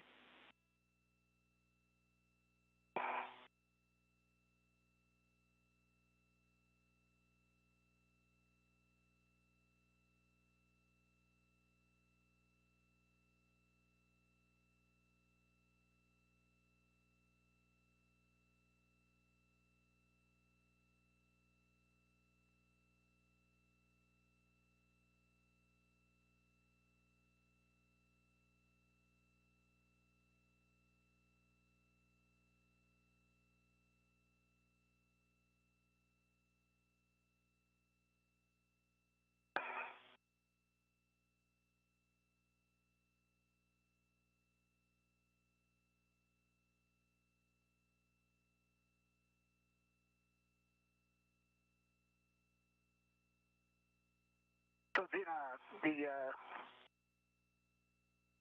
USA strap is from the one that I installed to... You're going to be grabbing the ingress aid from that sticky APFR that you brought inboard and transferring it to another APFR that's also on the starboard seated cart. It's in WIF 4. Okay, I see that. Okay, I see that. Okay, green hook is down. Copy, green hook, Duke. Next, you'll be crossing over the IEA to the non-radiator side. And at the outboard non-radiator edge, you'll continue outboard.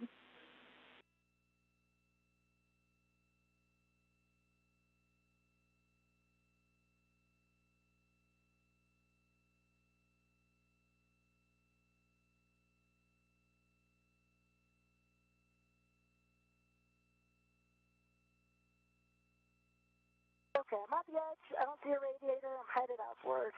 I'm at handrail 5117. That's a good handrail, Duke.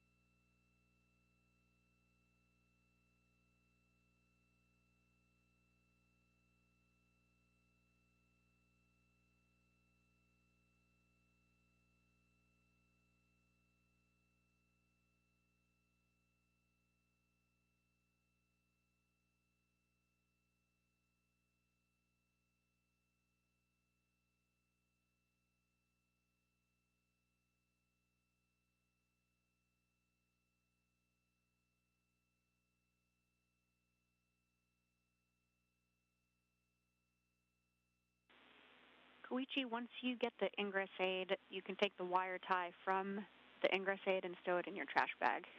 And then you'll install it on the APFR in with 4, it being the ingress aid. Copy that. Copy.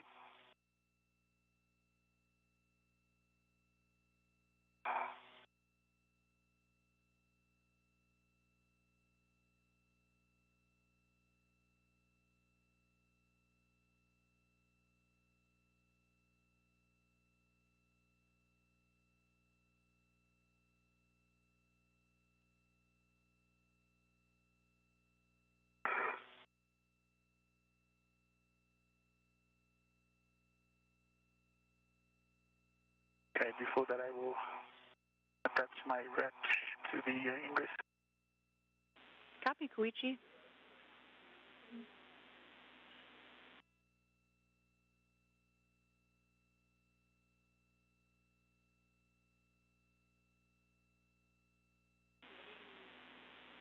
Koichi will take a glove, hat, and gauntlet check from you. Okay. Gloves, good. No change, and hat is dry, and gauntlets are in place. Copy all. Thanks, Koichi. Thank you. Okay, I'm at the APFR, Koichi. Okay, I am still in the fetal cart, starboard fetal cart. Okay, Gina, I think I was going to set the yaw while I was here. Yes, You can ma'am. back me up on that. That's correct. So you're going to set that yaw to 3. All 3, okay. And we'll take a glove, hat, and gauntlet check from you as well, Duke. Okay.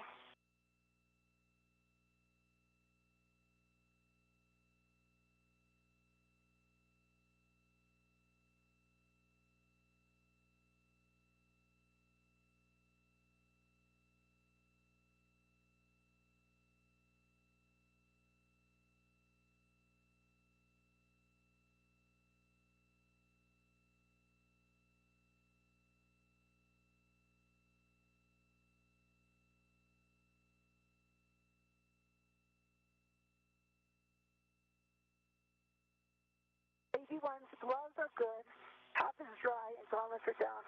Copy all, Duke. Thanks. Okay, we set a yaw.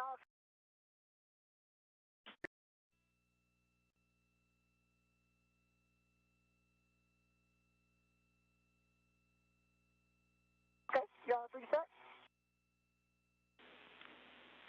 Copy. You can retrieve that APFR and stow it on your BRT. Copy. Hey, Gina, I retrieved the wire tie from the ingress aid. I'm going to put it in my trash bag. Copy, Koichi.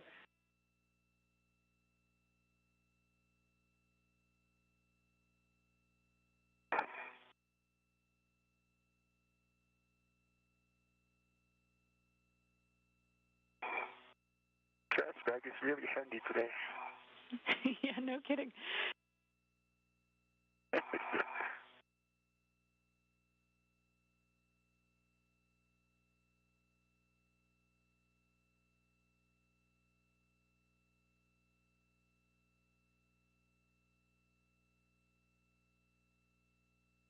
Okay, I have a ret to the HFR. I'm releasing it.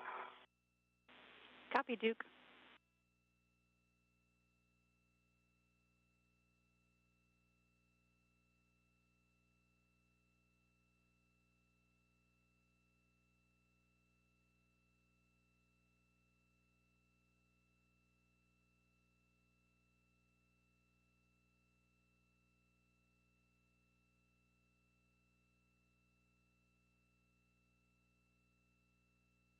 Oh, and this has an ingress aid. Let me get that cleaned up first. I didn't Copy, see that Duke. earlier. Getting live views of mission control here under the direction of Flight Director Chloe Maring. She's consulting with the spacewalking team behind her, We're 10 seconds from a quick handover. getting the rest of the tasks planned out for this spacewalk. We are 5 hours and 30 minutes in.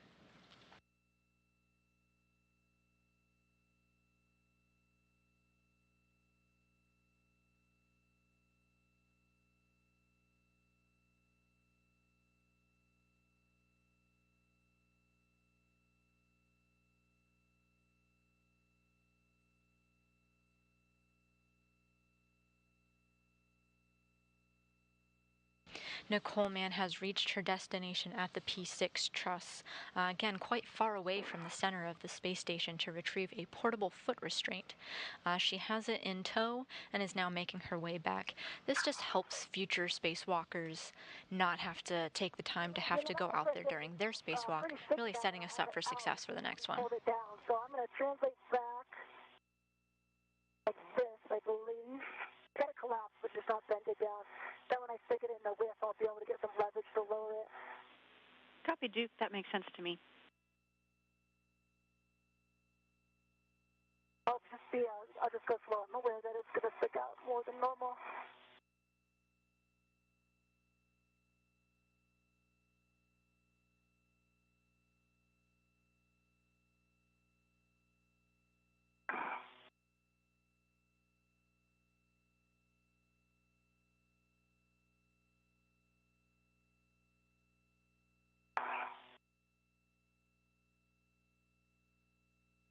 We've got our live views back. On the left of your screen, you see NASA astronaut Nicole Mann with that portable foot restraint.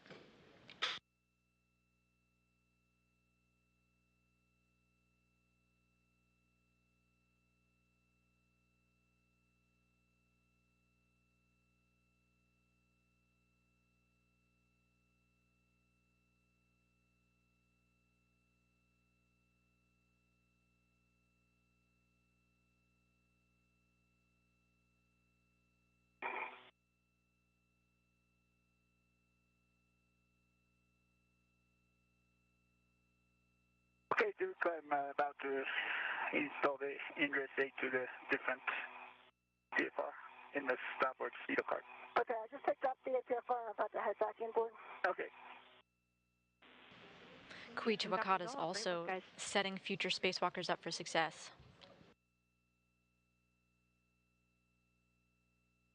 He's taking an ingress aid of a portable foot restraint and putting it on another one. That APFR whenever you need. We're at about a PET of 540. Okay, doing good right now. Fortunately, it's not a bad translation, but hopefully this guy doesn't swing too much. I'm going to take it slow.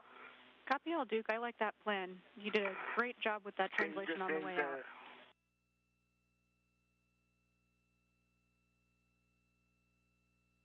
Okay, ingress aid is attached to black on black, good pull test, good twist test. I'm going to attach the new wire tie on the APFR ingress aid.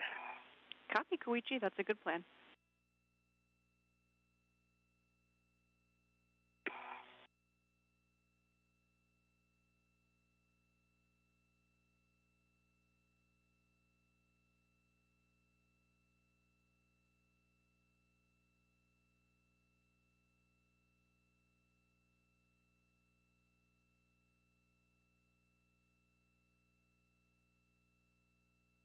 You can see Wakata on your screen now installing a short wire tie on the ingress aid. This ingress aid goes onto the portable foot restraint, kind of helps the spacewalkers get their feet into it.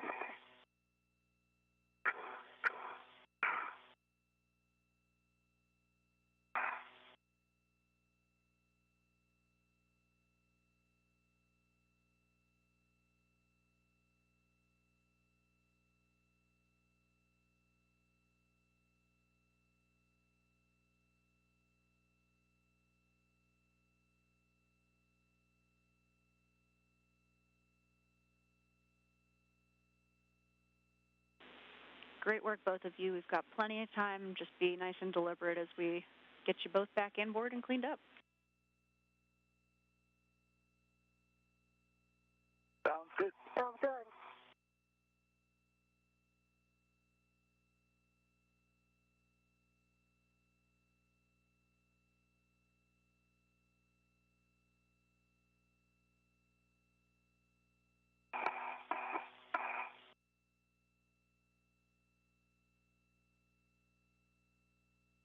As our spacewalkers complete their last tasks of the day before cleaning up their work sites and heading back into the airlock for a job well done.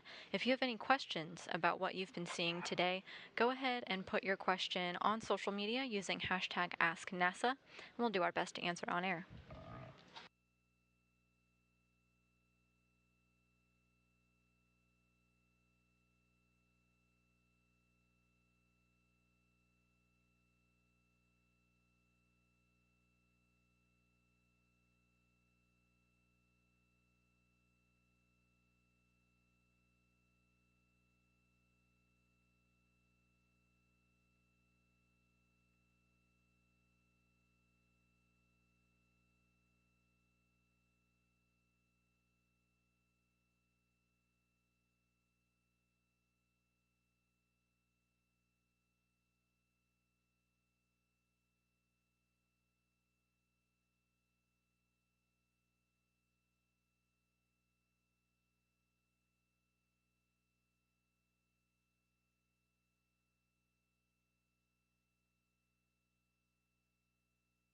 Yeah, back on my IEA. Okay, I'm still in the starboard zero cart. Copy you both.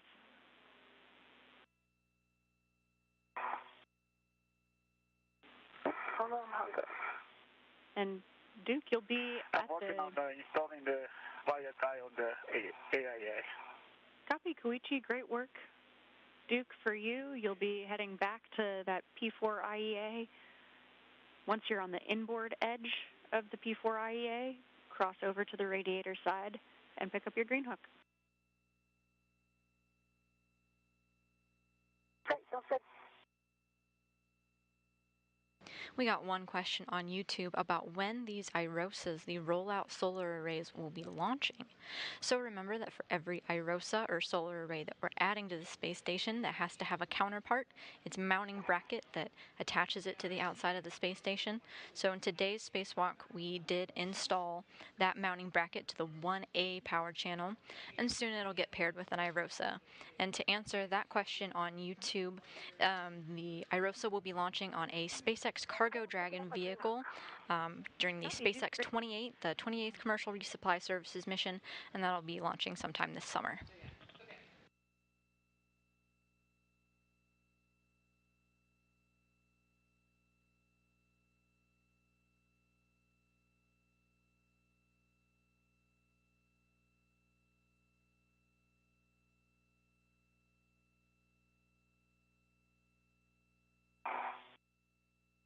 Okay, 3 twists at the bottom of the Ingrid attachment.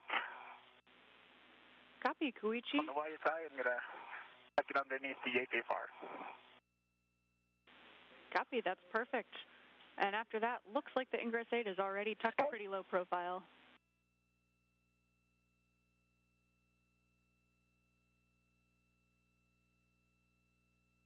Okay, I didn't get your last. Ingress 8 is already tucked in.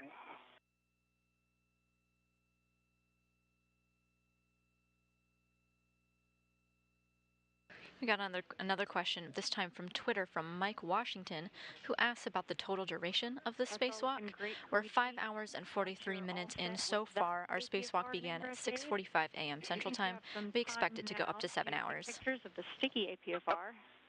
If you could just get some eyes on, get some good photos, see what you can see. Sticky, okay? Yeah, maybe we'll discover something about that sticky pitch. Copy that.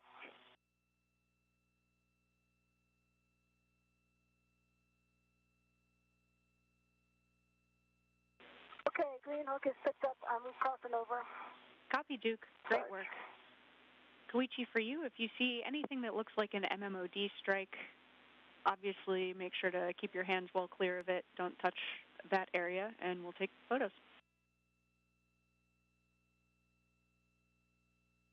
Okay, do you have any specific areas that you're interested in? Is that a pitch knob area or everywhere?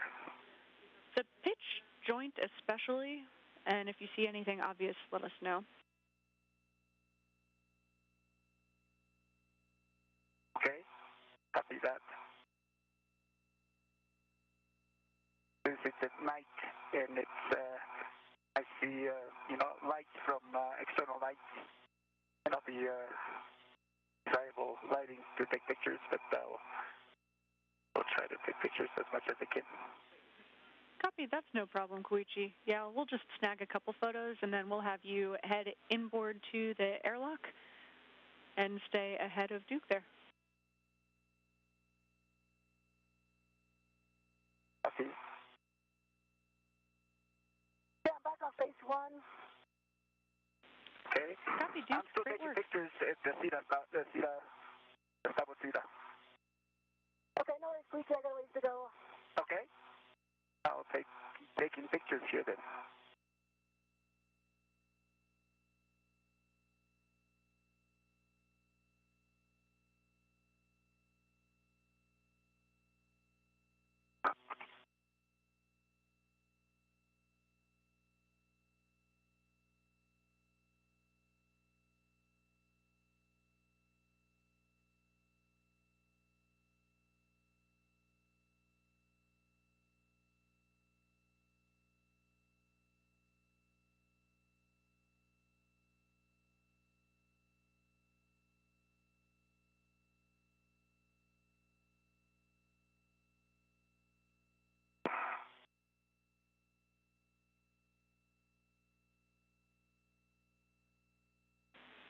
You can see spacewalker Koichi Wakata there acting as photographer. He's documenting this sticky portable foot restraint pitch joint. Gave them some trouble during the last spacewalk, so he's getting documentation so our ground teams can take a better look at it.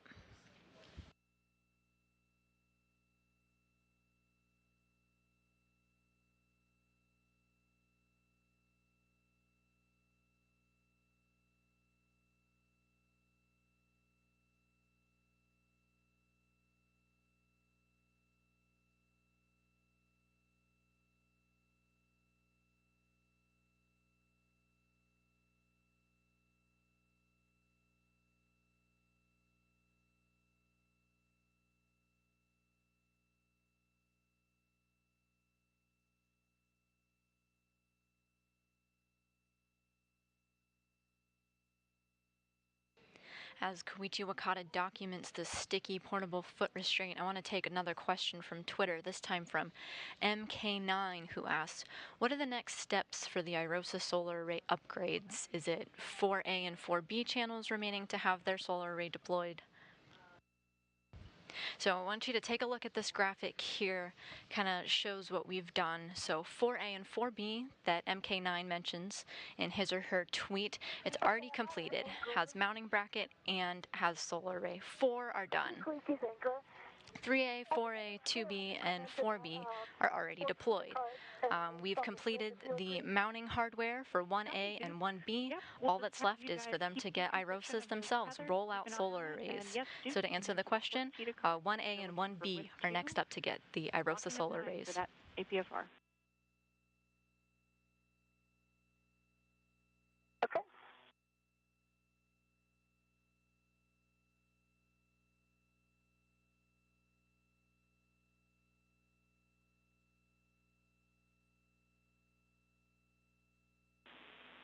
And correction on that clocking, Duke, that's 8, not 9. Yes, 8. Thank you.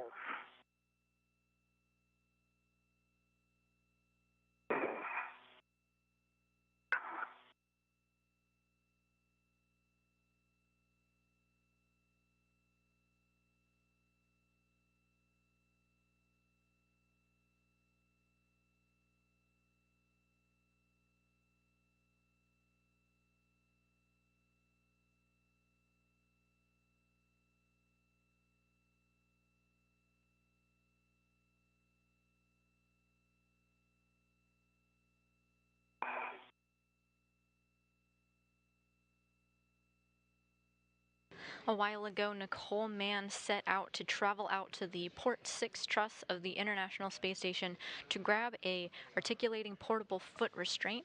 She's grabbed it and made her way to a cart being a sort of stowage locker to the outside of the International Space Station where they can kind of keep and store things as they need it. And, Duke, and now she's working on stowing it onto the cart. To make sure that the ingress aid isn't going to be in the way, or anything on structure will be in the way of you installing and then holding down that ingress aid.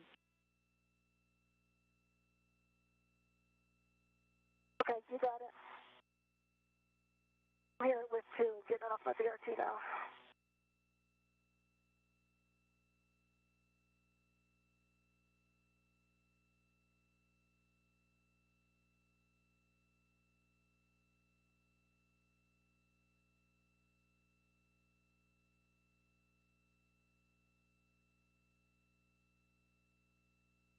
Yes, Vin, I'm still trying to go to the other side of the APFR for the big joint. Copy, Koichi, no problem. We've got a great camera view of you, looking good. Okay. Okay.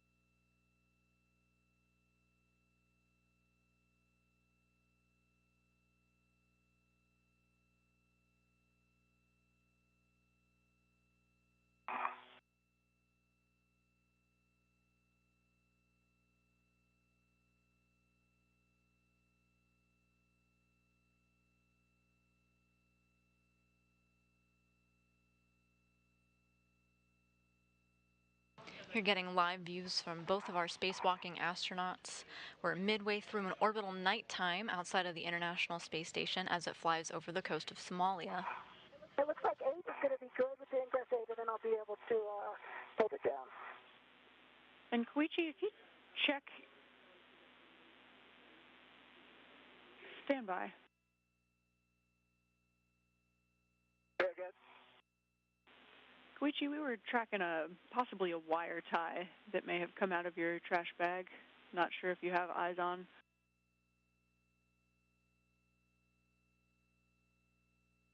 Wire tie. Wire tie is...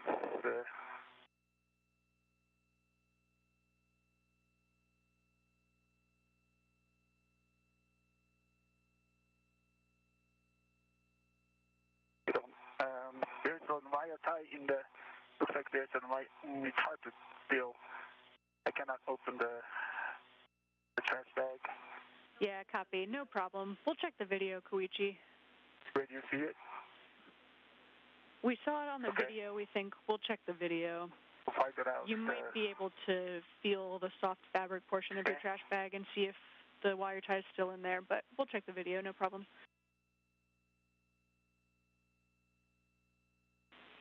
And I can feel some wire type looking thing inside a trash bag. I can feel it through the gloves. I think. copy, Koichi. It's really difficult to tell. Yeah, no problem. We'll check the video, Koichi. Okay, and I took several pictures on the other side of the pitch joint. Any other areas? Checking.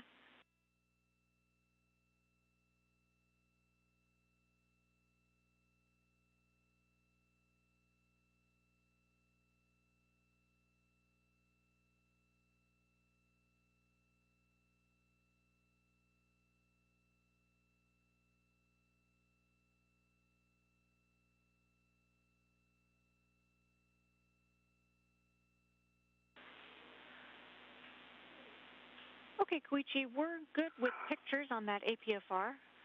So we can have we'll have you guys coordinate. We'll take your thoughts on whether Duke thinks it might be helpful to have a second crew member over there for that sticky ingress aid.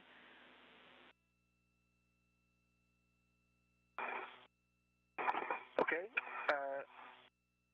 Okay, rather that, I'll go to the port side. Yeah, so I got it. And unfortunately, it's in 9, so I just need to reclock it over to 8, and then I can get on that ingress aid. Okay. Copy. And Duke, are you seeing any possible interferences holding down that ingress aid? Not yet. No, actually, it looks okay. Maybe I'll try it right now. Let me try it right now. That way, Koichi knows if I need his help. Okay. So I am black on black. I've got a good full twist test. Copy, Duke. On the APFR.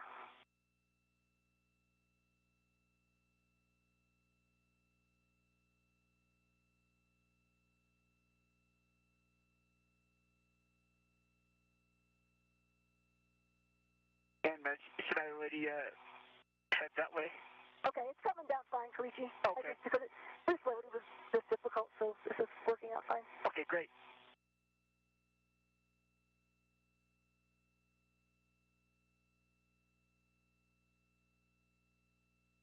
I mean, I have it at 9. You wanted an 8, or is it? A-firm, 8 would be great. Yep. Eye interference.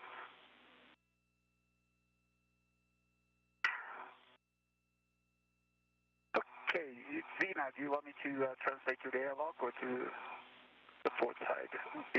Yeah, Koichi, we'll have you head to the airlock and get connected on the airlock gearing extender. Okay.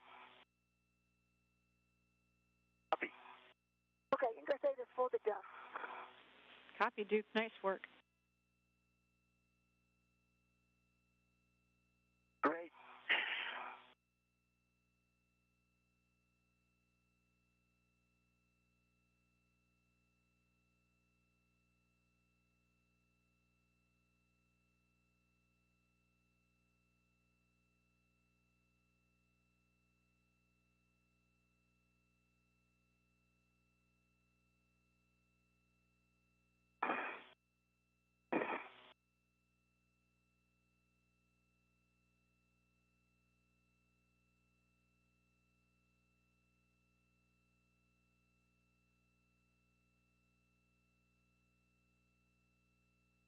Okay, Zena, then I don't need to push the pedals of the feeder craft here. Is that right? Negative. We'll have Duke do that on her way in, so you can head to the airlock. Okay. Copy. We're coming up right on PET of 6 hours. You guys are doing great.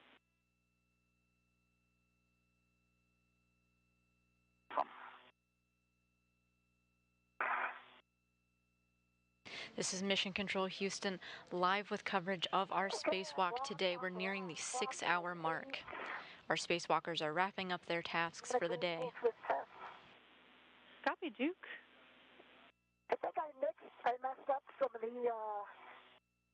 one of the other settings. I know Foxtrot, I think it's 12 and 3. It'll be Papa Papa Fox 3. Oh, sorry, Fox 3, okay. I messed up Fox. Let me get that.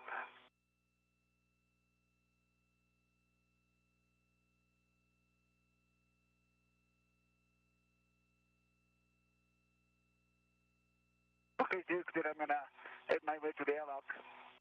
Okay, Ricky, and I'll be right behind you. Okay.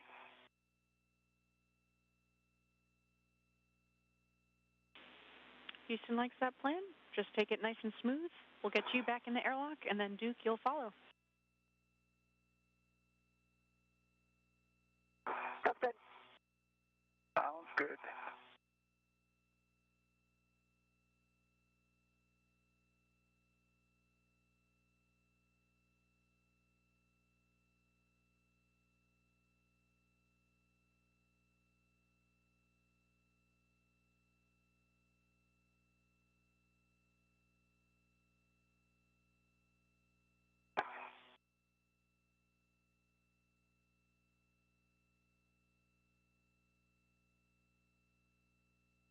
Okay, I'm coming down on the Cedar Spur. Copy, Koichi.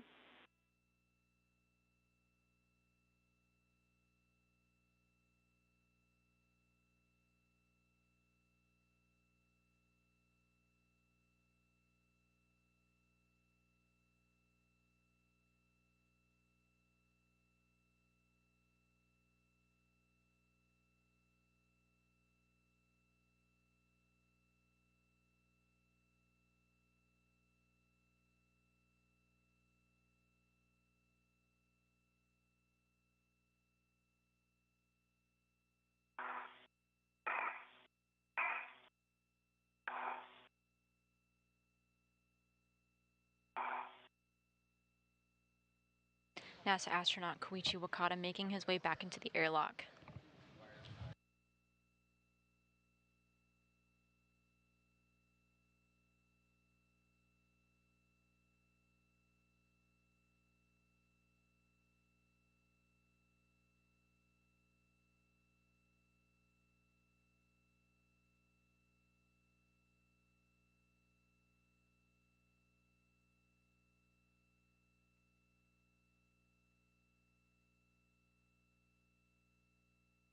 Okay, Zena, I'm at the airlock. I'm gonna open up the thermal cover. Copy, thermal cover. Once you've got that open, you can take your waist tether to the airlock gearing extender, and gates close, locked block on block. Copy. Work.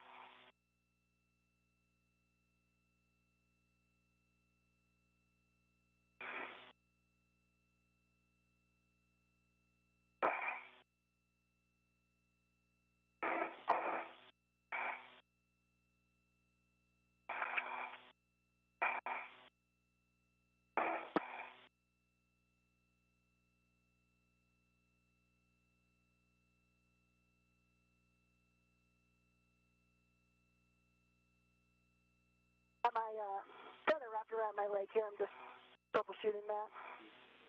Copy, no problem, Duke.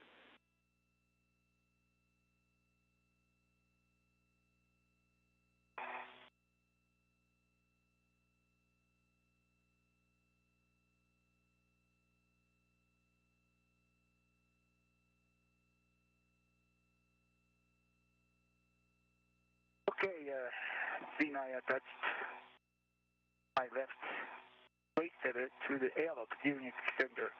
Gate closed, hook locked, black on black. On the small hook on my left waist tether is attached to my left gearing extender. Gate closed, hook locked, black on black. Copy all. That's a great config, Koichi. We'll have you hang out there for just a moment. Okay. Copy.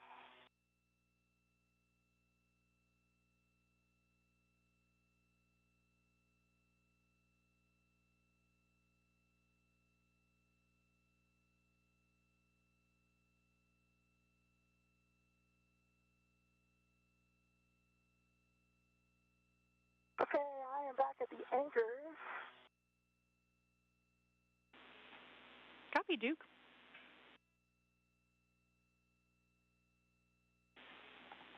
Okay, Duke, we've got a good load path through Koichi.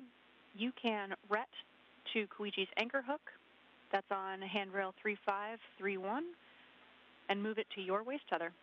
And we'll look for both hooks, gate closed, block, black on black. Copy. Now 6 hours into our spacewalk today, our spacewalkers wrapping up. They're getting ready to ingress or get into the airlock.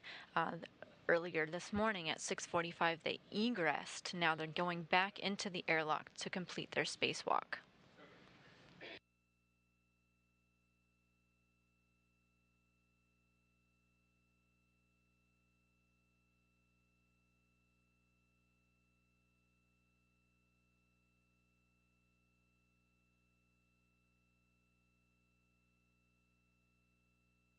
Okay, I have a ret to Koichi's anchor. Copy, Duke.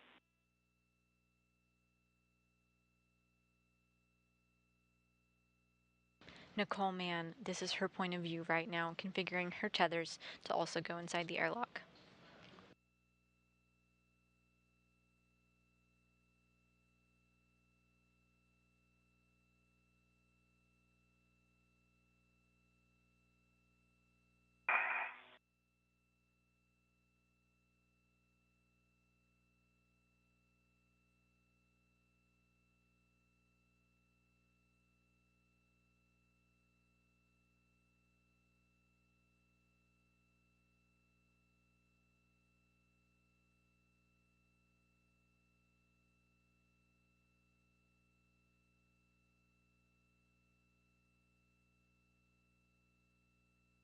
All right, Koichi's anchor is attached to my right waist tether.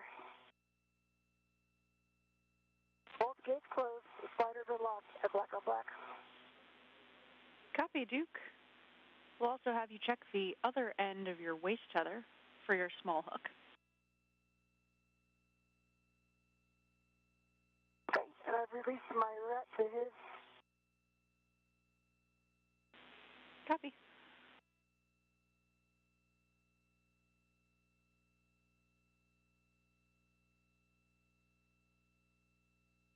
How much time do we have before sunrise? Checking.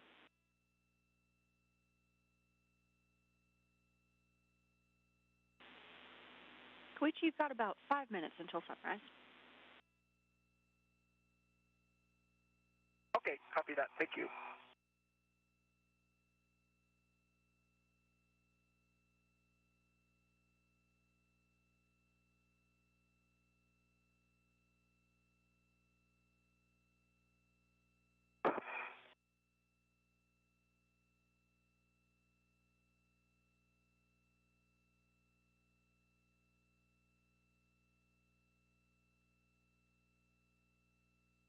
Sorry, just trying to get eyes on here in the dark.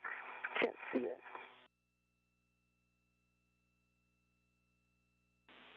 Copy, Duke. We're great on time. Just be nice and deliberate here.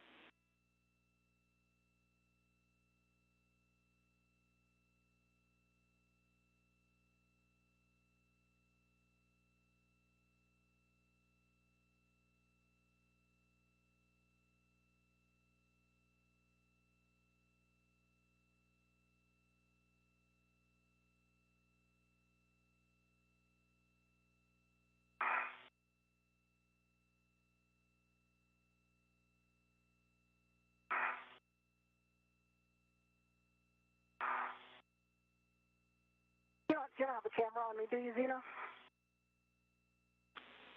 An external camera on you, Duke? Yeah, can you see me?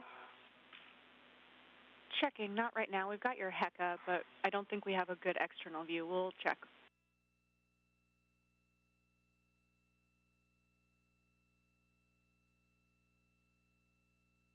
Okay, I think that D-ring extender is going behind my leg, and that's why I can't pull it up far enough to see.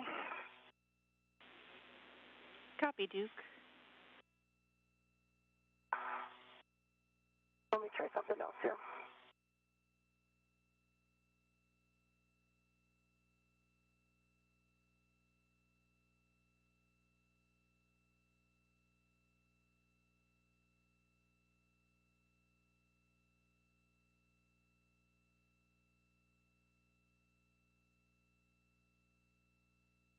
The point of view of NASA astronaut Nicole Mann on your screen now. She's working to configure her tethers in a way that she can get inside of the airlock. It's pretty dark out there right now, but we expect an orbital sunrise with some better lighting soon. But it's going by, but I think it's going behind my back is the problem. Copy, I understand now. Let me see if I can maneuver down here. Copy. We do have an external camera view on you, but it's pretty dark and there's some stuff in the way. I unfortunately don't have a great view.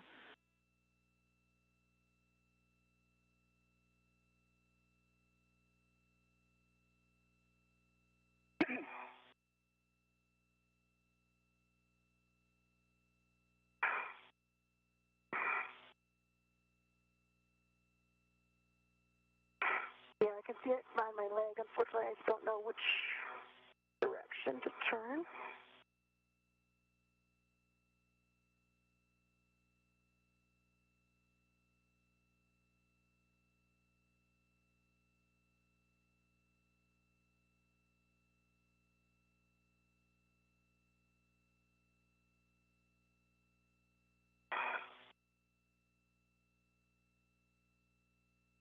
Okay, it is locked. I got eyes on it.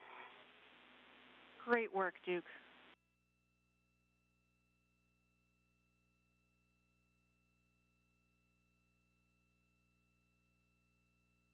Passing the 6-hour mark on our spacewalk today, about 6 hours and 10 minutes as our crew works to get back into the airlock. Just before both Nicole Mann and Koichi Wakata had completed their tasks, Duke, or Nicole Mann, was tasked with going way out to the Port 6 truss and retrieving a portable foot restraint, bringing it a little bit closer. ID-ring extender.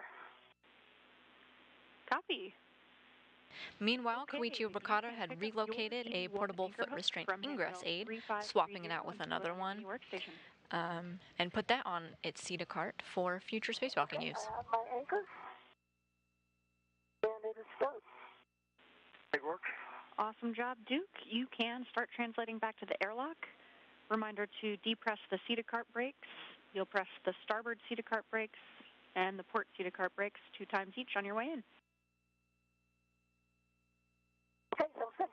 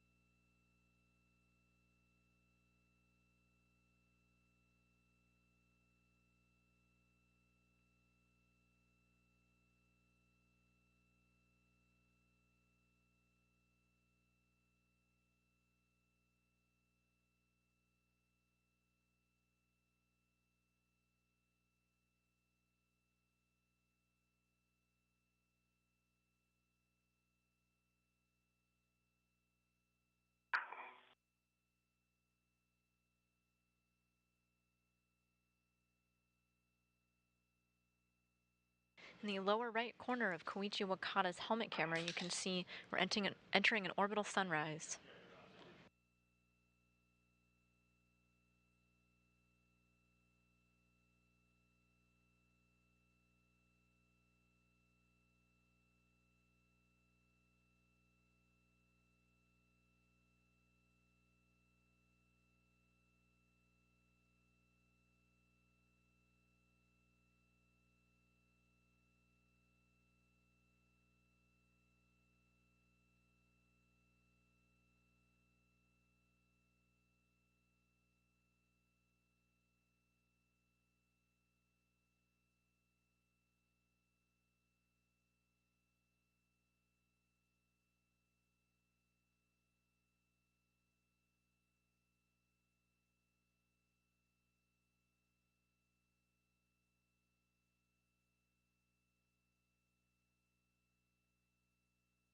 Okay, there's 2 buses on the port feeder cart. Big handle. Pedal.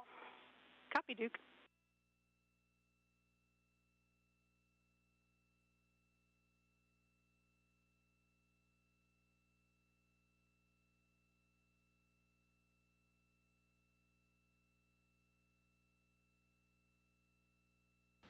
Astronaut Nicole Mann is confirming that the brakes on the SETA cart are fully engaged. After that, she's going to stow her strut bag. If you remember at the beginning of the EVA, they had to bring out the mid-strut to finish installation. So she's stowing the empty bag back into the airlock before she gets in.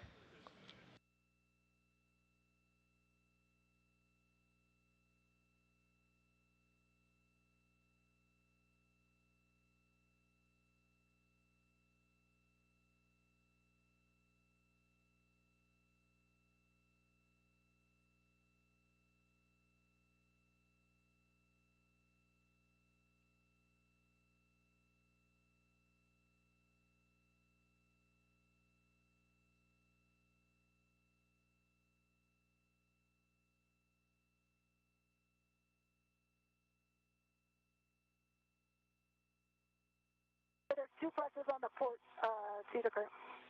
Great job, Duke. And just a heads up right now, your safety tether looks good, but for a moment was about to go between your legs. You're in a great config now. Looking good. Okay.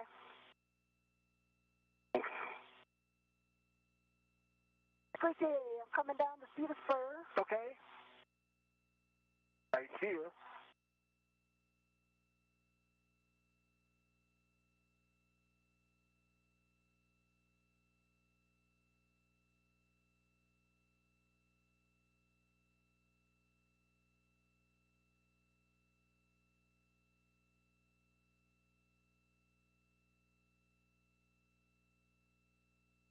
How are we doing on time, Zena?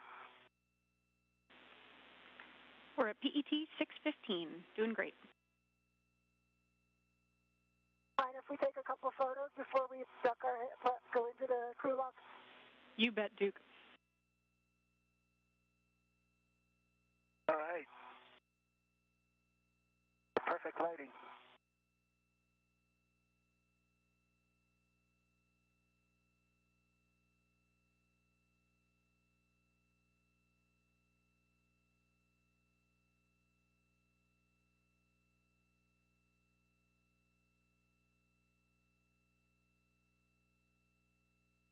Stay there, Duke.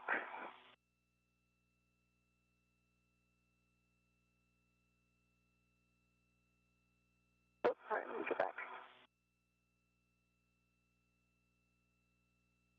So let me get my laser. What's up? Okay.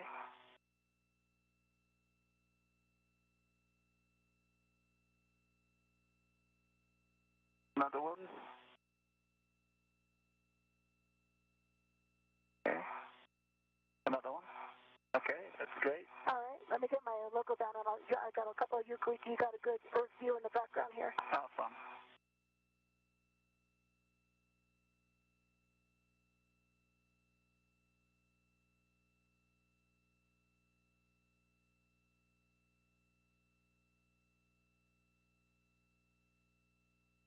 Translating really quickly there. I thought it was on the CETA layout wasn't bad, because it's just a straight shot. Yeah.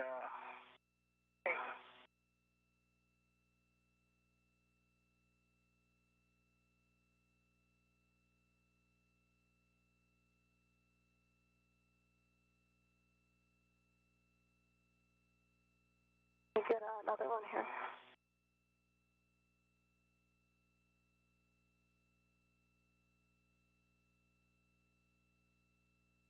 How thickness is it? Yeah.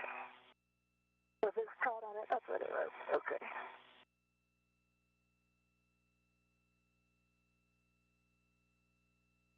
You can see our spacewalker, NASA astronaut Nicole Mann, there with the camera taking some pictures of Koichi and perhaps of this orbital sunrise.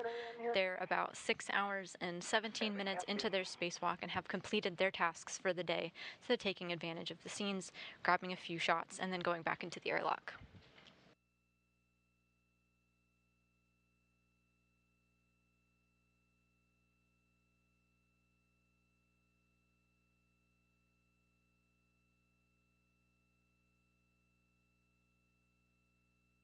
Like a visor up? All right.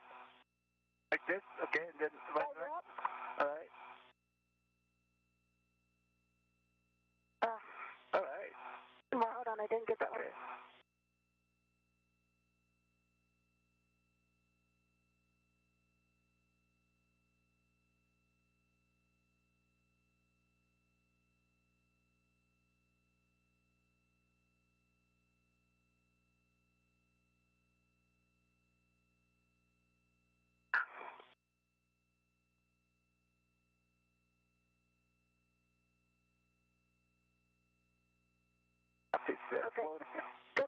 Good. All right, let's go in.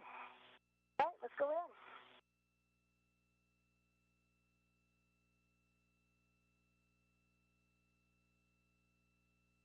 Right, Dina, then I'm going to ingress. Copy. Great work, both of you. Koichi, before you ingress, you can turn off your HECA. Copy. Work.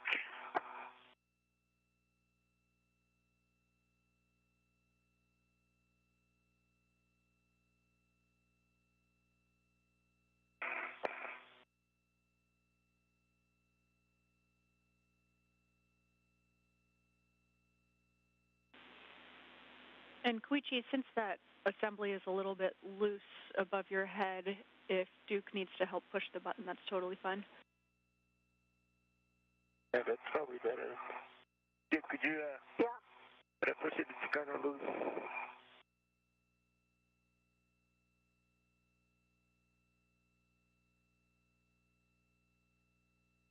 Oh, yeah, it's quite loose.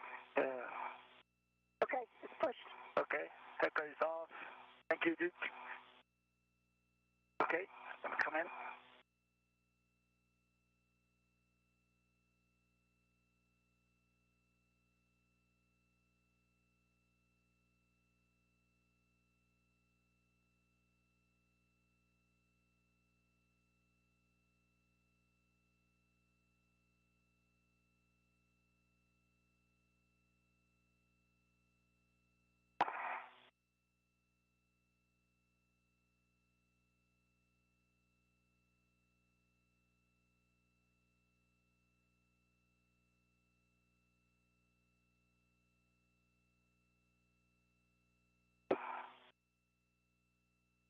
Okay, I am in. Okay. Copy, Koichi. Duke, you can also turn off your HECA and ingress.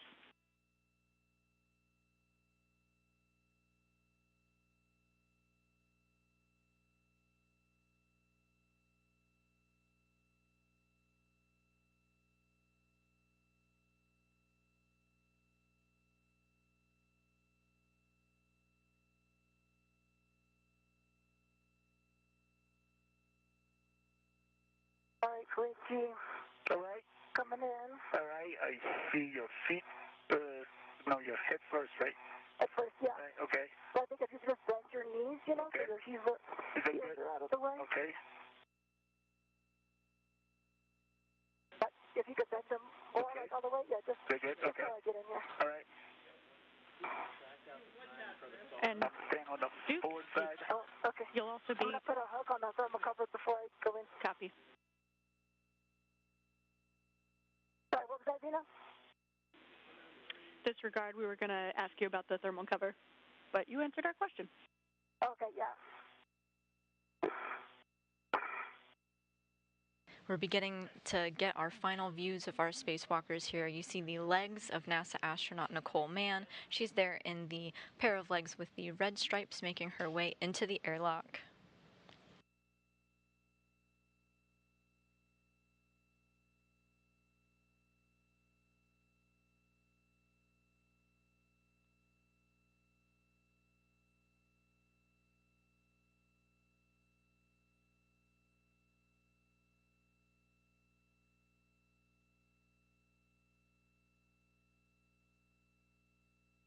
All right, now I'm coming in, Koichi. So now to bend your knees. Okay, I'm bending my knees here.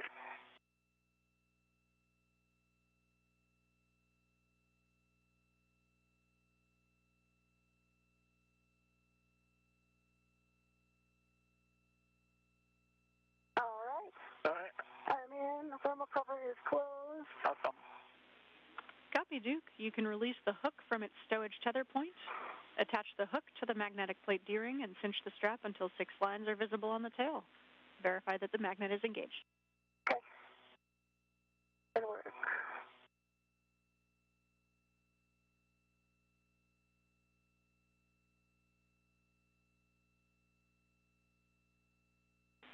Koichi, you can start working on your SCU while Duke is working on the thermal cover. Remove it from its stowage pouch, remove your DCM cover, and connect the Copy SCU to your DCM. Copy, in work. Copy.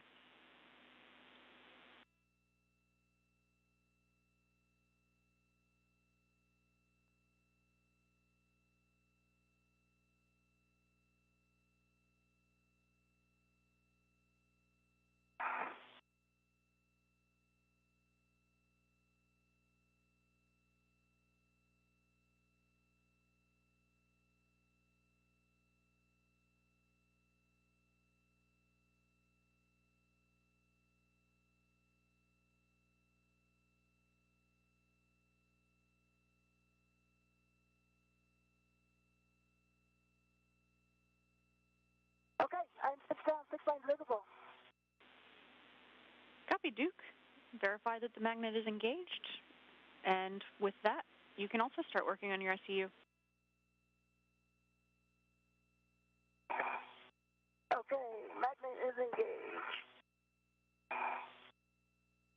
Nicole Mann chatting with our ground IB Zena Cardman today about releasing hooks, using D-rings, magnets. This is all in an effort to close the hatch thermal cover. This is the outermost part of the hatch, and it looks like she's successfully completed that step.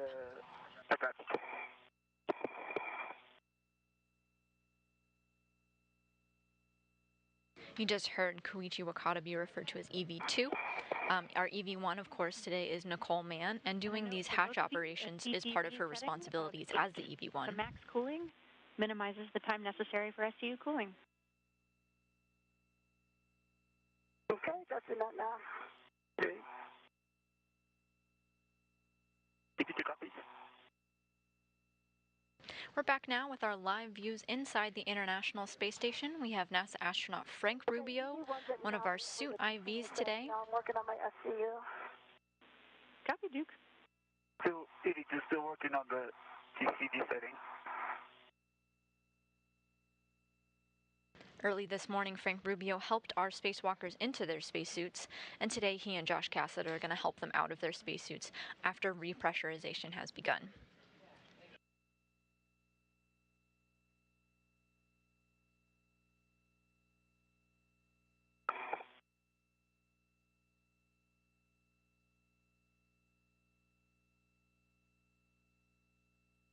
SCU attached for EV1.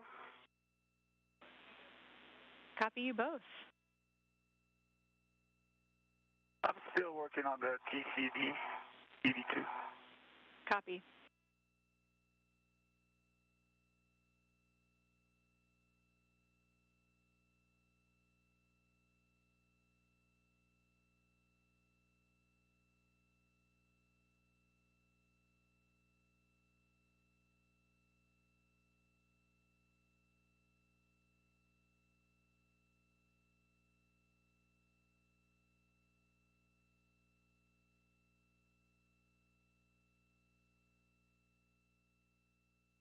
Even though the hatch thermal cover is closed, it does not necessarily mean our hatch is closed, and in fact, that's still not expected to happen for several minutes now.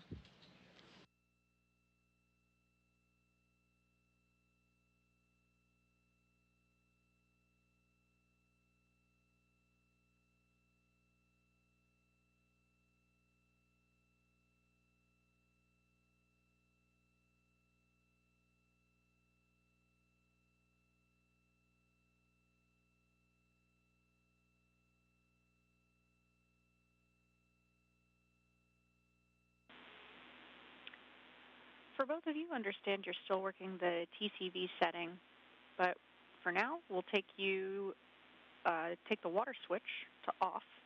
Expect H2O is off message. Copy.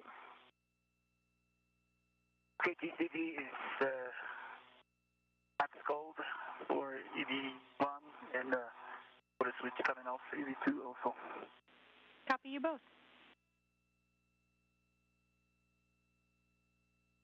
Motor is off EV2. Copy EV2.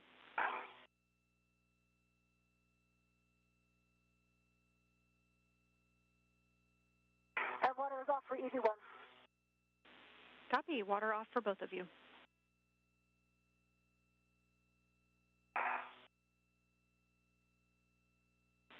Okay, at this point, we've got a 2-minute wait until we can do any further steps. But next, we'll be working on the hatch.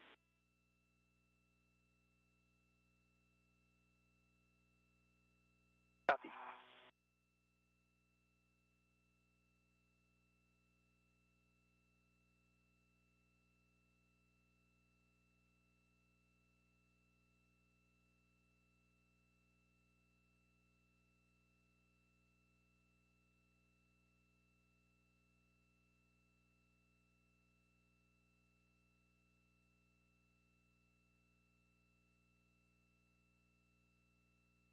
All right, sweetie, I'm just going to maneuver to get eyes on the hatch. If you could go as far straight your head as possible. Okay. Okay. So this is as far as I can go to the port side, so I'm going to go up and then roll. Yeah. I'm going to try to roll too. All right. I'm going to try to roll the other way. If you're just joining us here, our 2 spacewalkers are just on the other side of that door, having completed what's now been a 6-hour and 30-minute spacewalk and counting. They're going through the steps to close the hatch behind them so that repressurization can begin.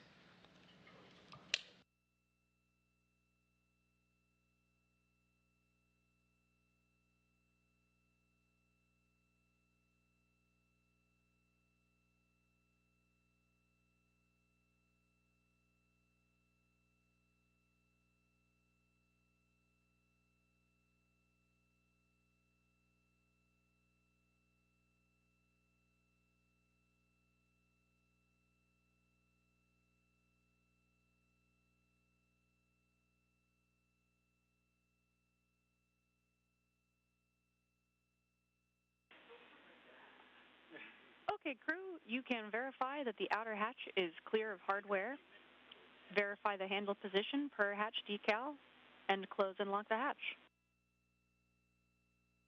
Okay, it is clear of hardware and the handle is in the proper position.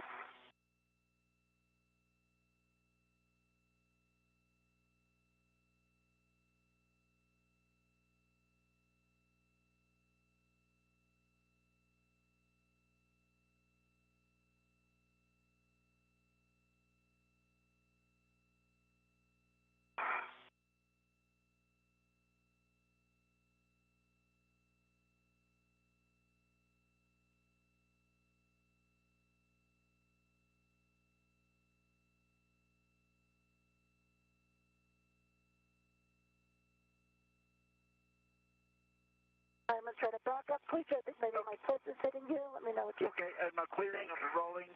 Okay.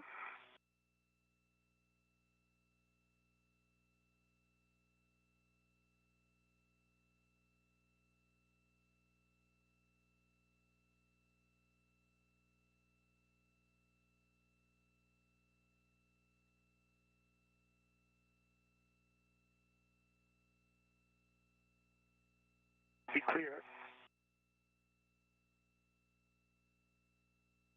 See, if you bend, maybe if you bend your knees a little bit too. Okay. Thank you. Okay. And I got it started to move. Let's just working that angle. Okay.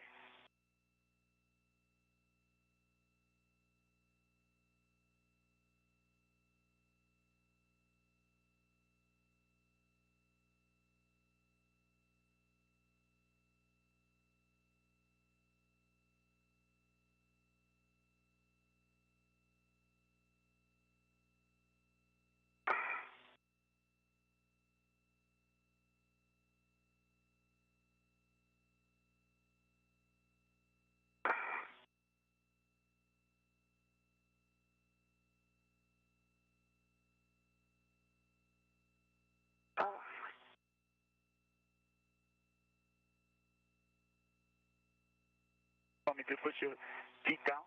Give me a second. It went back in, so I got to push it again. Okay.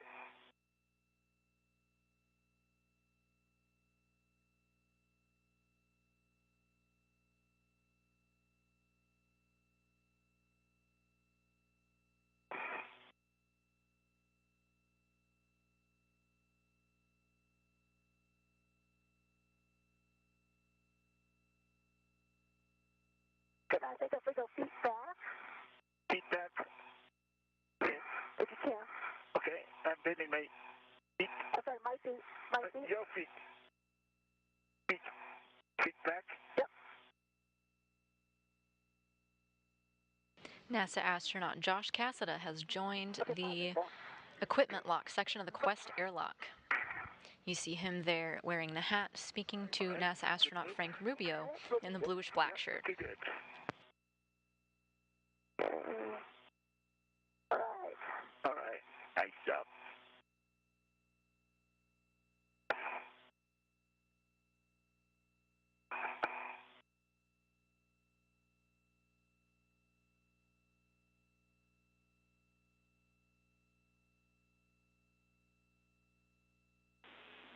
Okay, crew, we are ready for the repress. Check that your SCUs are connected to the DCM. We've got your water off for 2 minutes. Check that the EV hatch is closed and locked. Okay, EV hatch is closed and locked.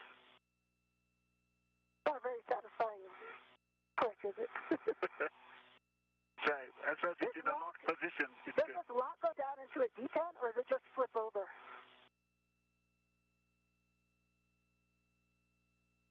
I think it just flips over. Okay.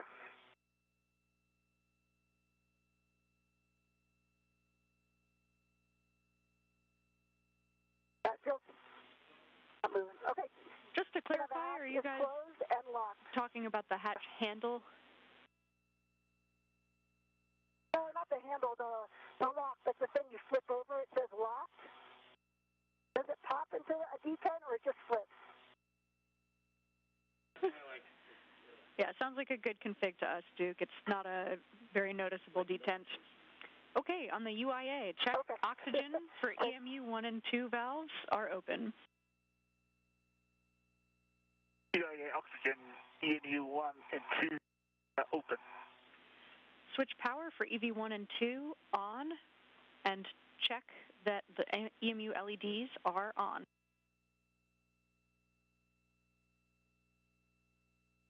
UIA power EMU 1 and 2 are on, and 2 LEDs are on. Check power for EV1 and 2 volts are between 18 and 19. Verified 18.6 on both. Copy 18.6 on both. On your The hatch is officially closed, and Zena Cardman is now walking our spacewalking astronauts through a pre-repressurization checklist. After this is completed, repressurization can begin.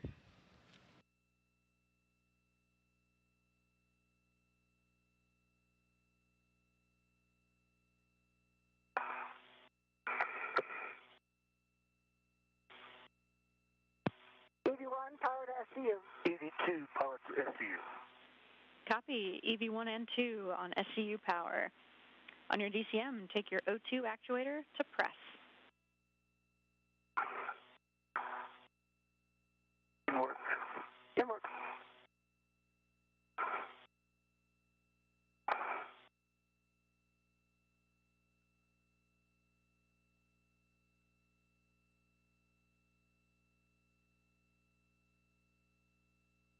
The view you're seeing now is that of Mission Control Houston in the International Space Station's flight control room. This is a view of all the flight controllers in the room under the direction of Flight Director Chloe Maring as they're working to get the spacewalking astronauts ready for repressurization. EV2 in press. Copy EV2. EV1 in press. Copy EV1 and 2 in press. Great work, both of you. Yeah. All right. Check that the EV hatch MPAS is closed. All right. EV hatch MPAS closed.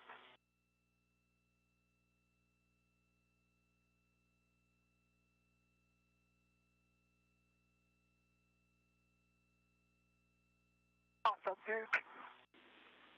Okay, EV2, we're actually showing you not quite in press just yet. If you could give your O2 actuator a little wiggle and make sure that it's fully in the press detent. Okay, I'm jiggling it.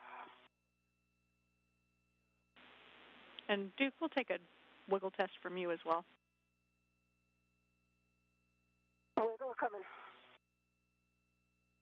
It wiggles, but still it says the question mark.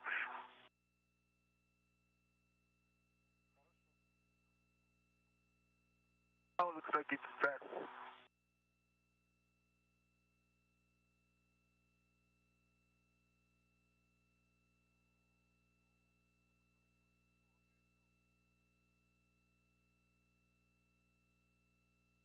EV2 DCM shows O2 actuator in the press. Copy, Koichi. We see you both in press. Okay, check that the EV hatch MPEV is closed. Okay, EV hatch MPEV is closed. IV hatch equalization valve throttle off to norm at your desired rate. EV expect an alert tone. Okay, and Zena, I am with you on 1, and I will take it from here. Great job. You've got it. Over to you, Frank. Congratulations to you all. And thanks so much to the team for all the effort you put into the troubleshooting and all the hours added. It was a great safe and great procedures that you gave us to get that mod kit installed. And well done, Koichi, for sticking with it. Great job, Duke, and a great job, Zena, and thank you to the entire team for the entire wonderful procedures and real-time advice for the troubleshooting. It worked out great. I'd like to thank JAXA folks who are supporting in Houston and in Tsukuba. 日本の皆さん、今回の活動、船外活動にあたりご支援いただきありがとうございました。ISS は漆黒の宇宙の中でとても輝いて見えました。人類のかけがえのない宇宙の研究施設の希望と可能性を象徴しているような輝きです。国際協力をさらに進め、和の心を持って ISS を最大限に活用して、その利用成果を創出していきましょう。Thank you again.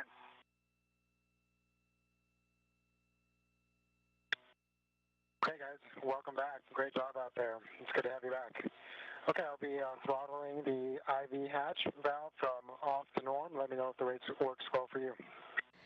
Our ground IV, Zena Cardman, has handed off her duties of talking to these spacewalkers over to Frank Rubio, who's on your screen now.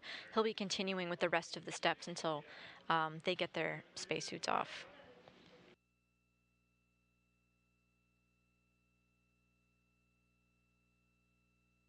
Okay, it's started. Let me know if that works. We are going to go up to 5 and pause there. You should expect an alert tone at 4 PSI.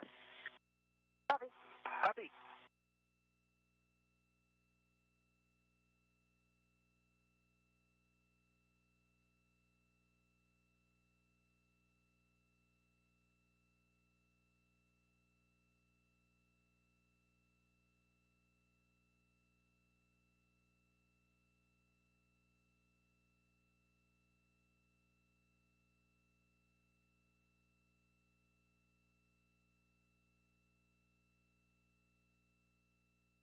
The crew there just shared some kind words with the team here on the ground, namely thanking them for the troubleshooting measures happening between the January 20th spacewalk and now, as they went out today to do some of the fixes, try some new workarounds. And ultimately, it led to success. Now repressurization has begun, as you can hear that sound in the background. We're going to vacuum.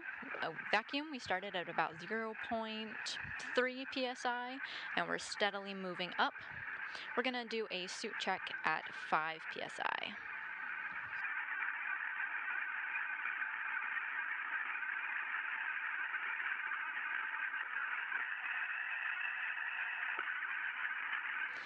Today's spacewalk concluded when our spacewalkers turned their spacesuits off of battery power at a time of 1:26 p.m. Central Time, 2:26 p.m. Eastern, bringing their total spacewalking time to 6 hours and 41 minutes.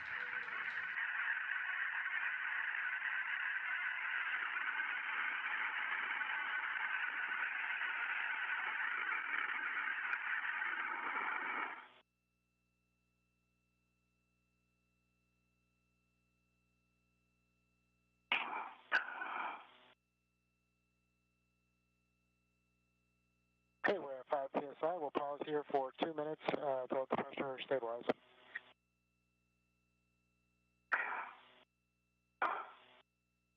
The crew lock is now sitting at just above 5 psi, where we're doing a planned hold.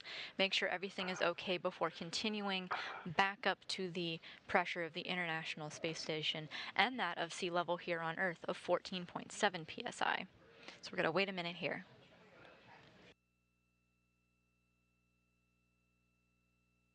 These same steps were followed but in reverse during depressurization as they prepared to get out the door. Now they're preparing to get back into the space station after their spacewalk.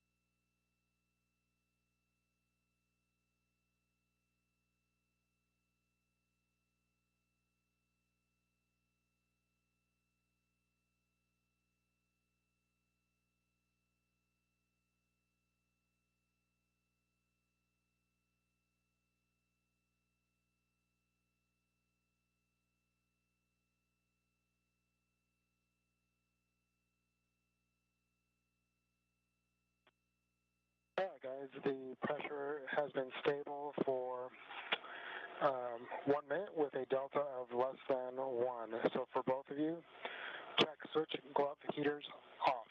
OFF. Off for EV1. Off for EV2. Great. For both of you, please check your gloves for contamination and report any noticeable abnormalities. EV1 gloves are clean. EV2 gloves clean. Great to hear. For both of you, take your O2 actuator to IV. And work. Clean work.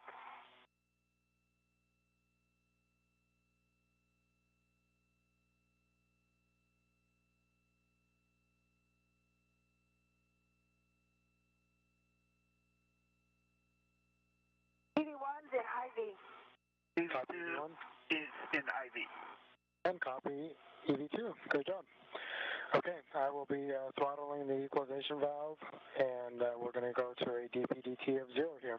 Let me know how this works for you. Copy. Starting now.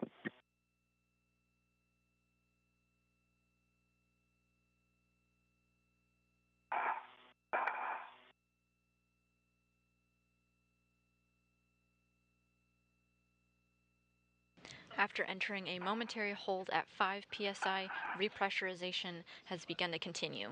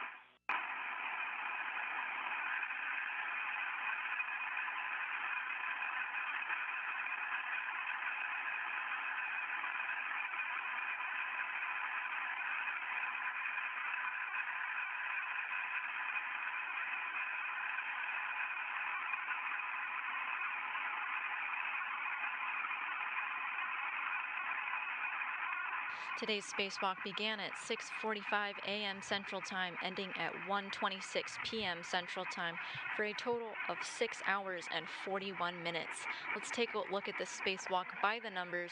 It was the 259th spacewalk in support of space station assembly, maintenance, and upgrades. It was the second space station spacewalk of 2023 and the sixth spacewalk of Expedition 68.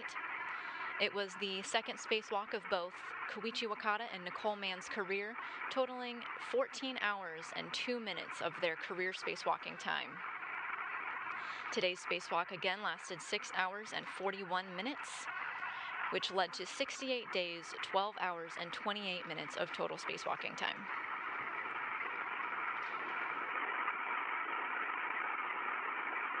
These 68 days refer to the total spacewalking time of all 259 spacewalks in support of space station assembly, maintenance, and upgrades. This year, it being the sixth from Expedition 68, 5 out of the Quest airlock where our spacewalking astronauts are now, and 1 from the Poisk airlock.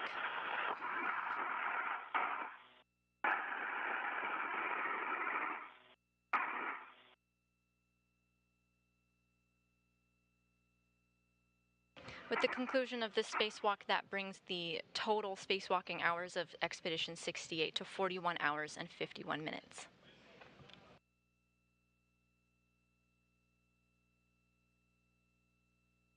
Repressurization almost complete now, hovering above 13 psi, making its way to 14.7.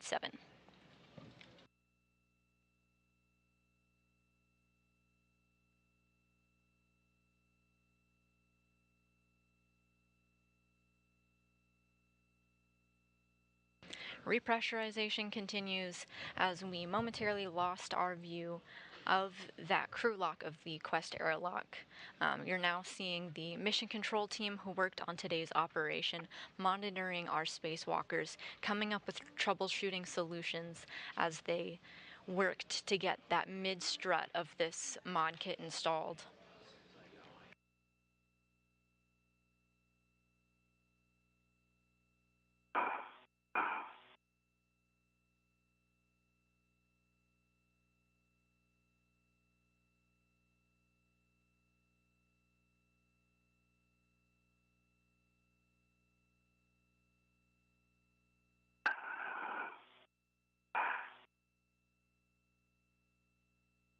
The man standing at the back of the room there, that's Keith Johnson. He knows the ins and outs of the procedures that we did today, coming up with many of the solutions and consulting with his teams in the back rooms, relaying his data to the row just in front of him, our flight director, Chloe Maring, and our ground IV, the person who communicated all of the instructions with our crew today, Zena Cardman, our astronaut.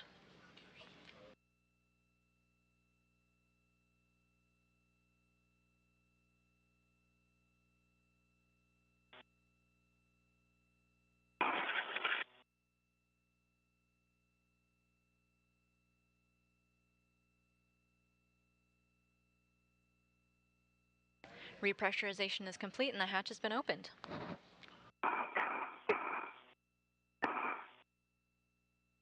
Thank you, guys.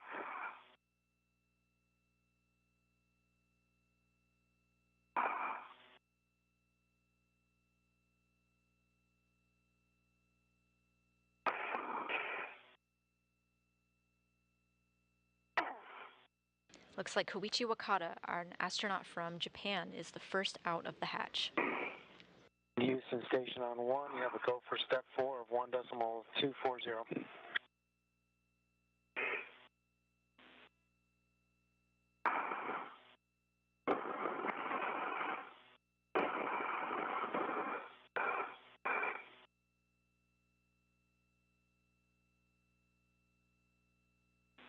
Houston copies. Thanks, Frank.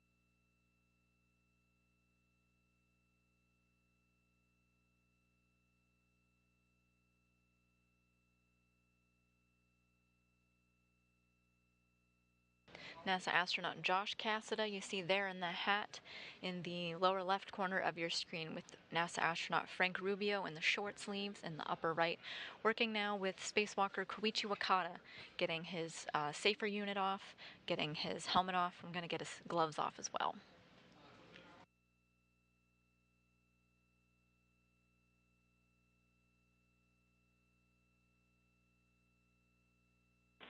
LAC Houston, heads up.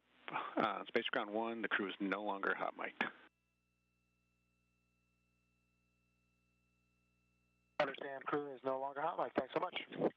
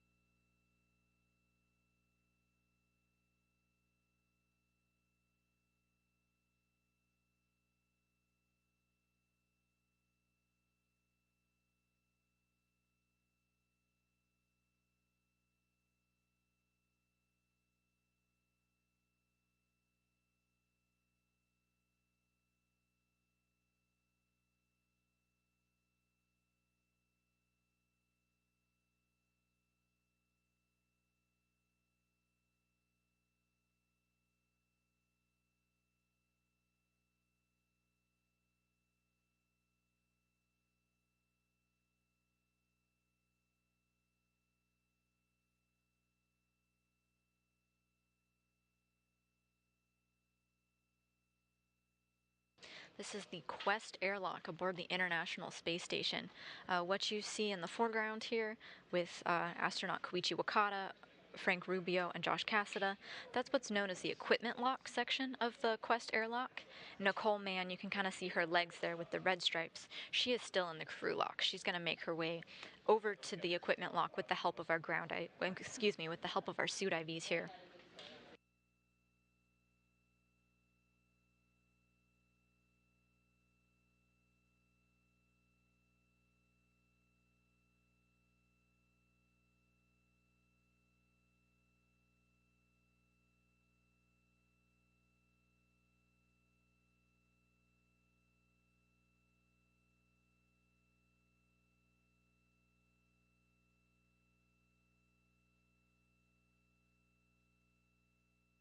Nicole Mann's being helped into the crew lock now, into the equipment lock now.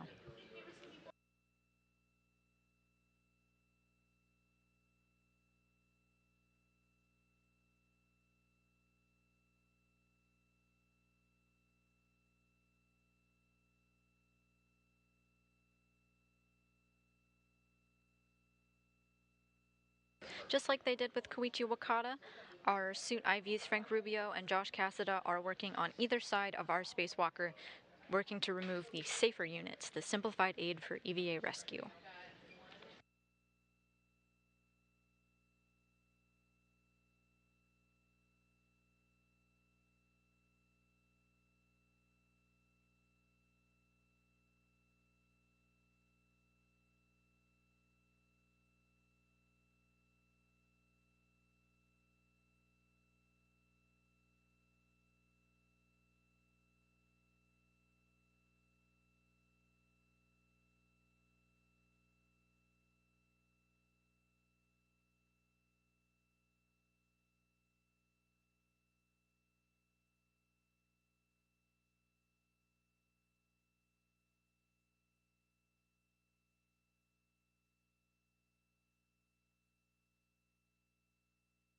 Our spacewalkers today are wrapping up.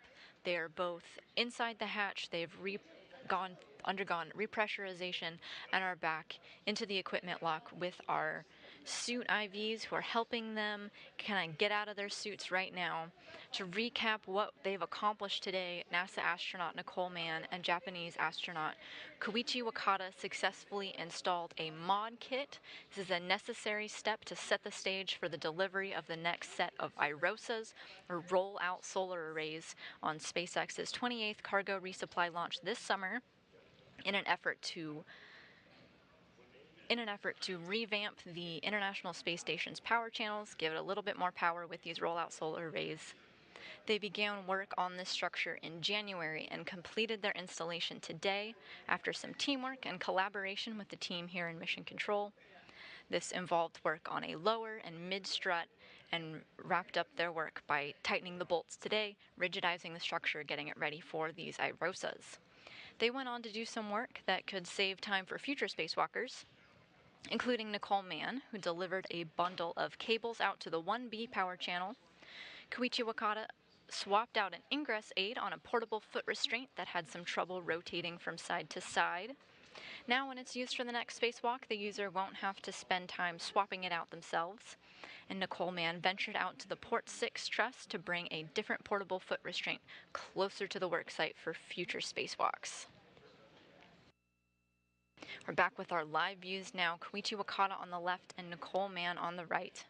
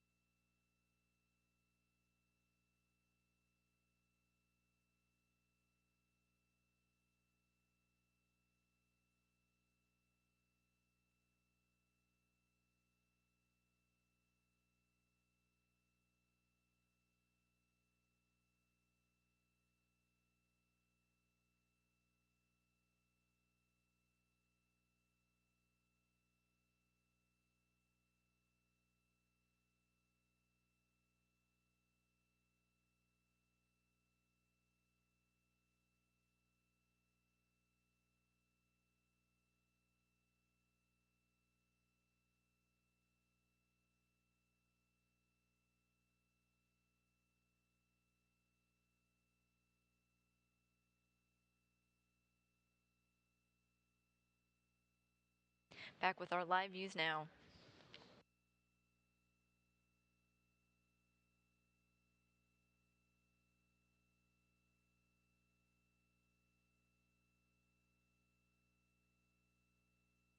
Josh Cassidy now removing the HECA, part of the straps onto the helmet, gives us some nice high-definition views of their point of view. That's Wakata that he's working on the left.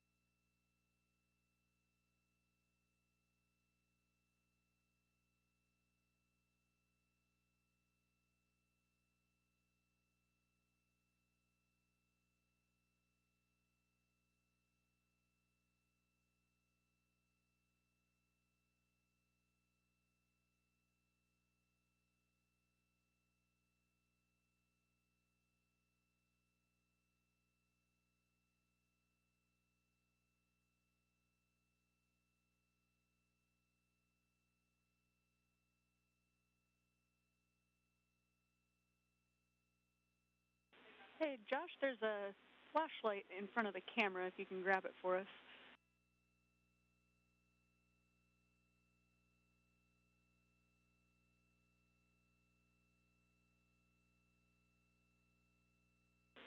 Thank you.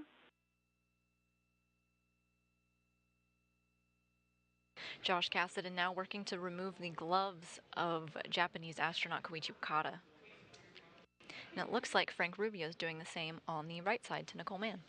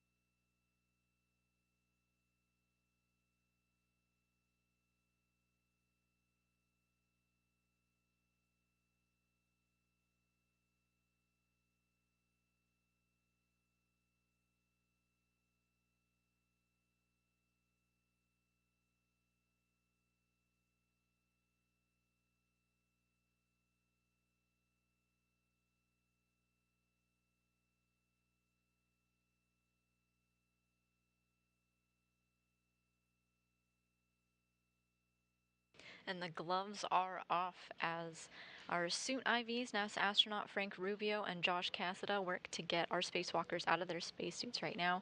Of course, having some playful pictures taken along the way.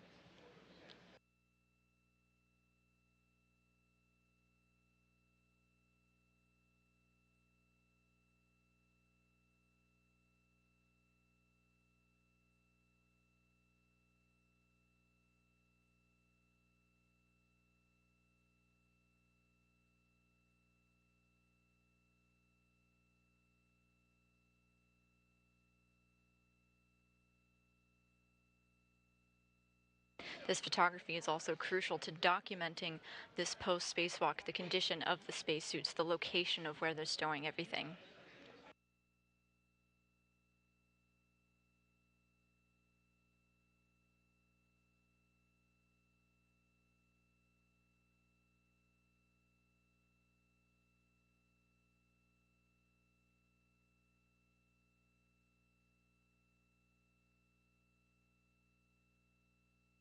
And the helmets are off on our spacewalkers, Nicole Mann on the right and Koichi Wakata on the left, all smiles all around. This was their second spacewalk, and of course the second spacewalk of 2023 as well. Their total spacewalking time equals 14 hours, 2 minutes, mostly with the goal of setting up the mod kit on the 1A power channel of the International Space Station. They previously wrapped up installing the 1B power channel as well, finishing the 1A channel today. You could look to your left and smile real quick.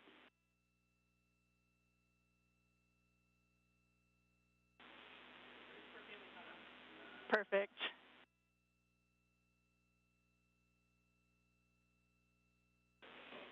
Excellent family photo there. Thanks, guys. Not only did Nicole Mann and Koichi Wakata finish installing this mod kit to set the stage for future delivery of the IROSA's International Space Station rollout solar arrays for future power upgrades, but they also did a lot of work setting the stage for future spacewalks, bringing in equipment that was farther away, bringing it to the work site for future spacewalks, replacing sticky portable foot restraints and ingress aids with ones that will make the lives just a little bit easier of our future spacewalkers.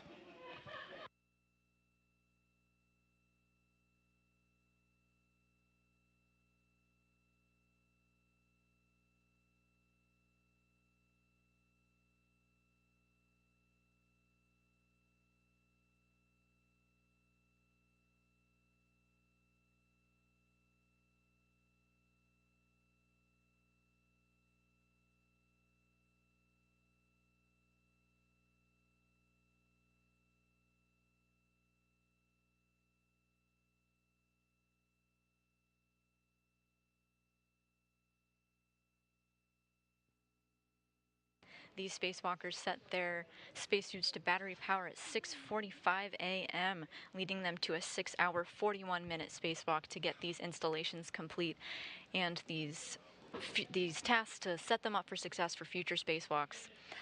Thank you for watching and sending in your questions via Ask NASA. You can follow along with Expedition 68's mission on the International Space Station blog and on social media. That concludes our coverage today. Thanks for watching. This is Mission Control Houston.